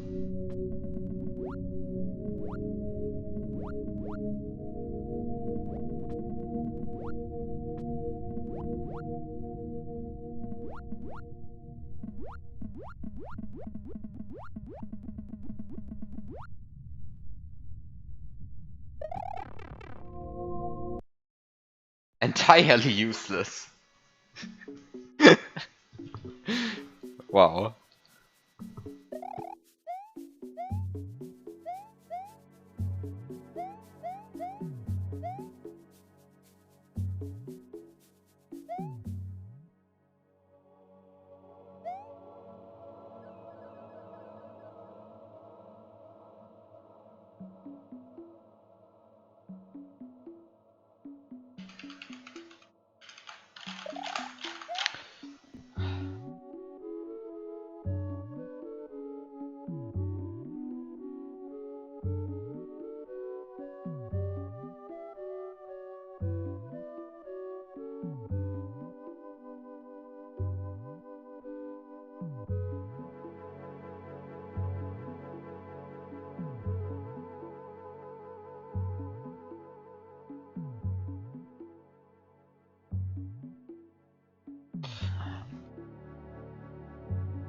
I have not input a single dance correctly in this entire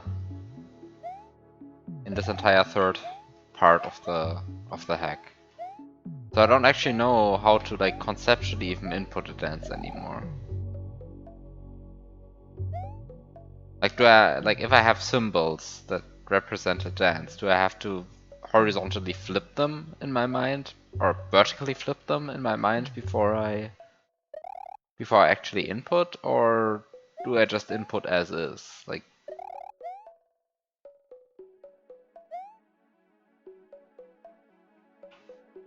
this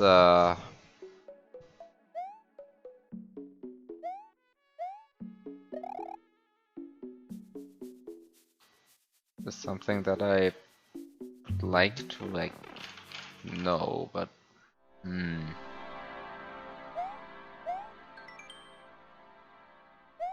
The important thing I think to notice is that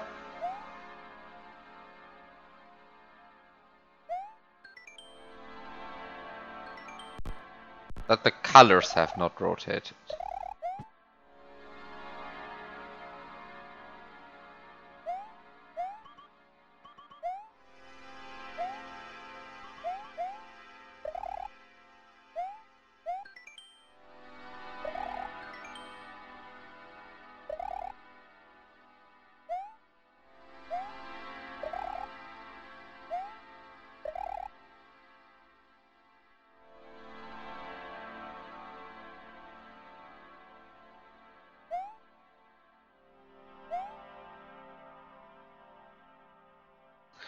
I think my main issue is that I still haven't figured out a single puzzle, so I'm really unsure like which of my assumptions are correct and which ones are garbage. Right? Because like as long as I have so many unchecked assumptions floating around, I have to input like the solution to every puzzle 8 times and toggle each of the assumptions each time, which is a bit annoying.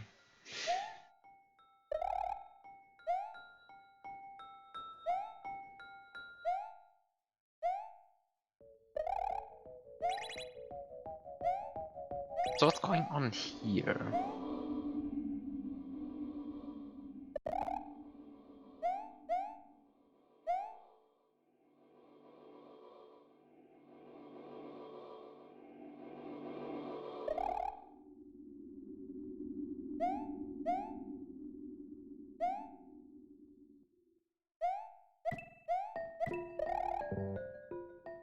What is happening here? What is happening there?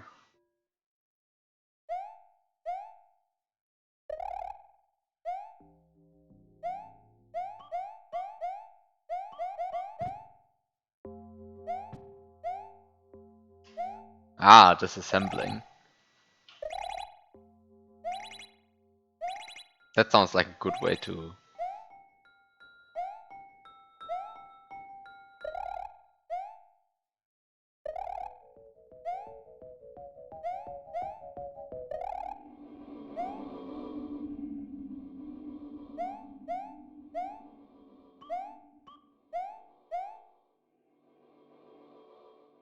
Disassembling sounds like a good way to solve all of this. But... yeah...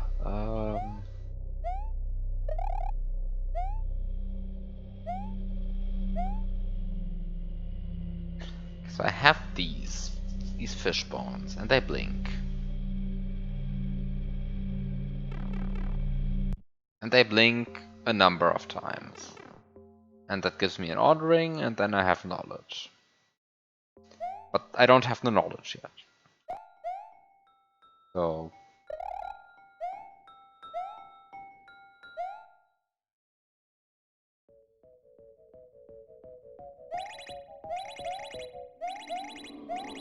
I can stop the clock.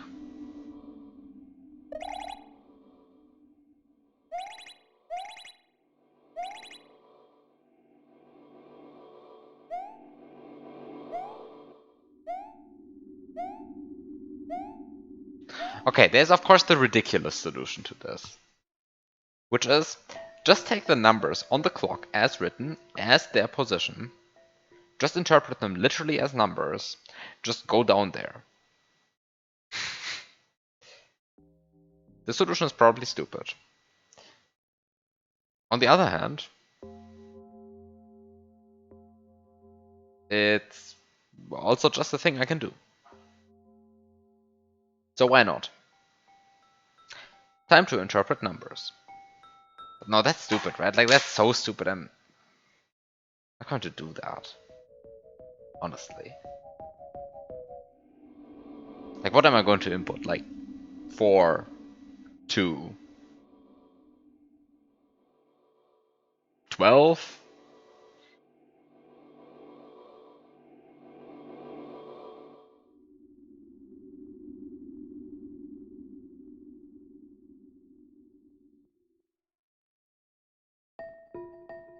That's ridiculous. 18? 16? 15? Also, why can I even stop the clock?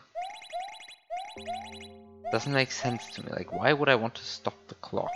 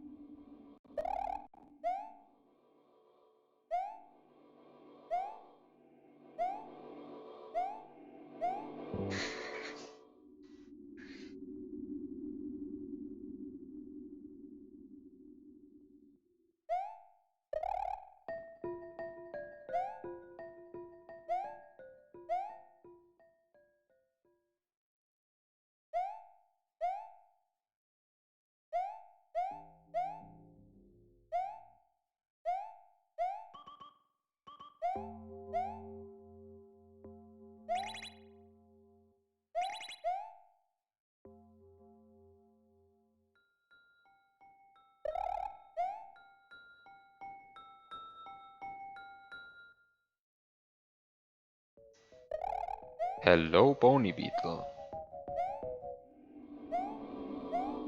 Are the other statues also behaving like that?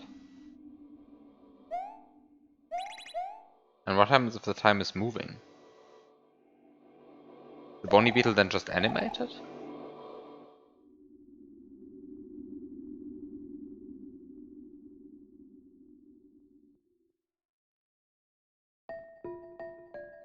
No.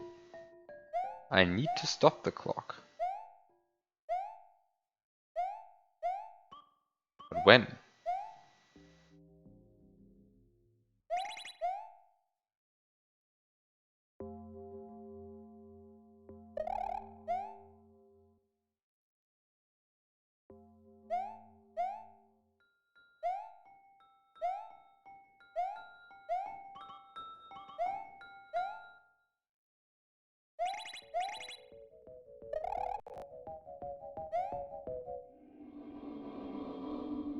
Okay, so where are all of the statues exactly again?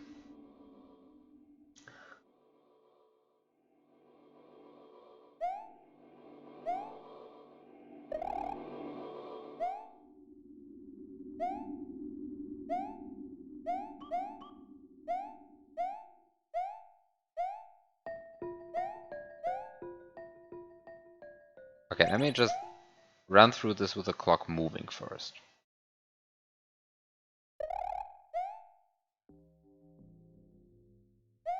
So, fish looks like this.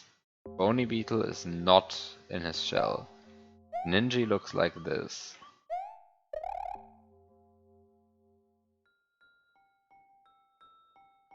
Dino Torch looks normal. Parabeetle looks like that. Vine looks like this.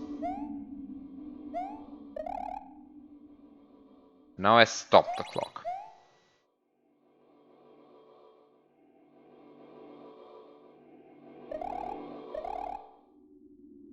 I stopped it at a naive 1.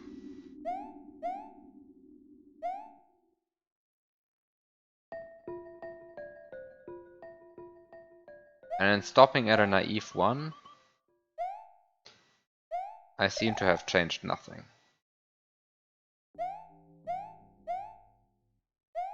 Everything looks the same. Okay, so I stopped at a naive 1 and everything looked the same. So I stopped at a naive 12.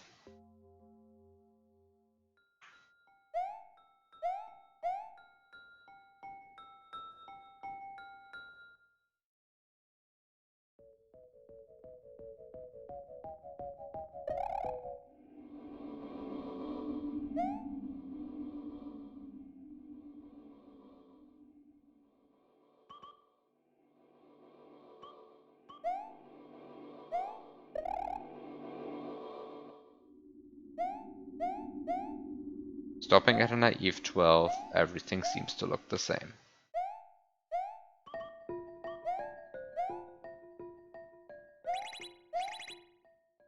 I have now stopped at a naive 11.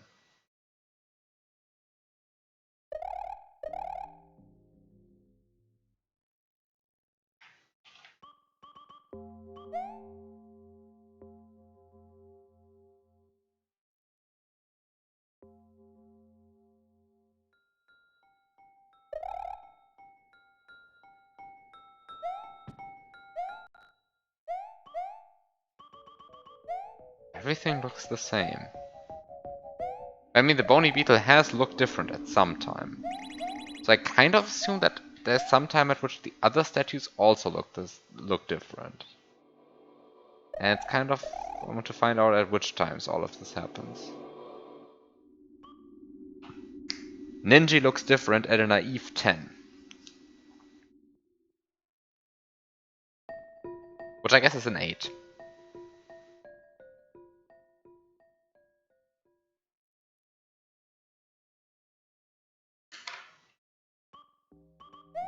Let's do the complete round trip.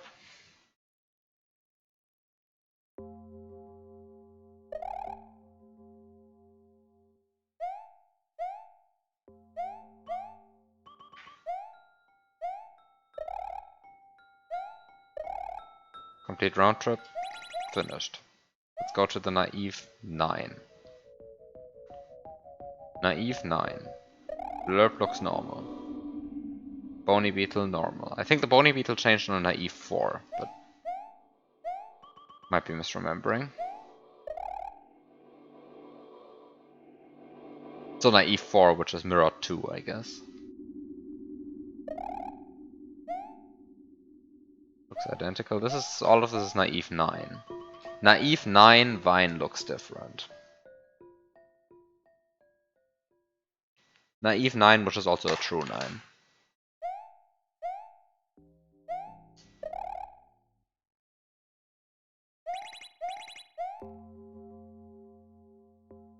Naive 8. Blurb looks normal. Bony beetle looks normal. I'm not even going to check the ninja, because the ninja is going to look normal. Dino Rhino looked normal. Looked normal, looked normal, looked normal. Everything looks normal. I wonder if there's a better way to, like, approach this, what I'm currently doing. Naive 7. Naive 7, blurb looks different.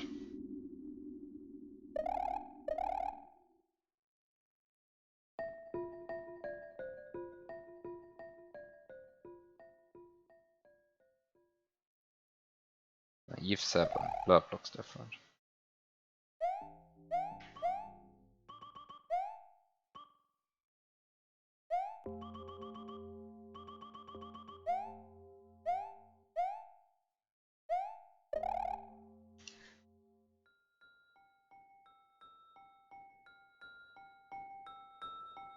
Naive 7, also known as a true 11, I guess.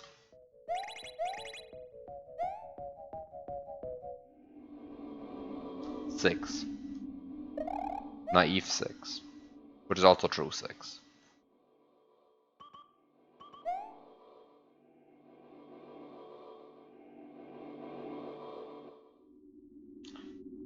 Seems to look normal. Seems to look normal. I'm a bit afraid that I won't notice the parabeetle changing.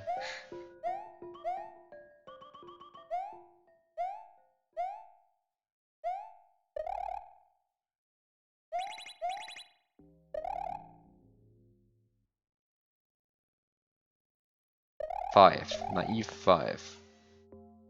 Bony Whittle looks normal. Blurb looked normal. Ninja probably also looks normal. But the Dino Torch is spewing fire. On a naive 5. Which I guess is a true one.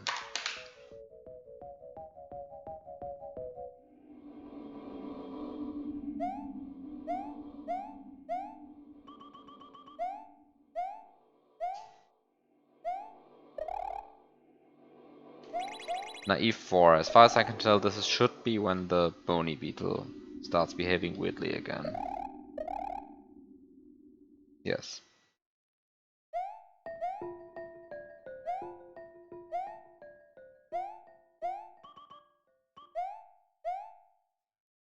I guess I should also go to the Parabeetle. There's a priori no reason why there shouldn't be 2 changes on the same time. But there are not.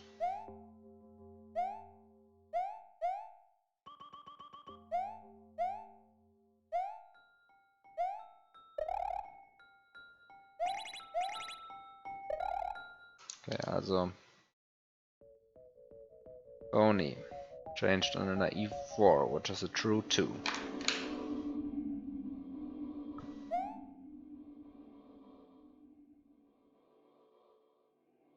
So, on a naive 3, Parabeetle looks identical. I'm getting a bit nervous, so I guess it must be on a naive 2 that it changes, right? Because then I've gone around once, I think.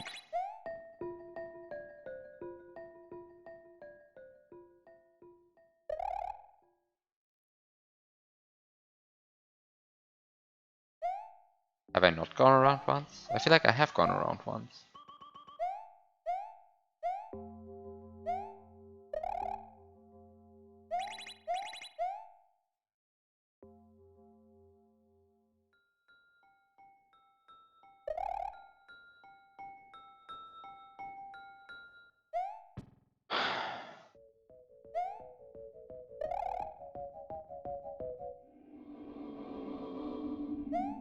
Does this guy look different on any of these?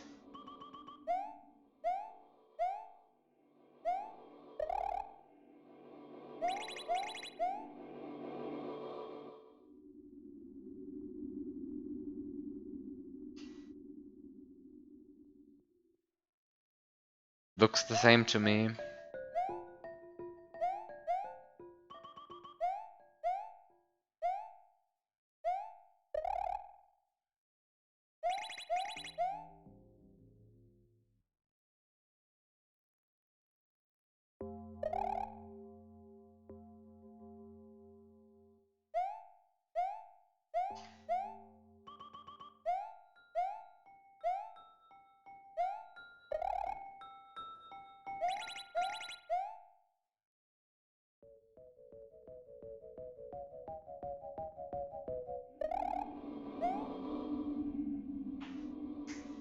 This guy. Now it looks different.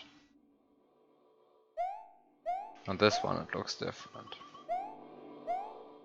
This... It's a naive 10. It's the same on which the ninja looks different, right? Yeah, it's the same on which the ninja looks different.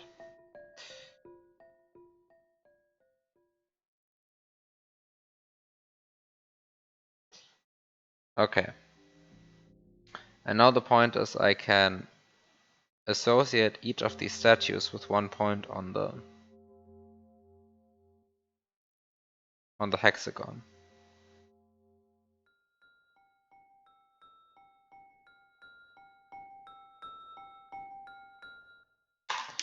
And this gives me numbers. And I'm not going to use the naive numbers, I'm going to use the mirrored numbers, because that makes much more sense to me. Because I mean, after all, this is it's a clock on which all of the numbers are wrong, so I might as well adjust the numbers so that they're correct again.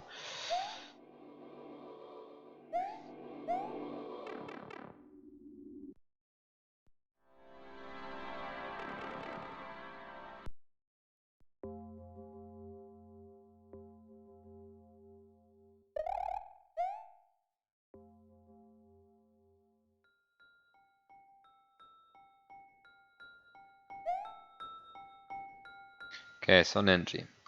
1, 2, 3, 4, 5, 6, 7, 8. Bony Beetle. 1, 2. Blurb.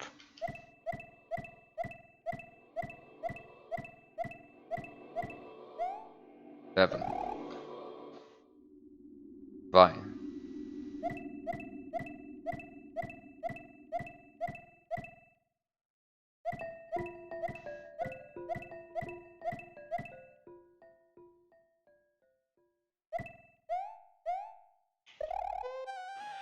Okay. I solved something.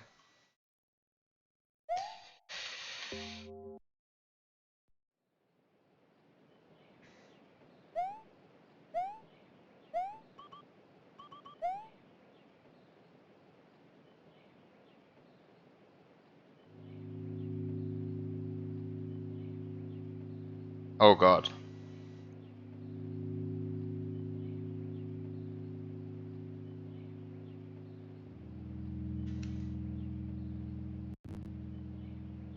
Okay, so I need to...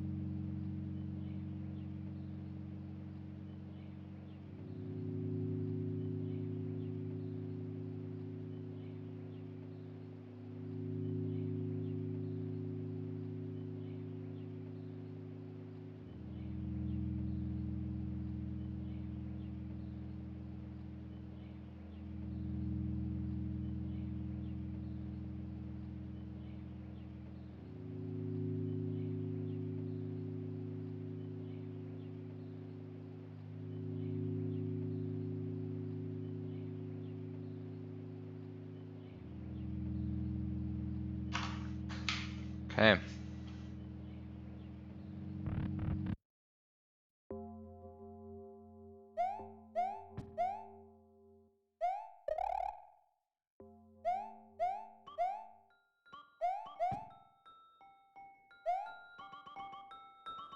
Time to play the funny game. Can I actually go to the room again? Or will I lose track of how to enter that place correctly? Because there are like 3 different ways to enter that place. And I forgot which one is the correct one. But this is the wrong one, right? Yeah, I think this is the wrong one. Yeah, and I don't have... Actually, there's so many different ways to enter that place. But... like, it's so disconnected, that area. Fisher.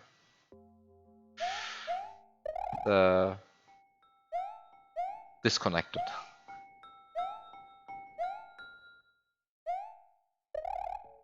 You don't know if you ever would have noticed that?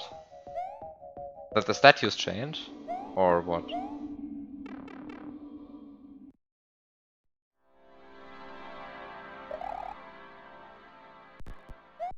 Wait, this hasn't helped?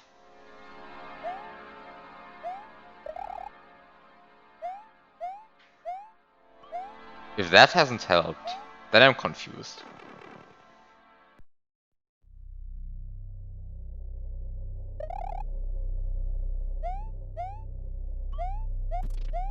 How could that possibly not have helped?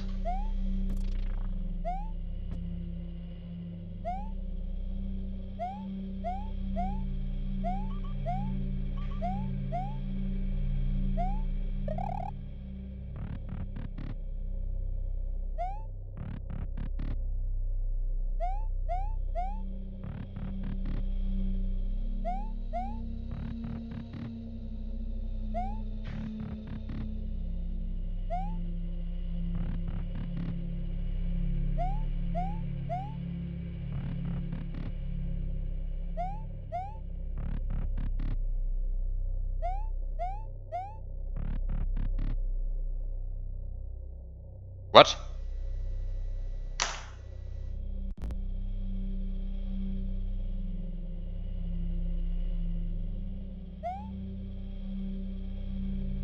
Did I look at the mantras the wrong way?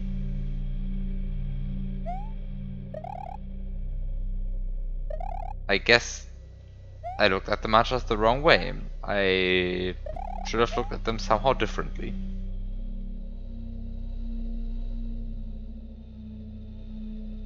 Hmm.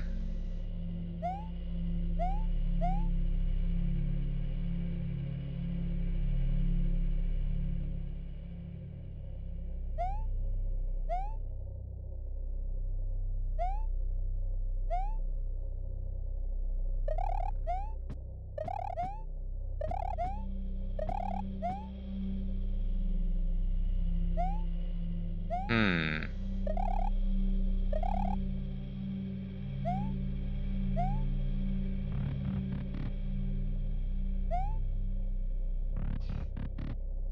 I mean, I'm pretty sure I entered the doors correctly. There's no way I made a mistake doing that. I did enter the doors the way I wanted to enter them. That's not the problem. And I'm also pretty sure that I looked at the mantras the correct way.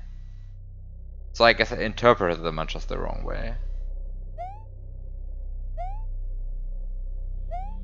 Which that I first assumed that because the mantras are in the same layout as these doors, that they must be connected. This is of course a priori not necessarily true, but on the other hand, it's the only 2x3 grid like this. So that kind of feels like it should mean something. The other thing is, I mean, I interpreted a mantra closing for an extended period of time as being the remarkable thing. So I assumed that I have to enter these doors in the order that the mantras close in. I mean, it's of course also not necessarily true again. And then I assumed that the 2x3 grid on the mantras and the 2x3 grid here are 1-to-1 the same. No rotating, no flipping, nothing. That's of course also not a priori true. Or, yeah. But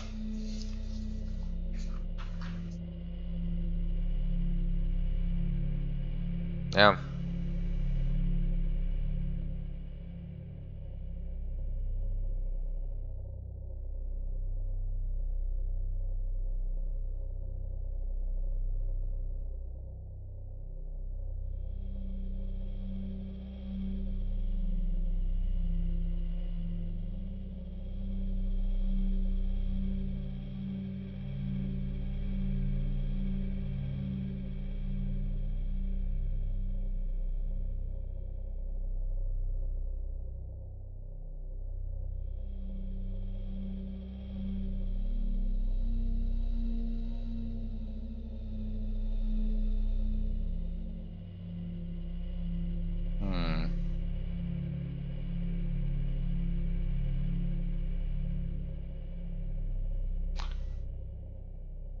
I'm going to go back to the mantras then for now.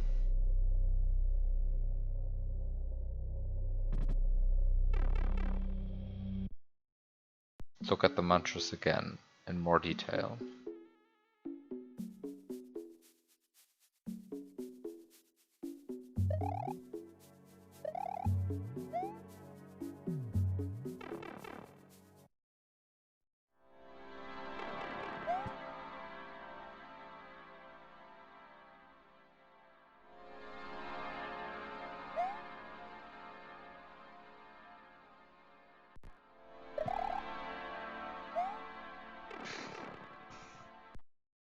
See if staring at the mantras for an extended period of time helps.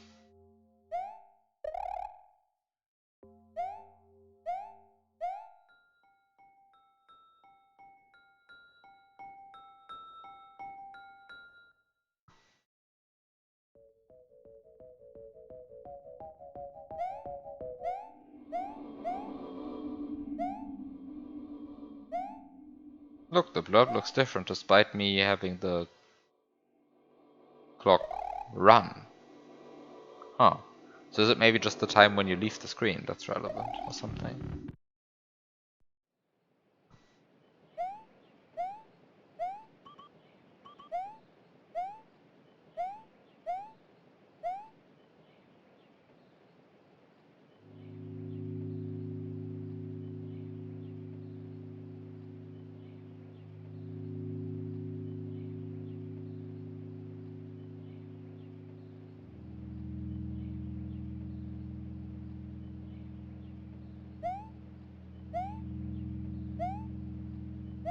Oh, maybe they're all different now. Now that I've solved it, that's also possible. Sure.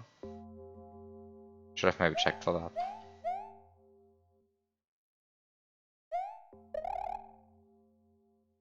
Yeah, I guess they're all just different now.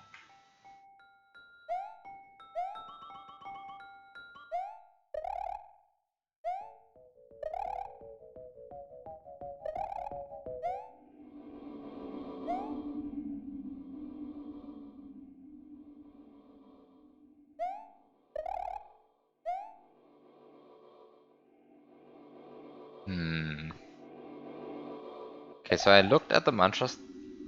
I wrote down the sequence of mantra openings, or rather closings, correctly. So that's not the problem.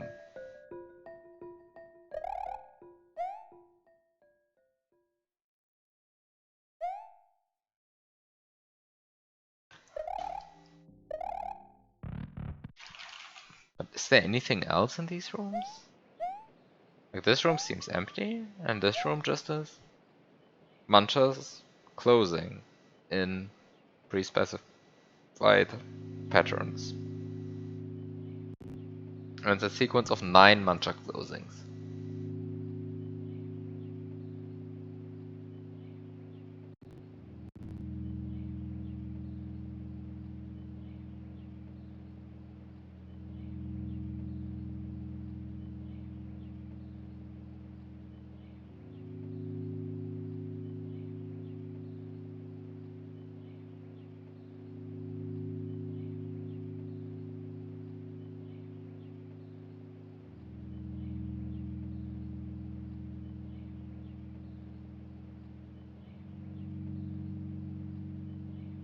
Wait a second, did you enter this already?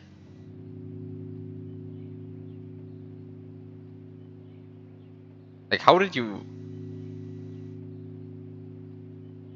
You're done with this. Okay.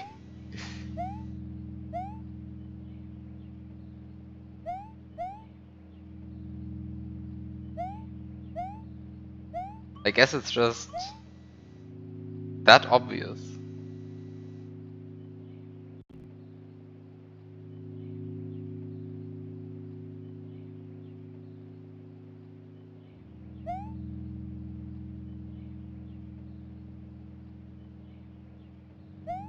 Yeah, no, I mean, don't answer my questions, right? Like, don't answer too many of my questions.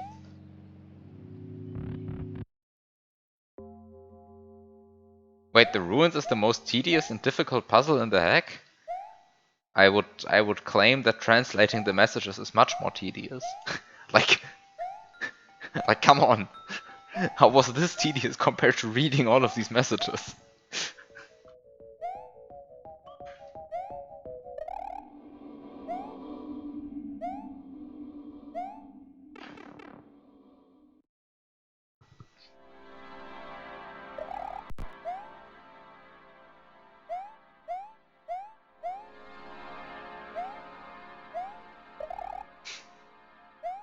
Translation isn't a puzzle.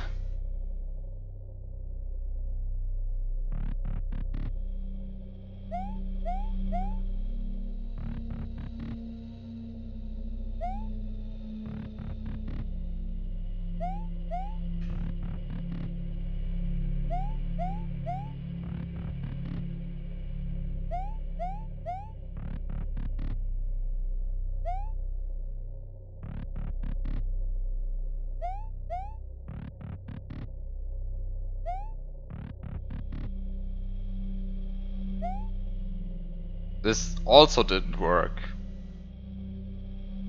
Wait, why?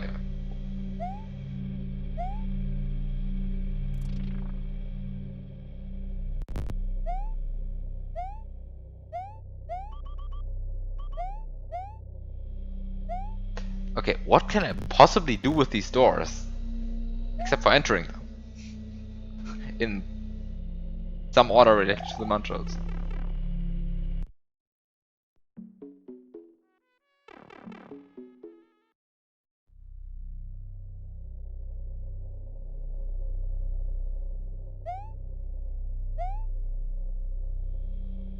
I mean, I can also flip them like across random different axes, right? Like it's... I was like, that's getting stupid. If I just flip it around random axes. Am I even flipping it around the correct axis still? I don't even know anymore.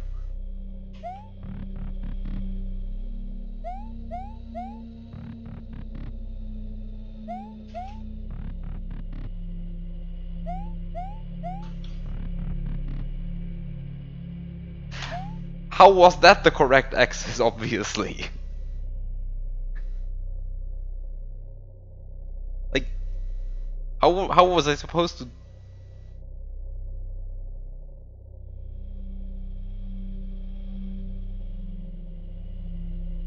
I don't get it. I don't get why it's clear that...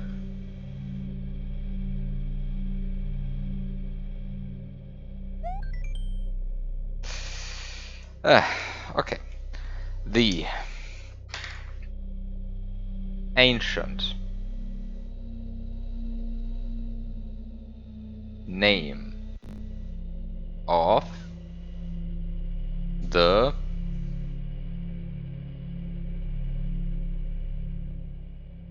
sky.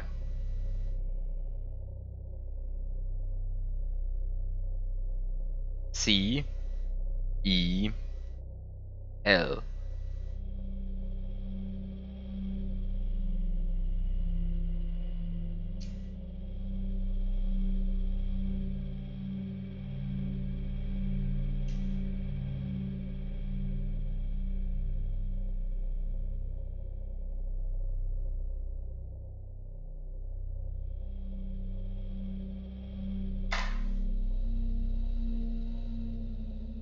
Okay, so now I have the ancient name of the fire and the ancient name of the sky.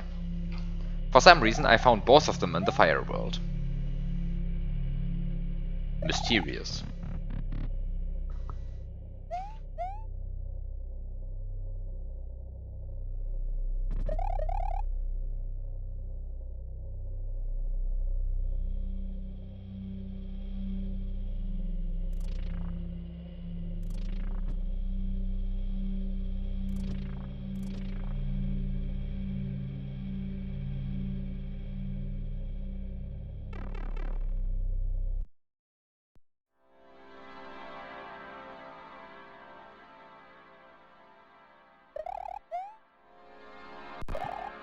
Okay, so you didn't find it useful.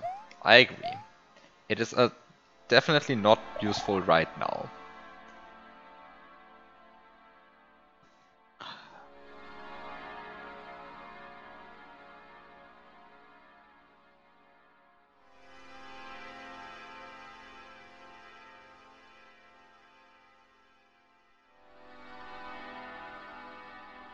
Okay, so what else do we have? A dormant being rests in the skies below. It will only wake when called by name. Its name can be learned at the center of Genesis. The 12 writings of Void can be found in the abyss above. The stone grids mark those important by the name of the Void ancestor. Issue? I'm still missing. Stone grids. Despite having like visited many new rooms,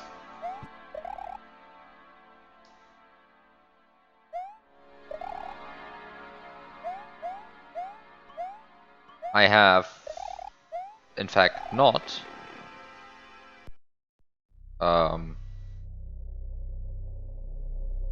found any new stone grids.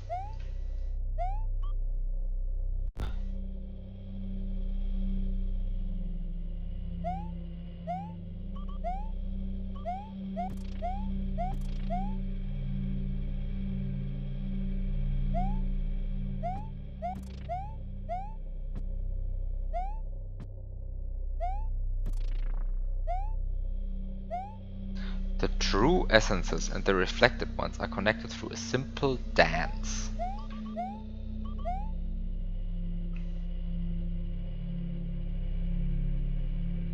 What is this guy up to, by the way?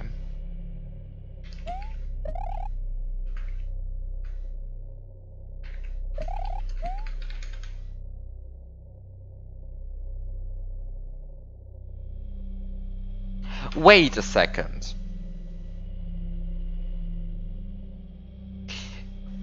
If I live in a world in which everything has been flipped along an axis, maybe the baseline assumption that if I have two directions I should always enter them clockwise is no longer actually true, and I should start entering directions counterclockwise when dancing.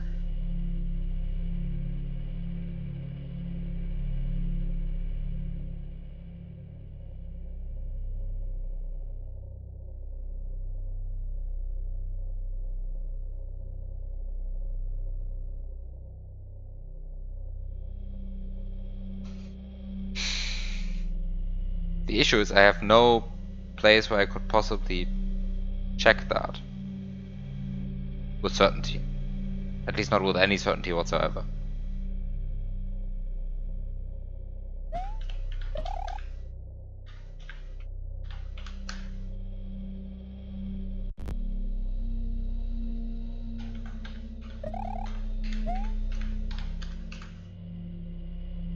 Like, where could I possibly check that?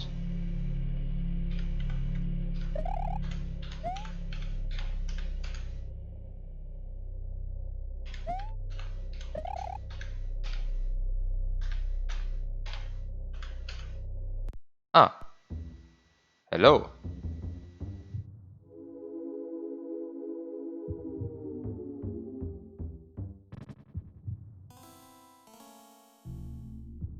Hello.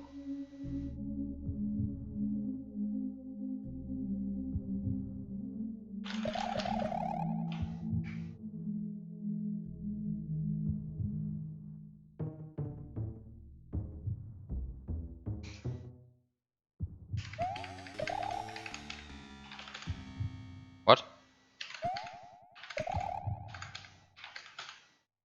What? Ah, this way.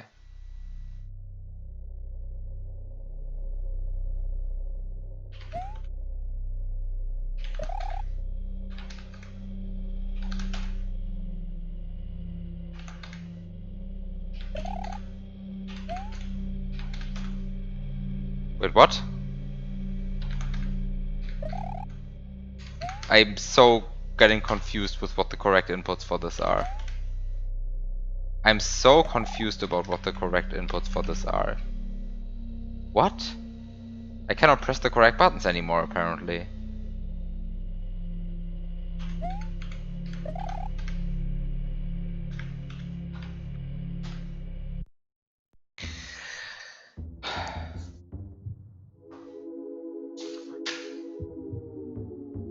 Pressing buttons is hard.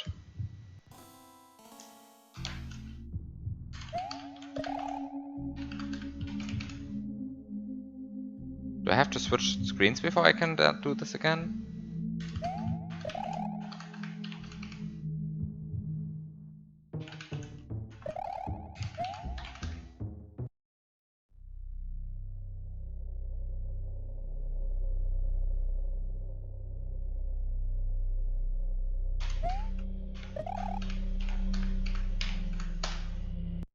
Okay.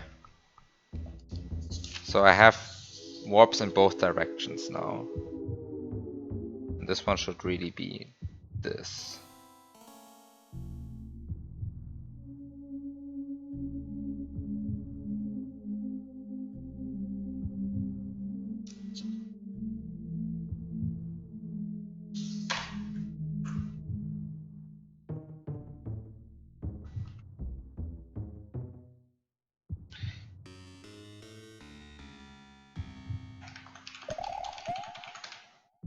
Okay, so I can warp from one world to another now.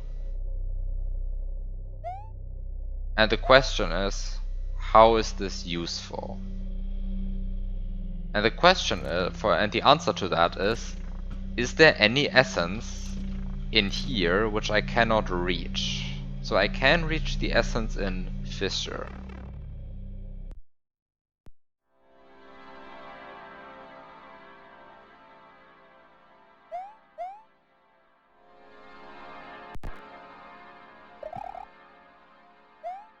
Can I reach the essence in the ruins?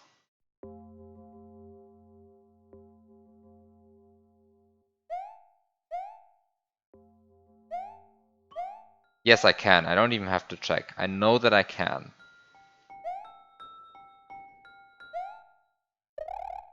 It's right here.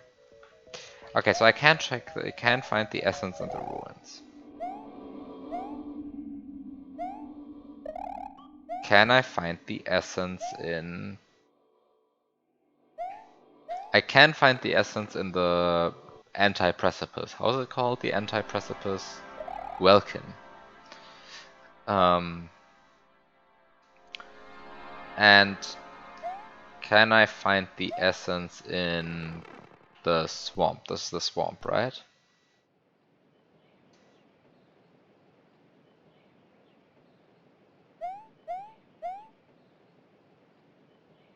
Yes, I can.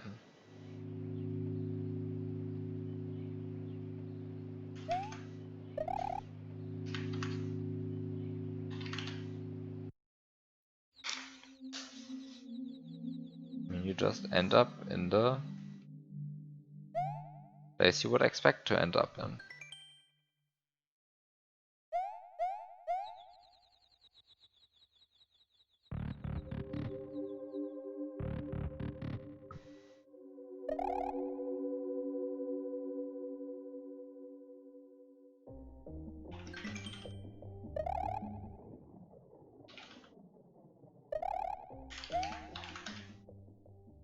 Ah. I guess I have to do it up there.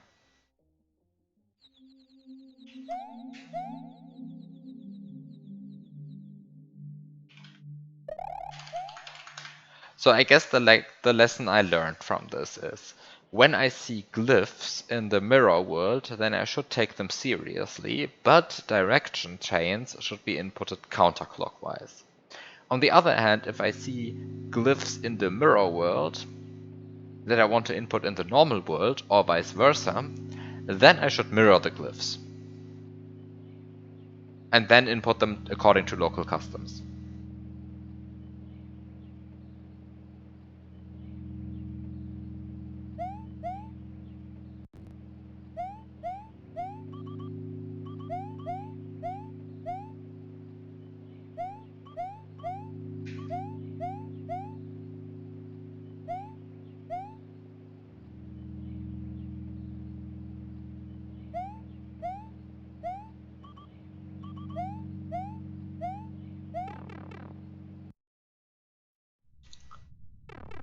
So since I now know how to input glyphs that I found in the mirror world, also by the way,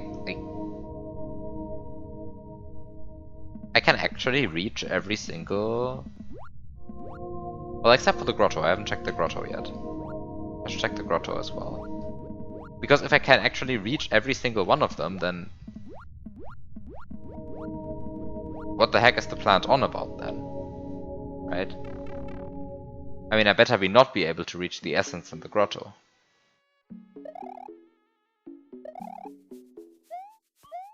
But I am, right? It's just like up here or somewhere.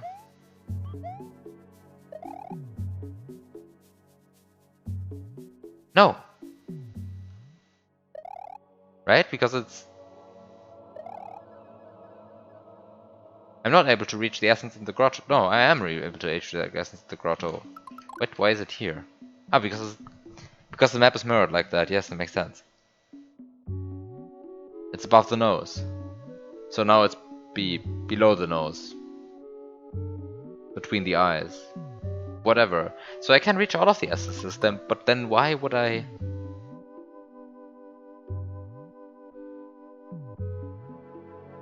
Maybe to teach me this lesson about... Maybe it's just to teach me this lesson about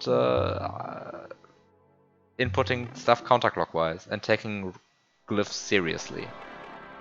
So I take the glyphs themselves seriously, and then I input counterclockwise.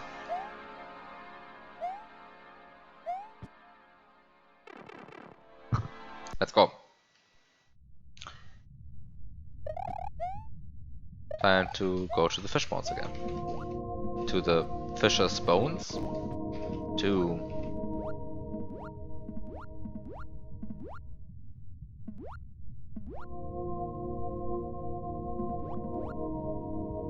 to a place.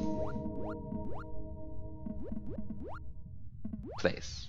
Here's the place.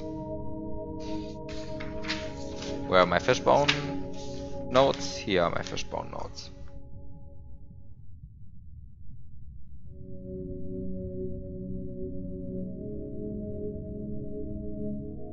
So this hypothesis is also denied.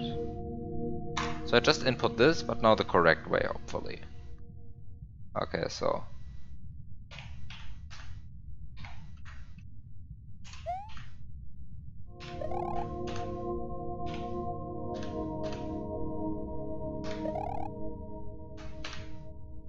Fuck, what?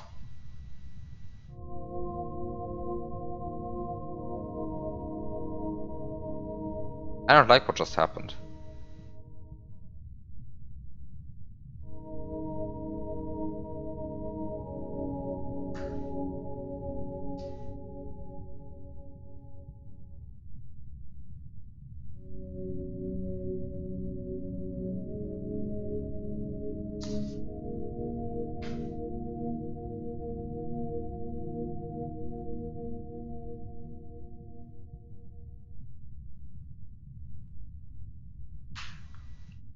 Did I just input the wrong way?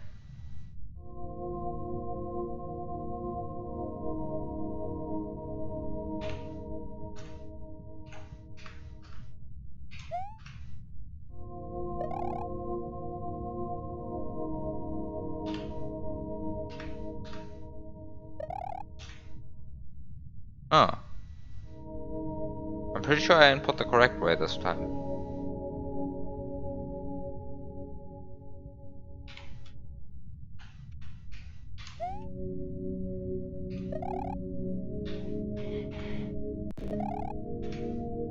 No.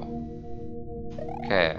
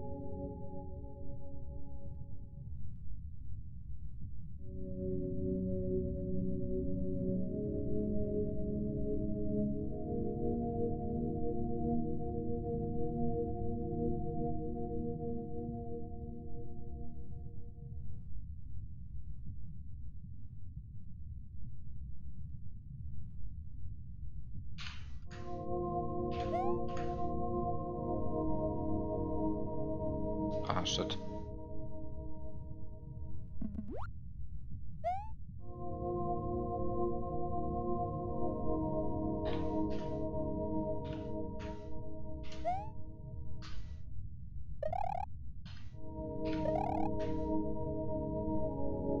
No. Wrong.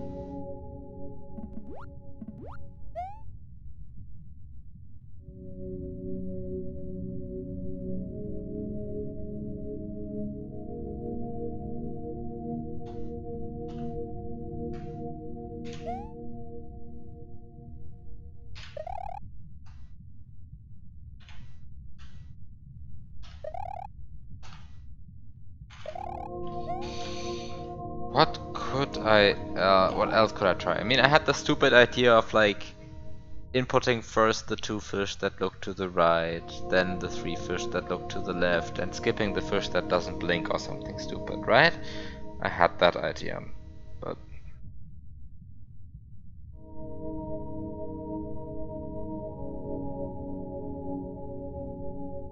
that just seems ridiculous.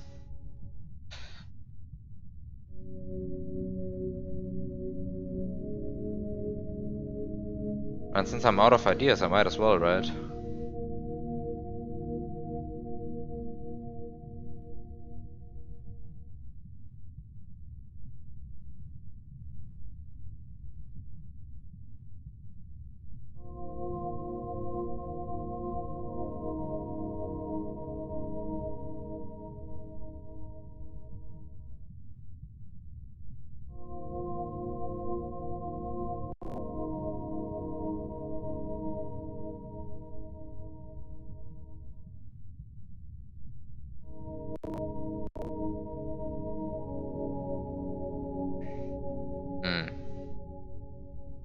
What do I actually do then?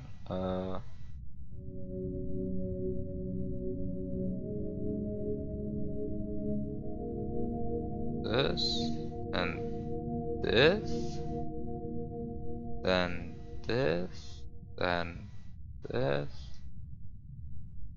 and then this. Which translates in inputs to...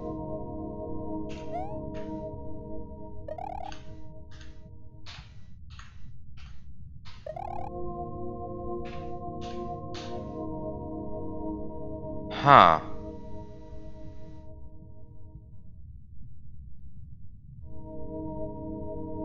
Am I just doing something stupid?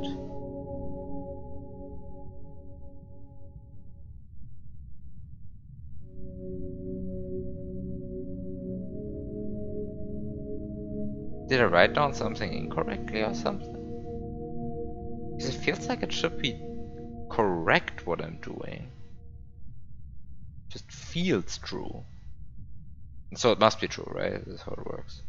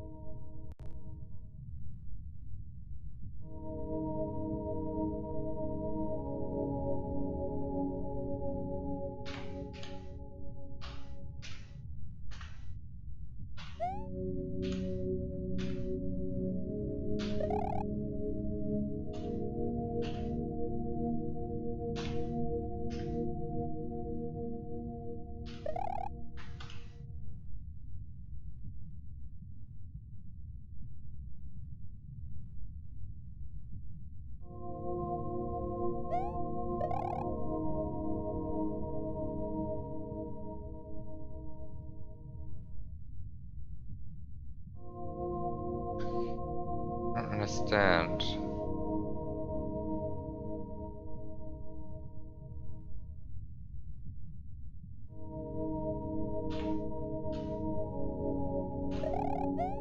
I don't understand.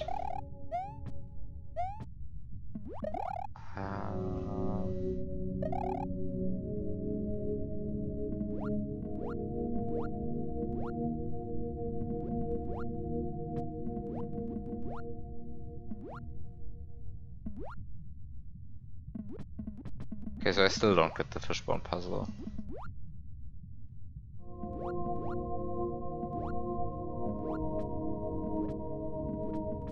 Okay. I mean, even if I don't get the fishbone puzzle, there's still lots of other stuff I also don't get.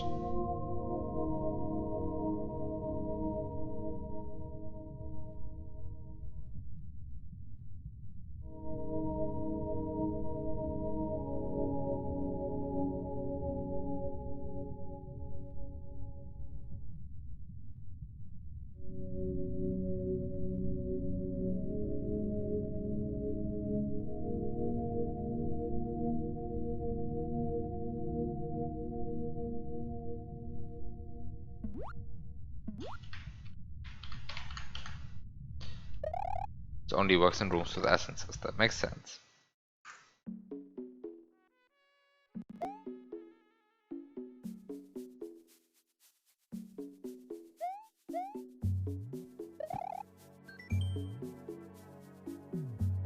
So this guy say again, a dormant being rests in the skies below. It will only wake when called by name. Its name can be learned at the center of Genesis. Ah.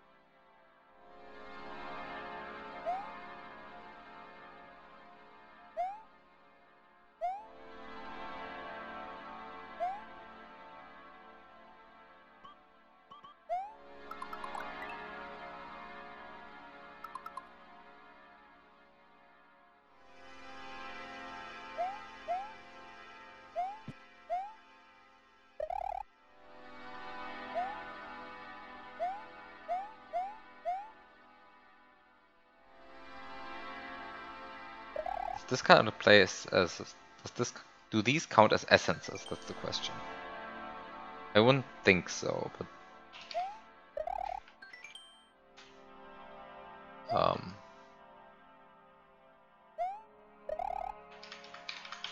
okay, these don't count as essences. Let's just try anew for a second.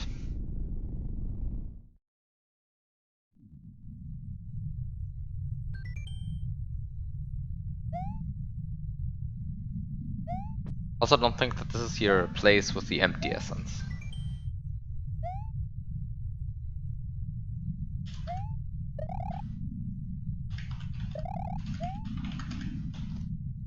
Yeah, I don't think this is a place with the empty essence here.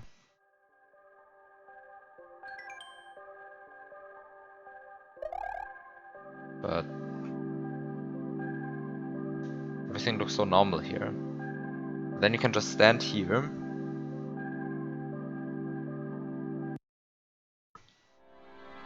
And you get ported to here.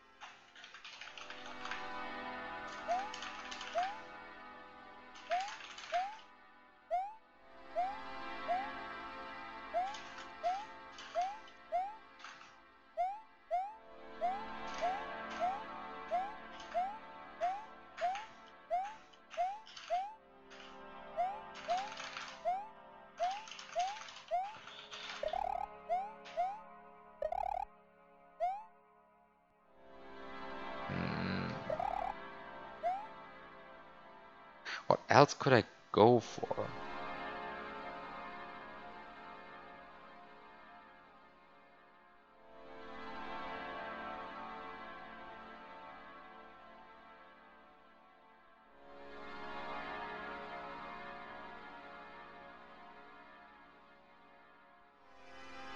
The 12 writings of Void can be found in the abyss above. The stone grids mark those important by the name of the Void ancestor.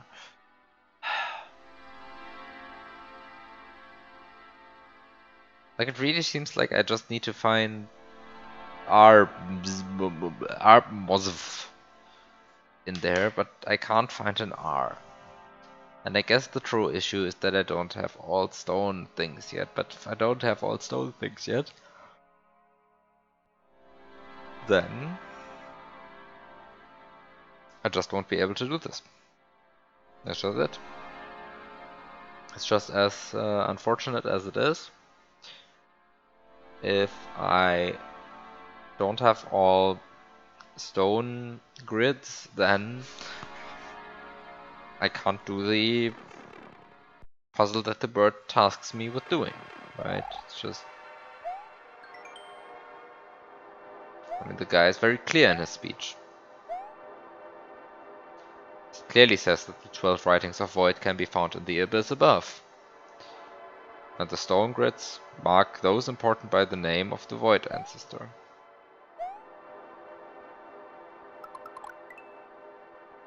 Actually, wait a second. I disagree about the location of this thing.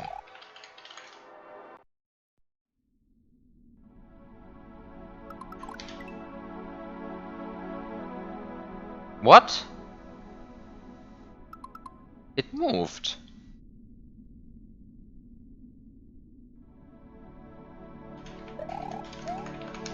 I'm being scammed. It moved so much.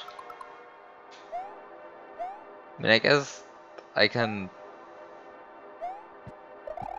probably learn something about this land from the fact how the essences moved. But the truth is, I have no idea. I also have no idea what this is about. Compass of Welkin.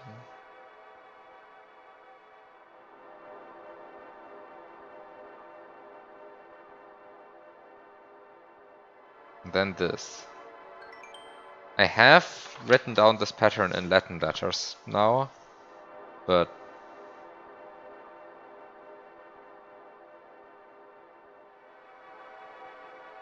wait a second.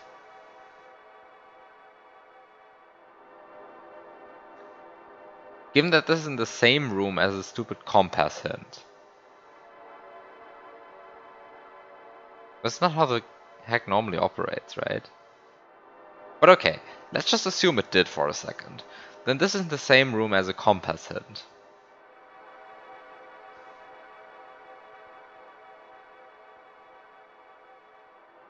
Actually, wait a second.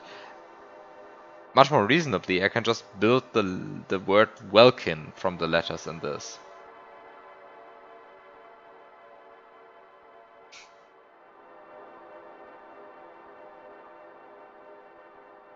And it's kind of the only word I can build with this. Is this coincidence?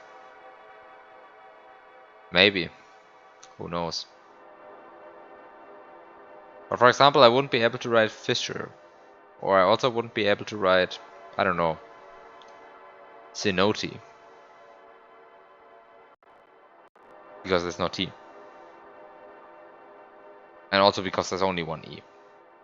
And I wouldn't be able to write Ruins. Because there's no U. And no R. And I'm not able to write Abyss. Not that Abyss is actually a word that would be relevant here, but I'm not able to write Grotto either, for example, because there's no T. So the only region that I can spell with the letters in here is Welkin. Does this mean anything? I don't know. The other thing I noticed is that the letters W, E, S, N are in here, which are the 4 compass letters, and they appear in the order, well, either W, E, S, N, or they appear in the order N, W, S, E, depending on whether you prefer reading from left to right or top to bottom.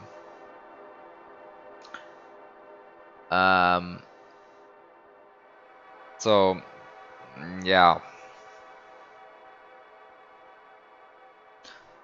Not sure how being able to spell Vulcan helps me though.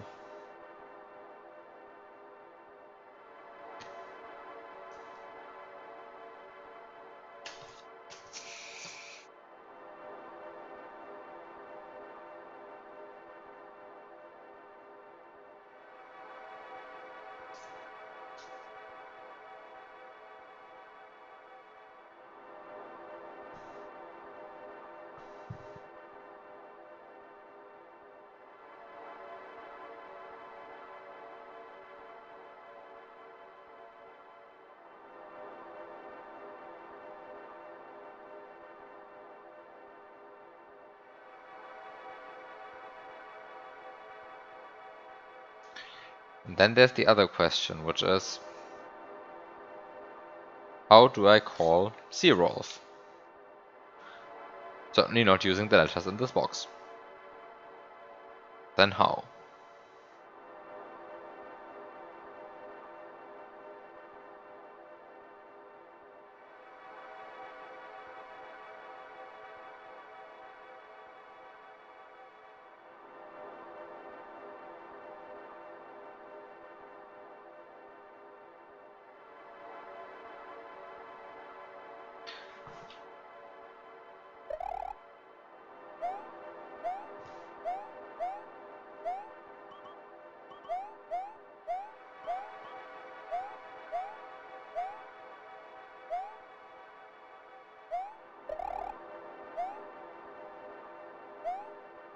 Hmm.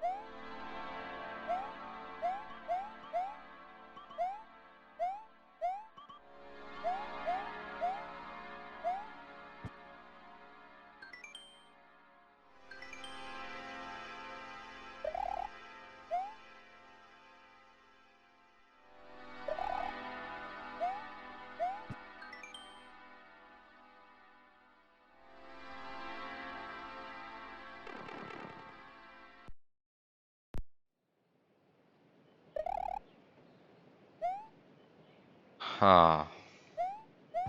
And then there's the notes.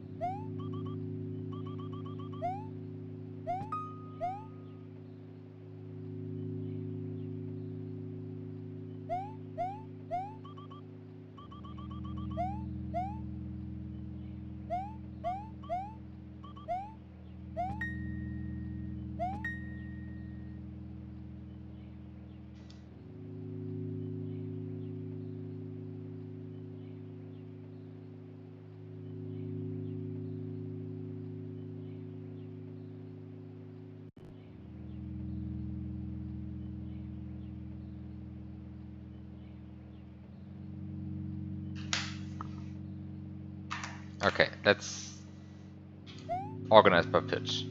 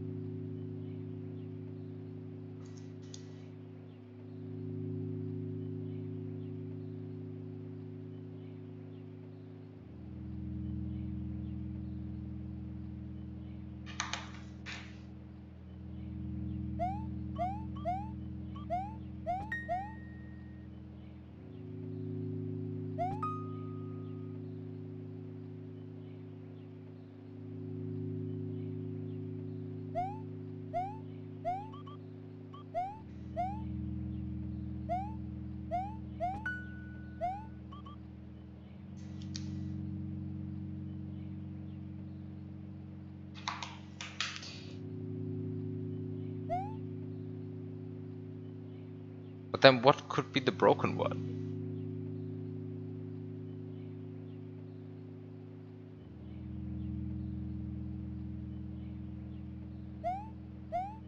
Like, how would I know which one is missing?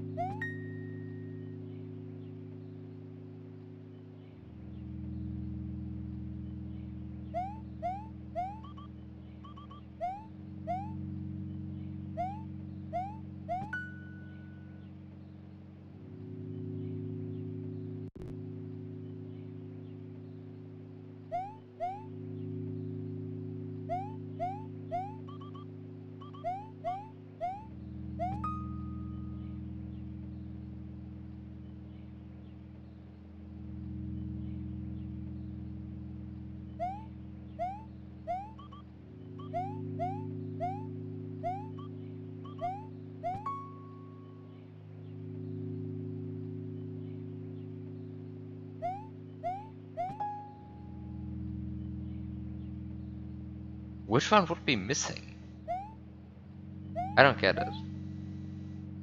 Maybe I'm just supposed to ignore that.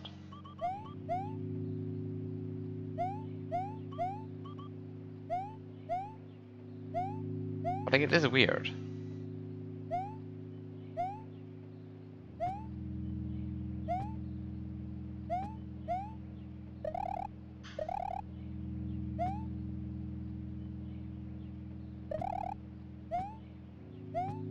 Also, I guess the other weird thing is that this is not actually how they are organized.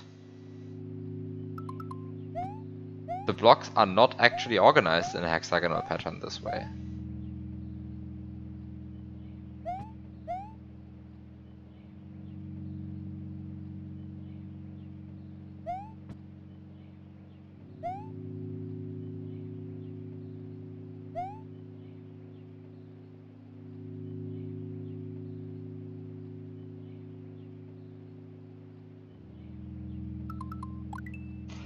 Wait a second.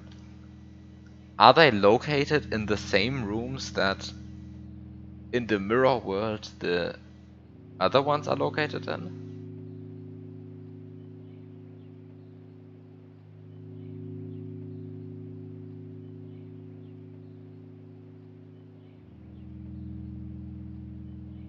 Like, can I check that?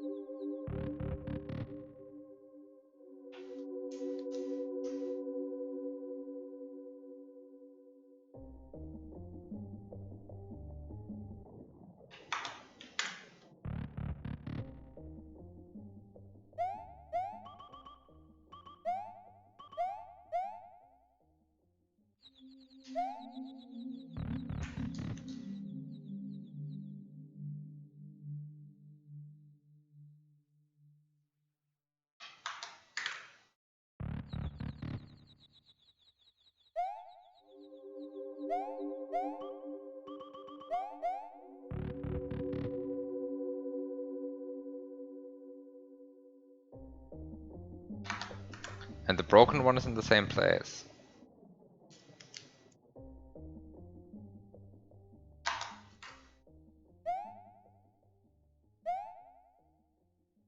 Up to mirroring.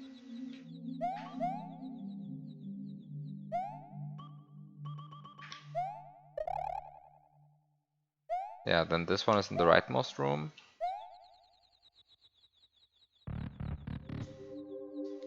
And it's in the upper right.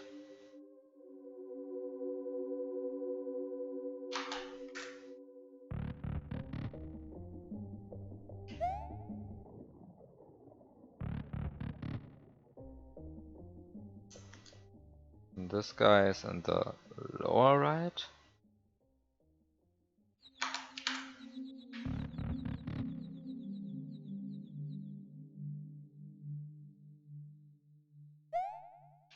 And then this guy is straight down.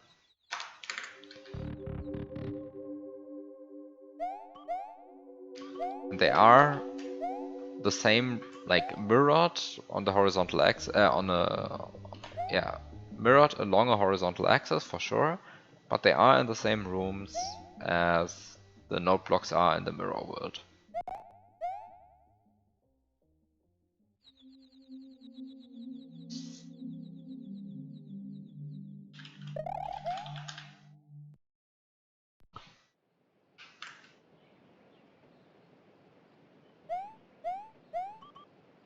And this gives me some stuff to try out now.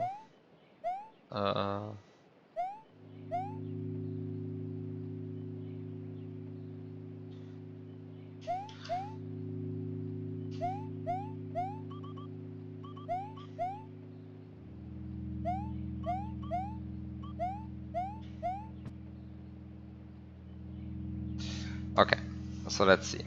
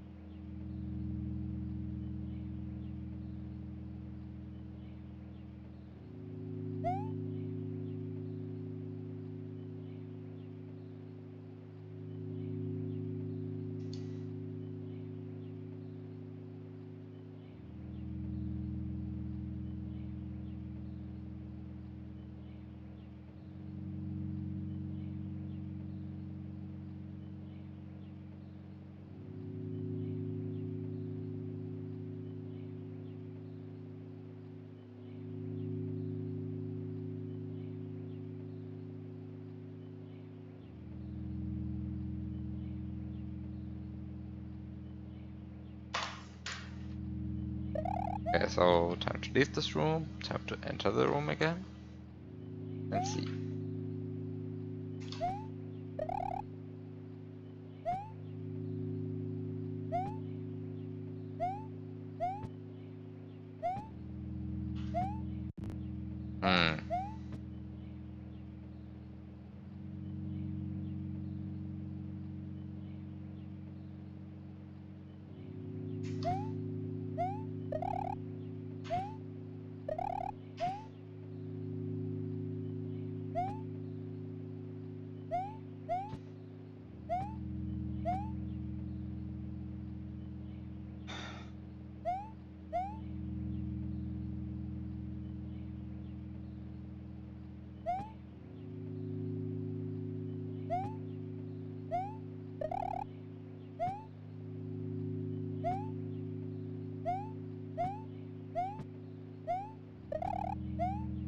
Okay, then I don't know.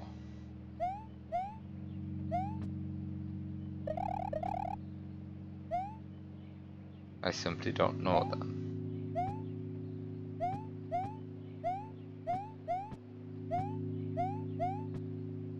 I simply don't know.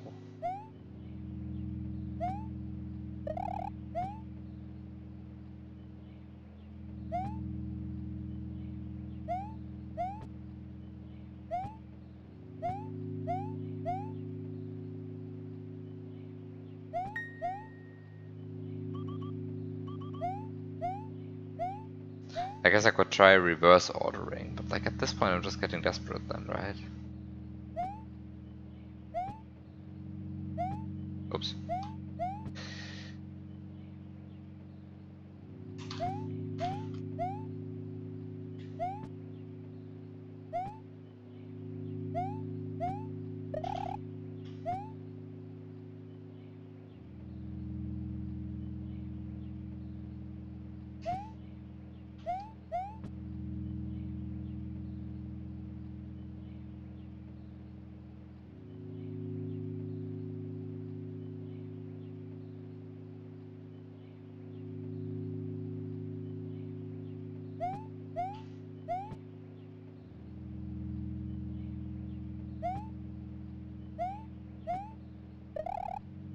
What am I doing? This is not what I wanted to input.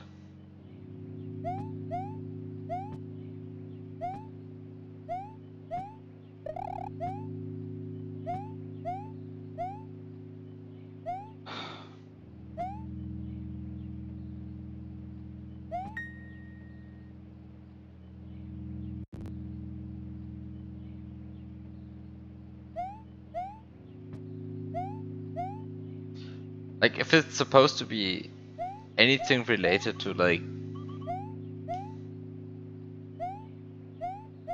the sounds themselves, other than having a certain pitch order, then I don't even know.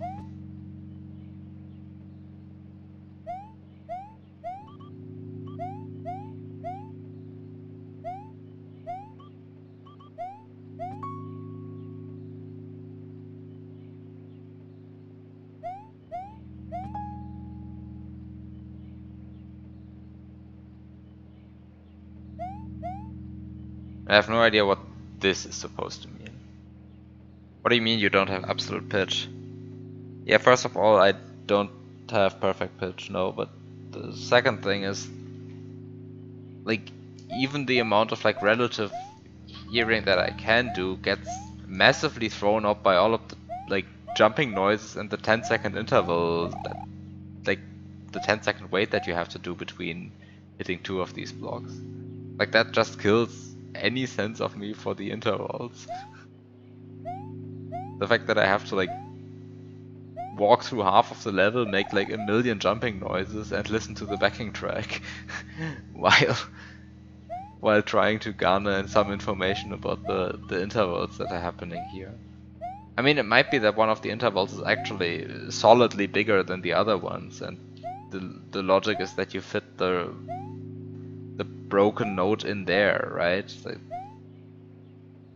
Like you could come up with something like that, but I just can't. I just can't listen to these intervals and say, yeah, this one is big. Because, like, you have save states under each note block, yeah.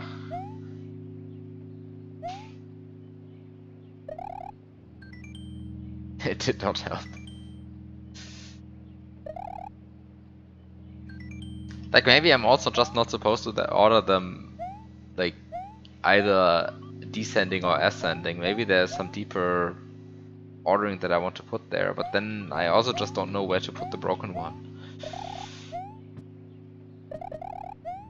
Like, I tried both beginning and end, and neither worked, so...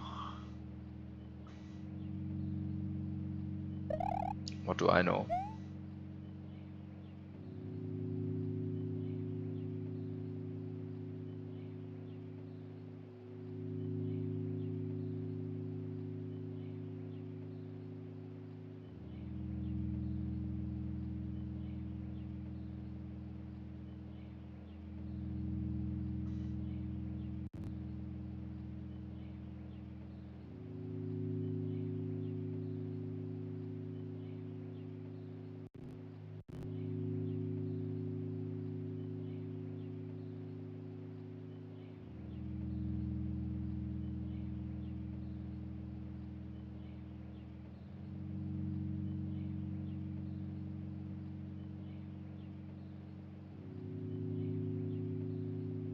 To open this door, the lonely treehouse, I just have to call upon Zero's name.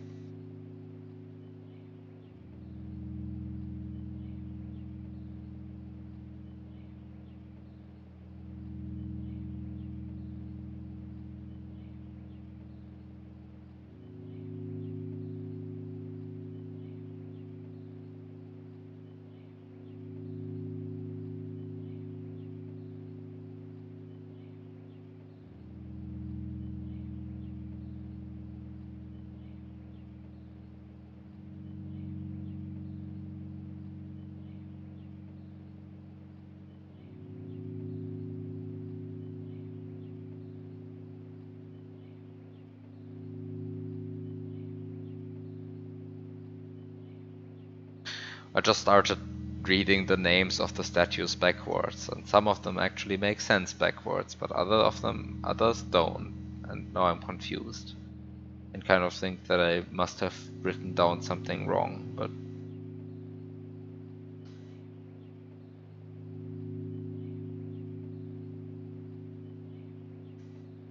I mean the dino is just like, I mean the parabeetle is just CeeLo backwards. I mean Cielo, I guess. Cielo. And the plant is just Flores backwards. But like with the Ninja, I don't even know how to pronounce that backwards. I mean, pronouncing it forwards is already, it doesn't make sense, but backwards also doesn't make sense. But at that point I don't even know anymore. In other news, I also don't... Yeah, it doesn't make sense. Like maybe there's some point to it. I don't get it. But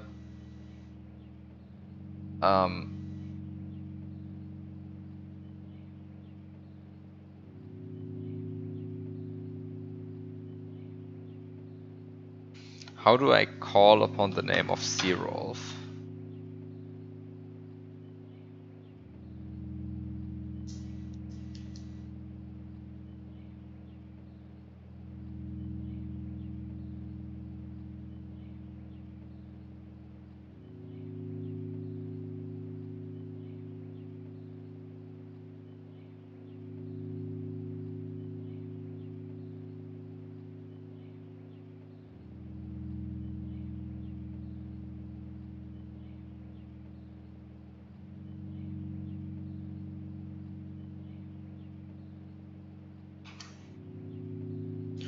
How do I call upon Zerolf?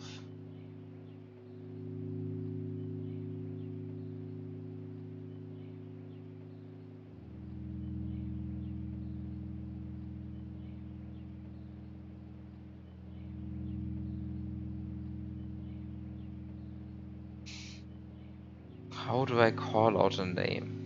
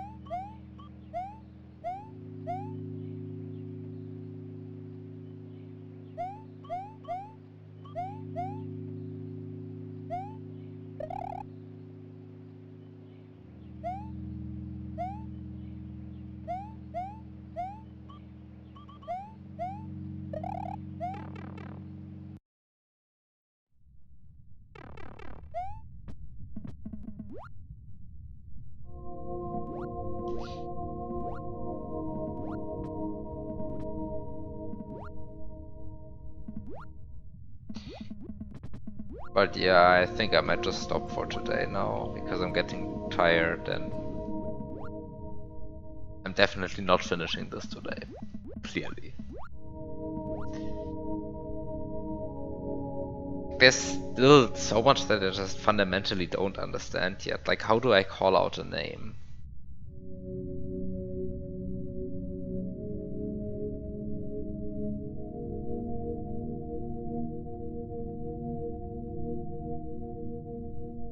How do I learn a name at the center of Genesis? And how do I reach the remaining stone grids? And what do I do with the ancient names? And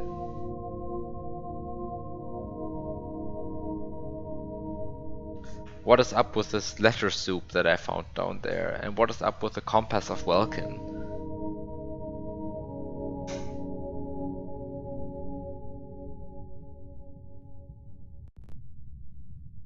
But like, there's so much of just reciting names. Like, reciting names is just important for some reason.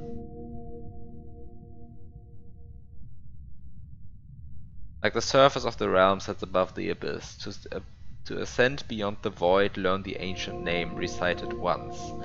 I mean, by ancient name, perhaps I should just learn the name of the ancestor of void. But actually that's a bit stupid, because the ancestor of void, I mean, it's Arp Mozov.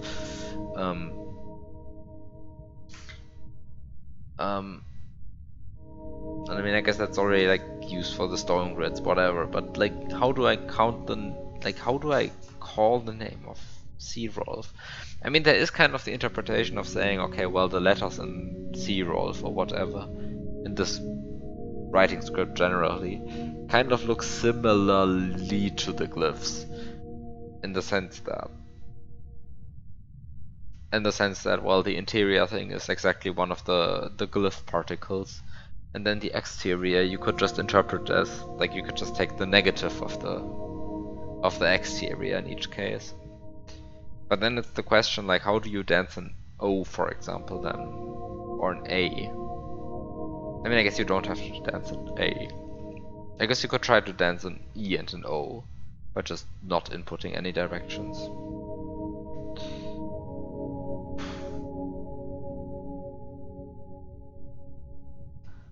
I mean, I guess you could try that. I mean, I guess I might as well try that now, because, like,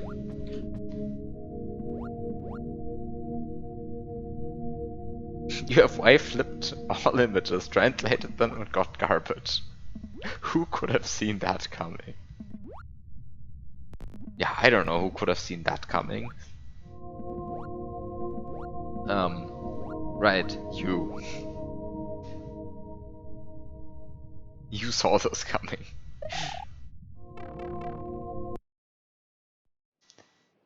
I'm going to the treehouse and I'm going to just input a bunch of stuff at the treehouse, and if that doesn't work, then I'm just done.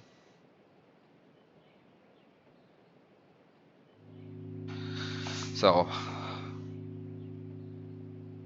how do I interpret Sea-Rolf?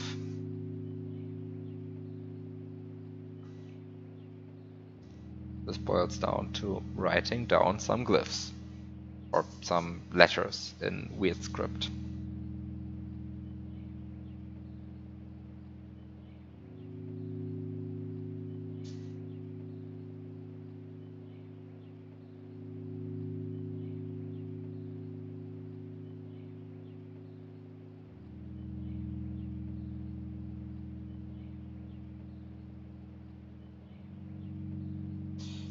And now I can interpret this in several different ways.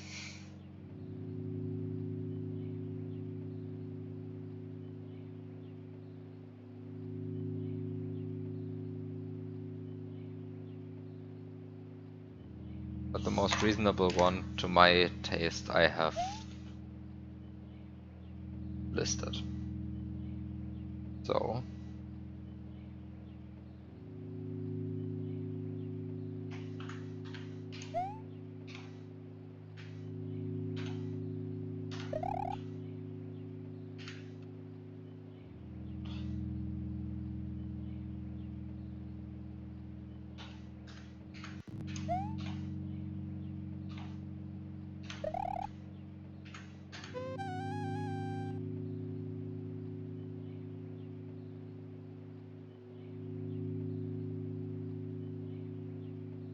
Oh.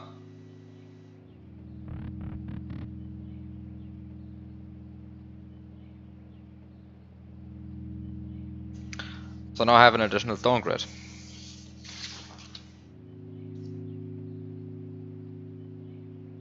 So this is the swamp.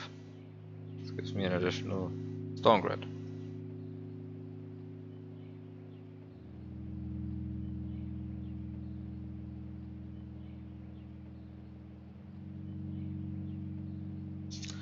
So I guess this taught me how to recite names.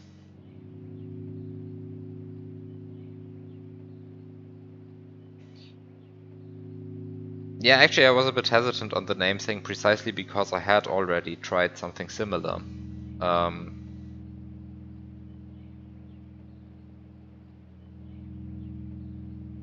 In the lake puzzle where these symbols have already cropped up, right?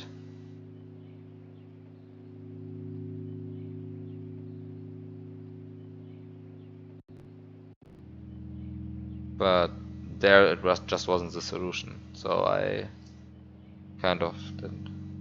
Clockwise? No, not clockwise.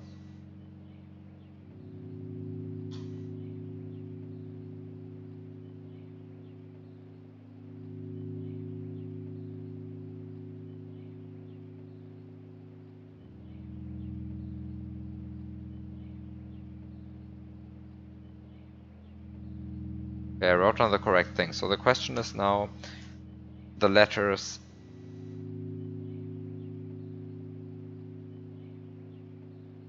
Oh no, sorry, no. I mean, back then I did it, of course, clockwise.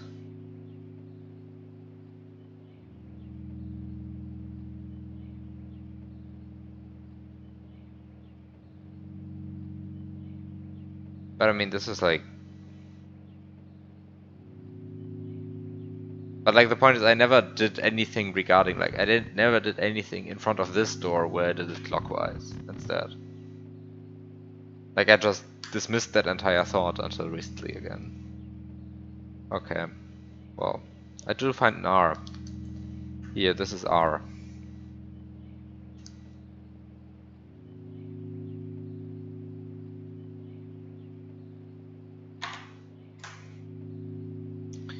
What else do we have? B and M. B, B, B, B, B, B. There's no B here. Then M here. Yes, there's an M here. This is an M.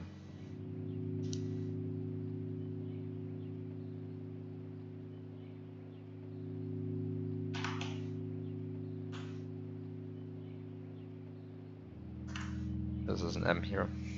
It's the only M so far.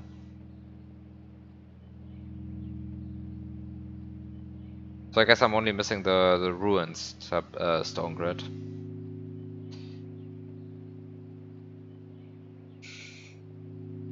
Which presumably contains the letter B. Because none of the others do, as far as I can tell.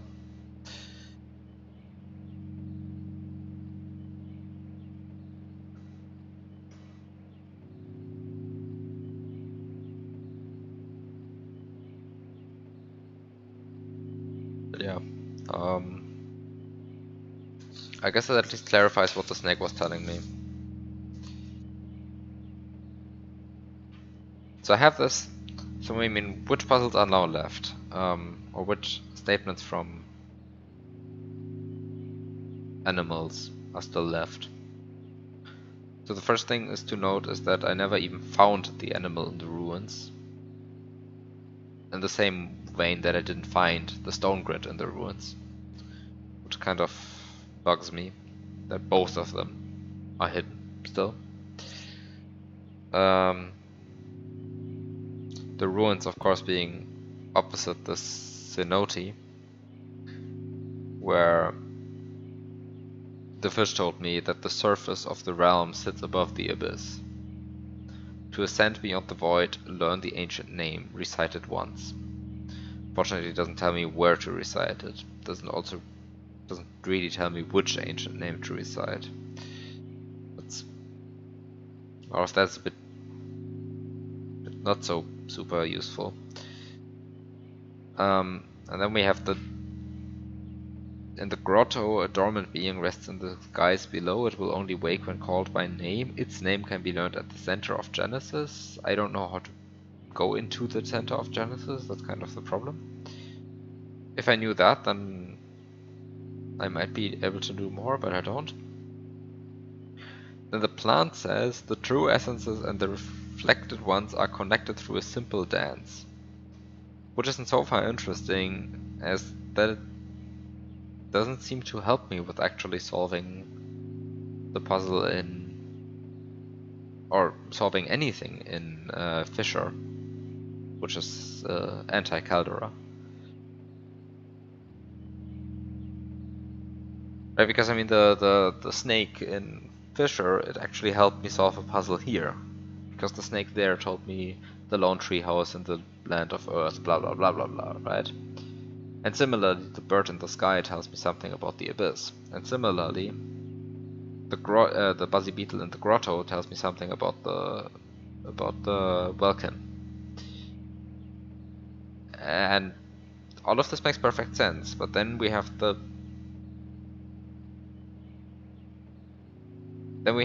fish in Cenote, which just brabbles about sitting above the abyss and ascending beyond the void and learning ancient names, and I don't know what he's on about. And then there's the plant here, which like just goes like, oh yeah, by the way, you can warp from the from this mirror world back into the normal world by doing this near the essences. But like, why is this relevant?